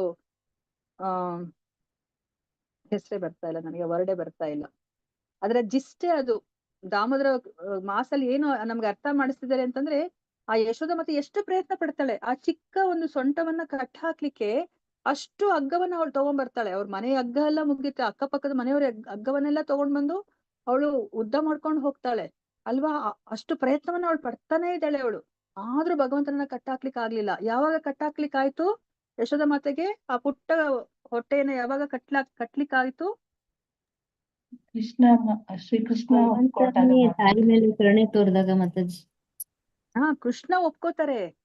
ಅಮ್ಮ ನೀನ್ ನನ್ನ ಕಟ್ಟಾಕ್ಲೇಬೇಕಾ, ನೀನ್ ಕಟ್ಟಾಕ್ಲೇಬೇಕು ಅಂತ ಅನಿಸ್ತಿದ್ಯಾ ಅಂದಾಗ ಹೌದು ಅಂತ ಹೇಳ್ತಾಳೆ. ಆಗ ಕೃಷ್ಣ ಒಪ್ಕೊಂಡಾಗ ಕಟ್ಟಾಕಿಸ್ಕೊಳ್ಲಿಕ್ಕೆ ಆಗತ್ತೆ ಅಲ್ವಾ, ಅವ್ರು ಕಟ್ಟಾಕ್ಲಿಕ್ಕೆ ಆಗತ್ತೆ ಯಶೋಧ ಮಾತೆಗೆ. ಅಂದ್ರೆ ಇಲ್ಲಿ ಏನ್ ಅರ್ಥ, 2 ಇಂಚು ಕಡಿಮೆ ಬರುತ್ತಲ್ಲ ಪ್ರತಿ ಸತಿ ಅವಳು ಕಟ್ಲಿಕ್ಕೆ ಟ್ರೈ ಮಾಡಿದಾಗ, ಹಗ್ಗದ ಉದ್ದ ಜಾಸ್ತಿ ಮಾಡ್ಕೊಂಡು ಕೃಷ್ಣನನ್ನ ಕಟ್ಟಾಕ್ಲಿಕ್ಕೆ ಹೋದಾಗ ಪ್ರತಿ ಸತಿನೂ 2 ಇಂಚು ಕಡಿಮೆ ಬರುತ್ತೆ. 2 ಇಂಚು ಏನನ್ನ ಸೂಚಿಸ್ತಾ ಇದೆ? ಈ ದಾಮೋದರ ಮಾಸದ ಒಂದು ಅದಕ್ಕೆ ಹೆಸರೇ ಬರ್ತಾರೆ ನನಗೆ ಈಗ್ಲೂನು. ಅದರ ಅರ್ಥವೇ ಇದು. ಈ 2ನ್ನ ಅದು ನಮಗೆ ಸೂಚಿಸ್ತಾ ಇದೆ. ಆ 2 ಇಂಚು ಕಡಿಮೆ ಆಗ್ತಾ ಇರೋದು ನಮ್ಗೆ ಈ ಭಕ್ತಿಲಿ ಮುಂದುವರಿಲಿಕ್ಕೆ ಏನ್ ಬೇಕು ಅನ್ನೋದನ್ನ ನಮ್ಗೆ ಅದು ಸೂಚನೆಯನ್ನ ಕೊಡ್ತಾ ಇದೆ. ಏನದು 2 ಇಂಚು ಕಡಿಮೆ ಆಗ್ತಿದೆಯಲ್ಲ, ಅದು ಏನನ್ನ ಸೂಚಿಸ್ತಾ ಇದೆ? ಒಂದು ನಮ್ಮ ಪ್ರಯತ್ನ, ಇನ್ನೊಂದು ಭಗವಂತನೇ ಕೃಪೆ. ಹಾ, ಹರಿಬೋಲ್ ಪ್ರಭುಜಿ, ರಮೇಶ್ ಪ್ರಭುಜಿ ಅಲ್ವಾ. ಒಂದು ಭಗವಂತನ ಆ ಒಂದು ನಮ್ಮ ಪ್ರಯತ್ನ, ಇನ್ನೊಂದು ಭಗವಂತನ ಕೃಪೆ. ಇಲ್ಲಪ್ಪ ಭಗವಂತನ ಕೃಪೆಯಿಂದ ನಾನು ಏನ್ ಬೇಕಾದ್ರೂ ಮಾಡ್ತೀನಿ ಅಂತ ಇಲ್ಲ. ಇವಾಗ ನಾವು ನೋಡ್ಬೋದಾಗಿತ್ತಲ್ಲ, ಕುರುಕ್ಷೇತ್ರ ಯುದ್ಧದಲ್ಲಿ ಅರ್ಜುನನಿಗೆ ಕೃಪೆ ಮಾಡಿದ್ರೆ ಆಗೋಗ್ತಿತ್ತು ಅಲ್ವಾ, ಎಲ್ಲರನ್ನೂ ಸಾಯಿಸ್ಬಿಡ್ಬೋದಾಗಿತ್ತು. ಯಾಕೆ ಅಲ್ಲ ಅಷ್ಟು ಘನಘೋರ ಯುದ್ಧವನ್ನ ಮಾಡ್ಬೇಕಾಯ್ತು, ಅರ್ಜುನ ಯಾಕೆ ಬಾಣ ಬಿಡ್ಬೇಕಾಗಿತ್ತು ಅಲ್ವಾ. ಆ ಪ್ರಯತ್ನ ಅನ್ನೋದು ತುಂಬಾ ಮುಖ್ಯ ಅಂತ ನಮ್ಗೆ ತೋರಿಸ್ತಾ ಇದ್ದಾರೆ. ಅದಕ್ಕೆ ನಾನು ಇದಕ್ಕಿಂತ ಮುಂಚೆನೆ ಹೇಳಿದ್ನಲ್ಲ, ನನಗೆ ಈ ತರ ಅನುಕೂಲ ಇದ್ದಿದ್ರೆ ನಾನು ಚೆನ್ನಾಗ್ ಭಕ್ತಿ ಮಾಡ್ಬಿಡ್ತಿದ್ದೆ, ನನ್ಗೆ ದೊಡ್ಡ ಮನೆ ಇದ್ದಿದ್ರೆ ಚೆನ್ನಾಗ್ ಭಕ್ತಿ ಮಾಡ್ಬಿಡ್ತಿದ್ದೆ, ನನ್ಗೆ ಇಷ್ಟ ಹಣ ಇದ್ದಿದ್ರೆ, ನನ್ಗಿಂತ ಒಂದು ವಿದ್ಯಾಭ್ಯಾಸ ಇದ್ದಿದ್ರೆ ಭಕ್ತಿ ಮಾಡ್ಬಿಡ್ತಿದ್ದೆ ಅಂತ ಅಲ್ಲ. ನಮ್ಗೇನ್ ಭಗವಂತ ಅನುಕೂಲ ಕೊಟ್ಟಿದ್ದಾನೆ ಈ ಒಂದು ಜನ್ಮದಲ್ಲಿ, ಅಷ್ಟನ್ನ ಉಪಯೋಗಿಸ್ಕೊಂಡು ನಾವು ಅದನ್ನ 100% ನಾವು ಪ್ರಯತ್ನವನ್ನ ಪಡ್ಬೇಕಾಗಿರೋದು. ಅದು ನೋಡೋದು ಭಗವಂತ. ನನ್ನ 100% ಬೇರೆ, ನಿಮ್ಮ 100% ಬೇರೆ ಅಲ್ವಾ. ನನಗಿರೋ ಒಂದು ಅನುಕೂಲದಲ್ಲಿ ನಾನು 100% ಕೊಡ್ತಾ ಇದೀನ ನಾನು ಪ್ರಯತ್ನವನ್ನ ಅಂತಾನೆ ಭಗವಂತ ನೋಡೋದು. ಅದಕ್ಕೇನೆ ಇಲ್ಲಿ ನಮ್ಗೆ ಹೇಳ್ತಾ ಇದಾರೆ, ಆ ಯೂನಿವರ್ಸಿಟಿ ನಮ್ಗೆ ಒಂದು ಕೃಪೆ ಕೊಡುತ್ತೆ ಅಂತಂದ್ರೆ ಯಾವಾಗ ಕೊಡುತ್ತೆ? ನಮ್ಮ ಪ್ರಯತ್ನವನ್ನ ನೋಡಿ ಕೃಪೆ ಕೊಡುತ್ತೆ. ಅದನ್ನೇ ತರನೇ ಭಗವಂತ ನಮ್ಗೆ ನಮ್ಮ ಪ್ರಯತ್ನವನ್ನ ನೋಡಿ ಅವನು ಕೃಪೆಯನ್ನ ಕೊಡ್ತಾನೆ. ಸೊ ನಾವೇನನ್ನ ಮಾಡ್ಬೇಕು? ನಮ್ಮ ದೈನಂದಿನ ಕಾರ್ಯ ಮಾಡ್ತಾ ನಾವು ನಮ್ಮೆಲ್ಲ ಪ್ರಯತ್ನವನ್ನ ಭಕ್ತಿಲಿ ಮುಂದುವರಿಲಿಕ್ಕೆ ಎಲ್ಲ ಪ್ರಯತ್ನವನ್ನ ಮಾಡ್ಬೇಕು. ಆ ಭಗವಂತನ ಕೃಪಾ ಕಟಾಕ್ಷಕ್ಕೆ ನಾವು ನಿರೀಕ್ಷೆಯನ್ನ ಮಾಡ್ತಾ ಇರ್ಬೇಕು. ನಾವು ಭಗವಂತ ಕೊಡ್ತಿಲ್ಲ ಅಂತಂದ್ರೆ ನಾವು ನಾನು ಇನ್ನೇನಕ್ಕಪ್ಪ ಮಾಡ್ಬೇಕು ಈ ಭಕ್ತಿ, ನಿಲ್ಸ್ಬಿಡೋಣ, ಅದ್ರ ಬದಲು ನಾನು ಭೌತಿಕವಾದದನ್ನ ನಾನು ಇವಾಗ ಹೋಗಿ ಬಿಗ್ ಬಾಸ್ ನೋಡೋಣ, ಅದಲ್ಲ. ಸೊ ನಾವು ಭಗವಂತನ ಕೃಪೆಗೆ ಕಾಯ್ತಾ ಇರ್ಬೇಕು. ಈಗ ಹೇಗೆ ಯಶೋಧ ಮಾತೆ ಅಷ್ಟೆಲ್ಲ ಕಾಯ್ತಾಳೆ ಅಲ್ವಾ, ಆ ಪುಟ್ಟ ಕೃಷ್ಣನನ್ನ ಕಟ್ಟಾಕ್ಲಿಕ್ಕೆ ಅಷ್ಟು ಪ್ರಯತ್ನ ಪಡ್ತಾಳೆ. ಹಾಗೆ ನಾವೂನು ಸಹ ಪ್ರಯತ್ನವನ್ನ ಬಿಡೋ ಹಾಗೆ ಇಲ್ಲ. ನಾವ್ ಈ ಜನ್ಮದಲ್ಲಿ ಆಗ್ಲಿಲ್ವಾ ಕೃಷ್ಣ, ಸರಿ ಕೃಷ್ಣ ನಾನು ಕಾಯ್ತೀನಿ, ಮುಂದಿನ ಜನ್ಮದಲ್ಲಿ ನಿನ್ನ ಕೃಪೆಗೆ ನಾನು ಕಾಯ್ತೀನಿ ಅಂತ ನಾವು ಕಾಯ್ತಾ ಇರ್ಬೇಕು ಅಲ್ವಾ. ಸೊ ನಾವು ನೋಡಿದ್ವಿ ಅಂದ್ರೆ, ನನಗೆ ಆ ಭಕ್ತರ ಹೆಸರು ನನ್ಗೆ ಜ್ಞಾಪಕ ಬರ್ತಿಲ್ಲ. ಆ ಚೈತನ್ಯ ಚರಿತಾಮೃತದಲ್ಲೂ ಅಷ್ಟೇನೆ, ಒಬ್ಬ ಭಕ್ತ ಅವನು ಏನೋ ಒಂದು ತಪ್ಪನ್ನ ಮಾಡ್ತಾರೆ. ಸೊ ಆಗ ಚೈತನ್ಯ ಮಹಾಪ್ರಭುಗೆ ಹೇಳ್ತಾರೆ, ಅಂದ್ರೆ ಅವ್ನು ತುಂಬಾ ಬಂದು ಕೇಳ್ಕೊತಾನೆ, ಅವರ ಭಕ್ತರೆಲ್ಲ ಕೇಳ್ಕೊತಾರೆ ಅವ್ರನ್ನ ಕ್ಷಮಿಸಿ ಅಂತ. ಇಲ್ಲ, ಸಾಧ್ಯನೇ ಇಲ್ಲ. ಛೋಟಾ ಹರಿದಾಸ್ ಅಲ್ಲ ಪ್ರಭುಜಿ, ಇನ್ನೊಬ್ಬ ಭಕ್ತ, ರಾಮದಾಸ ಏನೋ ನನಗೆ ಕರೆಕ್ಟ್ ಆಗಿ ಜ್ಞಾಪಕ ಬರ್ತಾ ಇಲ್ಲ. ಅವರು ಎಲ್ಲರೂ ಬಂದು ಕೇಳ್ಕೊಂಡ್ರು ಅವರು ಒಪ್ಪೋದಿಲ್ಲ. ಸೊ ಕೊನೆಗೆ ಅವರು ಹೇಳ್ತಾರೆ, ಇನ್ನ ಅದೆಷ್ಟೋ ಜನ್ಮಗಳಾದ್ಮೇಲೆ ಅವನು ಈಗ ಭಕ್ತಿಗೆ ಅಂದ್ರೆ ಭಕ್ತಿ ಅಥವಾ ನನ್ನ ಒಂದು ಅನುಗ್ರಹಕ್ಕೆ ಪಾತ್ರನಾಗ್ತಾನೆ ಅಂತ ಹೇಳ್ತಾರೆ. ಆಗ ಅದನ್ನ ಅವನು ಕೇಳಿಸ್ಕೊಂಡಾಗ ಕುಣಿತಾ ಇರ್ತಾನೆ ಅವನು. ಇದಕ್ಕೆ ಅಂದ್ರೆ ಅವನು ಹತ್ರನೂ ಬರಕ್ಕೆ ಬಿಡ್ತಾ ಇಲ್ಲ ಚೈತನ್ಯ ಮಹಾಪ್ರಭು. ಅವನೆಲ್ಲೋ ದೂರ ಇದ್ದಾನೆ, ಈ ವಿಷಯ ಅವನಿಗೆ ಕೇಳಿಸುತ್ತೆ. ಚೈತನ್ಯ ಮಹಾಪ್ರಭುಗಳು ಆ ಭಕ್ತರಿಗೆ ಹೇಳೋದನ್ನ, ಇದನ್ನ ಕೇಳಿಸ್ಕೊಂಡು ಅವನು ಕುಣಿತಾ ಇದ್ದಾನೆ. ಆಗ ಈ ವಿಷಯ ಚೈತನ್ಯ ಮಹಾಪ್ರಭುಗೆ ಗೊತ್ತಾಗುತ್ತೆ, ಭಕ್ತರಿಗೂ ಗೊತ್ತಾಗುತ್ತೆ, ಇದೇನಿದು ನೀನ್ ಕುಣಿತಾ ಇದ್ದಾನೆ, ಇಷ್ಟು ವರ್ಷಗಳು ಬೇಕು ಅಂತ. ಅದೆಷ್ಟೋ ತುಂಬಾ ನಮ್ಗೆ ಅದನ್ನ ಹೇಳಿಸ್ಲಿಕ್ಕೆ ಆಗಲ್ಲ, ಅಷ್ಟು ಜನ್ಮಗಳಾದ್ಮೇಲೆ ಬರ್ತಾನೆ ನನ್ನ ಹತ್ರ ಅನ್ನೋ ತರ ಹೇಳ್ತಾರೆ. ಆಗ ಅದನ್ನ ಕೇಳಿಸ್ಕೊಂಡು ಕುಣಿತಾ ಇದ್ದಾನಲ್ಲ, ಇವ್ನಿಗೆ ಏನ್ ಬುದ್ಧಿ ಇದೆಯಾ ಅಂತಂದ್ರೆ ಅವ್ನಿಗೆ ಎಷ್ಟು ಖುಷಿ ಆಗುತ್ತಂದ್ರೆ, ಅಟ್ಲೀಸ್ಟ್ ಅಷ್ಟು ಜನ್ಮಗಳಾದ್ಮೇಲಾದ್ರೂ ನನ್ನ ಒಪ್ಕೋತಾ ಇದ್ರಲ್ಲ ಚೈತನ್ಯ ಮಹಾಪ್ರಭುಗಳು, ನನಗೆ ಅದಕ್ಕಿಂತ ಇನ್ನೇನ್ ಅನುಗ್ರಹ ಬೇಕು ಅಂತ ಬಿಟ್ಟು ಅವ್ನು ಹೇಳ್ತಾನಂತೆ. ಆಗ ಇದನ್ನ ಕೇಳಿ ಚೈತನ್ಯ ಮಹಾಪ್ರಭುಗಳಿಗೆ ತುಂಬಾ ಸಂತೋಷ ಆಗತ್ತಂತೆ. ಮತ್ತೆ ಅವ್ರನ್ನ ಇಮಿಡಿಯೇಟ್ ಆಗಿ ಅವ್ರನ್ನ ಅಕ್ಸೆಪ್ಟ್ ಮಾಡ್ಕೋತಾರಂತೆ. ಅಂದ್ರೆ ನೋಡಿ, ಇದನ್ನ ನಾವ್ ಅರ್ಥ ಮಾಡ್ಕೋಬೇಕಾಗಿರೋದು ಅಲ್ವಾ. ನೋಡಿ, ಭಗವಂತನ ಕೃಪೆಗೋಸ್ಕರ ಆ ಭಕ್ತ ಅಷ್ಟು ಕೋಟ್ಯಾಂತರ ಜನ್ಮಗಳನ್ನ ನಾನು ಕಾಯ್ಲಿಕ್ಕೆ ನಾನು ರೆಡಿ ಇದೀನಿ ಅಂತ ಅವ್ನು ಹೇಳ್ತಾನೆ. ಇದನ್ನ ಕೇಳಿ ಭಗವಂತನಿಗೆ ಚೈತನ್ಯ ಮಹಾಪ್ರಭುಗಳಿಗೆ ಖುಷಿ ಆಗತ್ತೆ. ಅವರು ಅವನ್ನ ಇಮಿಡಿಯೇಟ್ ಆಗಿ ಅವನ್ನ ಒಪ್ಕೋತಾರೆ. ಸೊ ಅದಕ್ಕೋಸ್ಕರ ನಾವ್ ಆ ಭಗವಂತನ ಆ ಕೃಪೆಗೆ ನಾವು ಕಾಯ್ತಾ ಇರ್ಬೇಕು ಅಂತಂದ್ರೆ ನಾವು ಪ್ರಯತ್ನವನ್ನ ಮಾಡ್ದಲೇ ಇರೋದಲ್ಲ, ನಾವು ಪ್ರಯತ್ನವನ್ನ ನಾವು ಮಾಡ್ಬೇಕು. ಮತ್ತೆ ಇನ್ನ ಒಂದು ಮುಖ್ಯವಾಗಿರೋದು ನಮ್ಗೆ ಏನನ್ನ ಅರ್ಥ ಮಾಡಿಸ್ತಾ ಇದೆ, ಅದಕ್ಕೋಸ್ಕರ ನೀವು ಎರಡನೇ ಒಂದು ದಾರಿ ಏನು, ಆ ಭಕ್ತರ ಸಂಘದಲ್ಲಿ ನೀವಿರಿ, ಅವರ ಕೃಪೆ ನಿಮ್ಗೆ ಸಿಗುತ್ತೆ ಅಂತ ಹೇಳ್ಬಿಟ್ಟು ನಮ್ಗೆ ನೆಕ್ಸ್ಟ್ ಎಕ್ಸಾಂಪಲ್ ಅನ್ನ ನಮ್ಗೆ ಇಲ್ಲಿ ಕೊಡ್ತಾ ಇದಾರೆ. ನಮ್ಗೆ ನಾರದರ ಎಕ್ಸಾಂಪಲ್ ಅನ್ನ ಕೊಡ್ತಾರೆ. ಇದನ್ನ ಎಲ್ಲರಿಗೂ ಗೊತ್ತಿದೆ ಅಂತ ಅನ್ಸುತ್ತೆ. ನಾರದರ ಎಕ್ಸಾಂಪಲ್ ಅನ್ನ ಎಷ್ಟಿದೆ ಇನ್ನ 2 ಪೇಜ್ 3 ಪೇಜ್ ಇದಾಗಲಿಲ್ಲ, ನಾಳೆನೆ ಮಾಡೋಣ. ಸೊ ಅದಕ್ಕೋಸ್ಕರ ನಮ್ಗೆ ನೆಕ್ಸ್ಟ್ ಏನನ್ನ ಇಲ್ಲಿ ಹೇಳ್ತಾ ಇದಾರೆ, ಆ ಭಕ್ತರ ಸಂಘದಲ್ಲಿ ಇರೋದನ್ನ ನಮ್ಗೆ ಇಲ್ಲಿ ಹೇಳ್ತಾ ಇದಾರೆ. ಭಕ್ತರ ಸಂಘದಿದ್ರೇನೆ ಸಾಕು, ನಾವು ಆ ಒಂದು ದೈವೋನ್ಮಾದದ ಹಂತಕ್ಕೆ, ಆ ಭಾವಭಕ್ತಿಯ ಹಂತಕ್ಕೆ ನಾವು ಬರ್ಬೋದು ಅಂತ ಹೇಳ್ಬಿಟ್ಟು ಇಲ್ಲಿ ನಾರದರ ಒಂದು ಬದುಕಿನ ಕಥೆಯನ್ನ ನಮ್ಗೆ ಇಲ್ಲಿ ತಿಳಿಸಿಕೊಡ್ತಾ ಇದ್ದಾರೆ. ಇದನ್ನ ನಾಳೆ ನಾವು ತಿಳ್ಕೊಳ್ಳೋಣಂತೆ. ಭಕ್ತಿ ರಸಾಂಶ ಗ್ರಂಥ ಮಹಾರಾಜ್ ಕಿ ಜೈ, ಶಿಲಾ ಪ್ರಭುಪಾದ್ ಕಿ ಜೈ, ಶಿಲಾ ಗುರುದೇವ್ ಕಿ ಜೈ, ಇಲ್ಲಿ ನೆರೆದಿರುವ ಅನಂತ ಕೋಟಿ ವೈಷ್ಣವ ಭಕ್ತರೊಂದು ಕಿ ಜೈ, ರೂಪ ಗೋಸ್ವಾಮಿ ಕಿ ಜೈ, ಷಡ್ ಗೋಸ್ವಾಮಿ ಕಿ ಜೈ. ವಾಂಚಕಲ್ಪತರುಭ್ಯಶ್ಚ ಕೃಪಾ ಸಿಂಧುಭ್ಯೇವ ಚ ಪತಿತಾನಾಂ ಪಾವನೇಭ್ಯೋ ವೈಷ್ಣವೇಭ್ಯೋ ನಮೋ ನಮಃ. ಹರೇ ಕೃಷ್ಣ ಕೃಷ್ಣ ಕೃಷ್ಣ ಹರೇ ಹರೇ, ಹರೇ ರಾಮ ರಾಮ ರಾಮ ಹರೇ ಹರೇ. ಹರೇ ಕೃಷ್ಣ. ಎಲ್ಲರೂ ಪ್ರತಿಕ್ಷಣ ಕೃಷ್ಣನ ನಾಮಸ್ಮರಣೆ ಮಾಡ್ತಾರೆ. ಒಂದು ಕ್ಷಣ ಕೃಷ್ಣನ ಮರೆತು ಇರಬೇಡಿ. ಶುಭರಾತ್ರಿ. ಹರೇ ಕೃಷ್ಣ. ಹರೇ ಕೃಷ್ಣ ಮಾತಾಜಿ. ಹರೇ ಕೃಷ್ಣ ಪ್ರಭುಜಿ. ಮಾತಾಜಿ, ಅದೇ ನೀವು ಕ್ವಶನ್ ಕೇಳಿದ್ರಲ್ಲ ಮಾತಾಜಿ, ಅಂದ್ರೆ ಭಾವಾತ್ಮಕವಾಗಿ ಅಂದ್ರೆ ಆನಂದ ಬಾಷ್ಪ ಯಾವ ಬರುತ್ತಂತ ನಾನು ಆನ್ಸರ್ ಹೇಳಿದ್ದೆ ಮಾತಾಜಿ. ಐ ಮೀನ್ ಜಪ ಮಾಡ್ಬೇಕಾದ್ರೆ ಬರುತ್ತೆ ಅಂತ, ಬಟ್ ನನಗೆ ಬರ್ತಾ ಇಲ್ಲ ಮಾತಾಜಿ. ಈಗ ಬರ್ತಾ ಇಲ್ವಾ ಪ್ರಭುಜಿ? ಇಲ್ಲ ಮಾತಾಜಿ, ಅದು ಆನ್ಸರ್ ಹೇಳಿದ್ದೆ ಮಾತಾಜಿ. ಅಲ್ಲ, ಗೊತ್ತಾಯ್ತು. ಅಂದ್ರೆ ಮೊದ್ಲು ಬರ್ತಾ ಇತ್ತು, ಈಗ ಬರ್ತಿಲ್ಲ ಅಂತ ಹೇಳ್ತಿದ್ರೆ ಅಥವಾ ಏನ್ ಹೇಳ್ತಿದ್ರೆ? ಇಲ್ಲ ಮಾತಾಜಿ, ಅದೇ ನಾನು ಆನ್ಸರ್ ಹೇಳಿದೆ ಮಾತಾಜಿ. ಅಂದ್ರೆ ಎಕ್ಸಾಂಪಲ್ ತರ ನಿಮ್ಗೆ ಬರ್ತಿದೆ ಅಂತ ಹೇಳ್ತಾ ಇಲ್ಲ, ಸುಮ್ನೆ ಆತರ ಬರುತ್ತೆ ಅಂತ ಹೇಳ್ತಾ ಇದ್ದೀನಿ ಅಂತ ಹೇಳಿದ್ರಾ? ಹೌದು ಮಾತಾಜಿ. ಓಕೆ ಪ್ರಭುಜಿ. ಮಾತಾಜಿ, ಇಲ್ಲಿ ನಮ್ಮ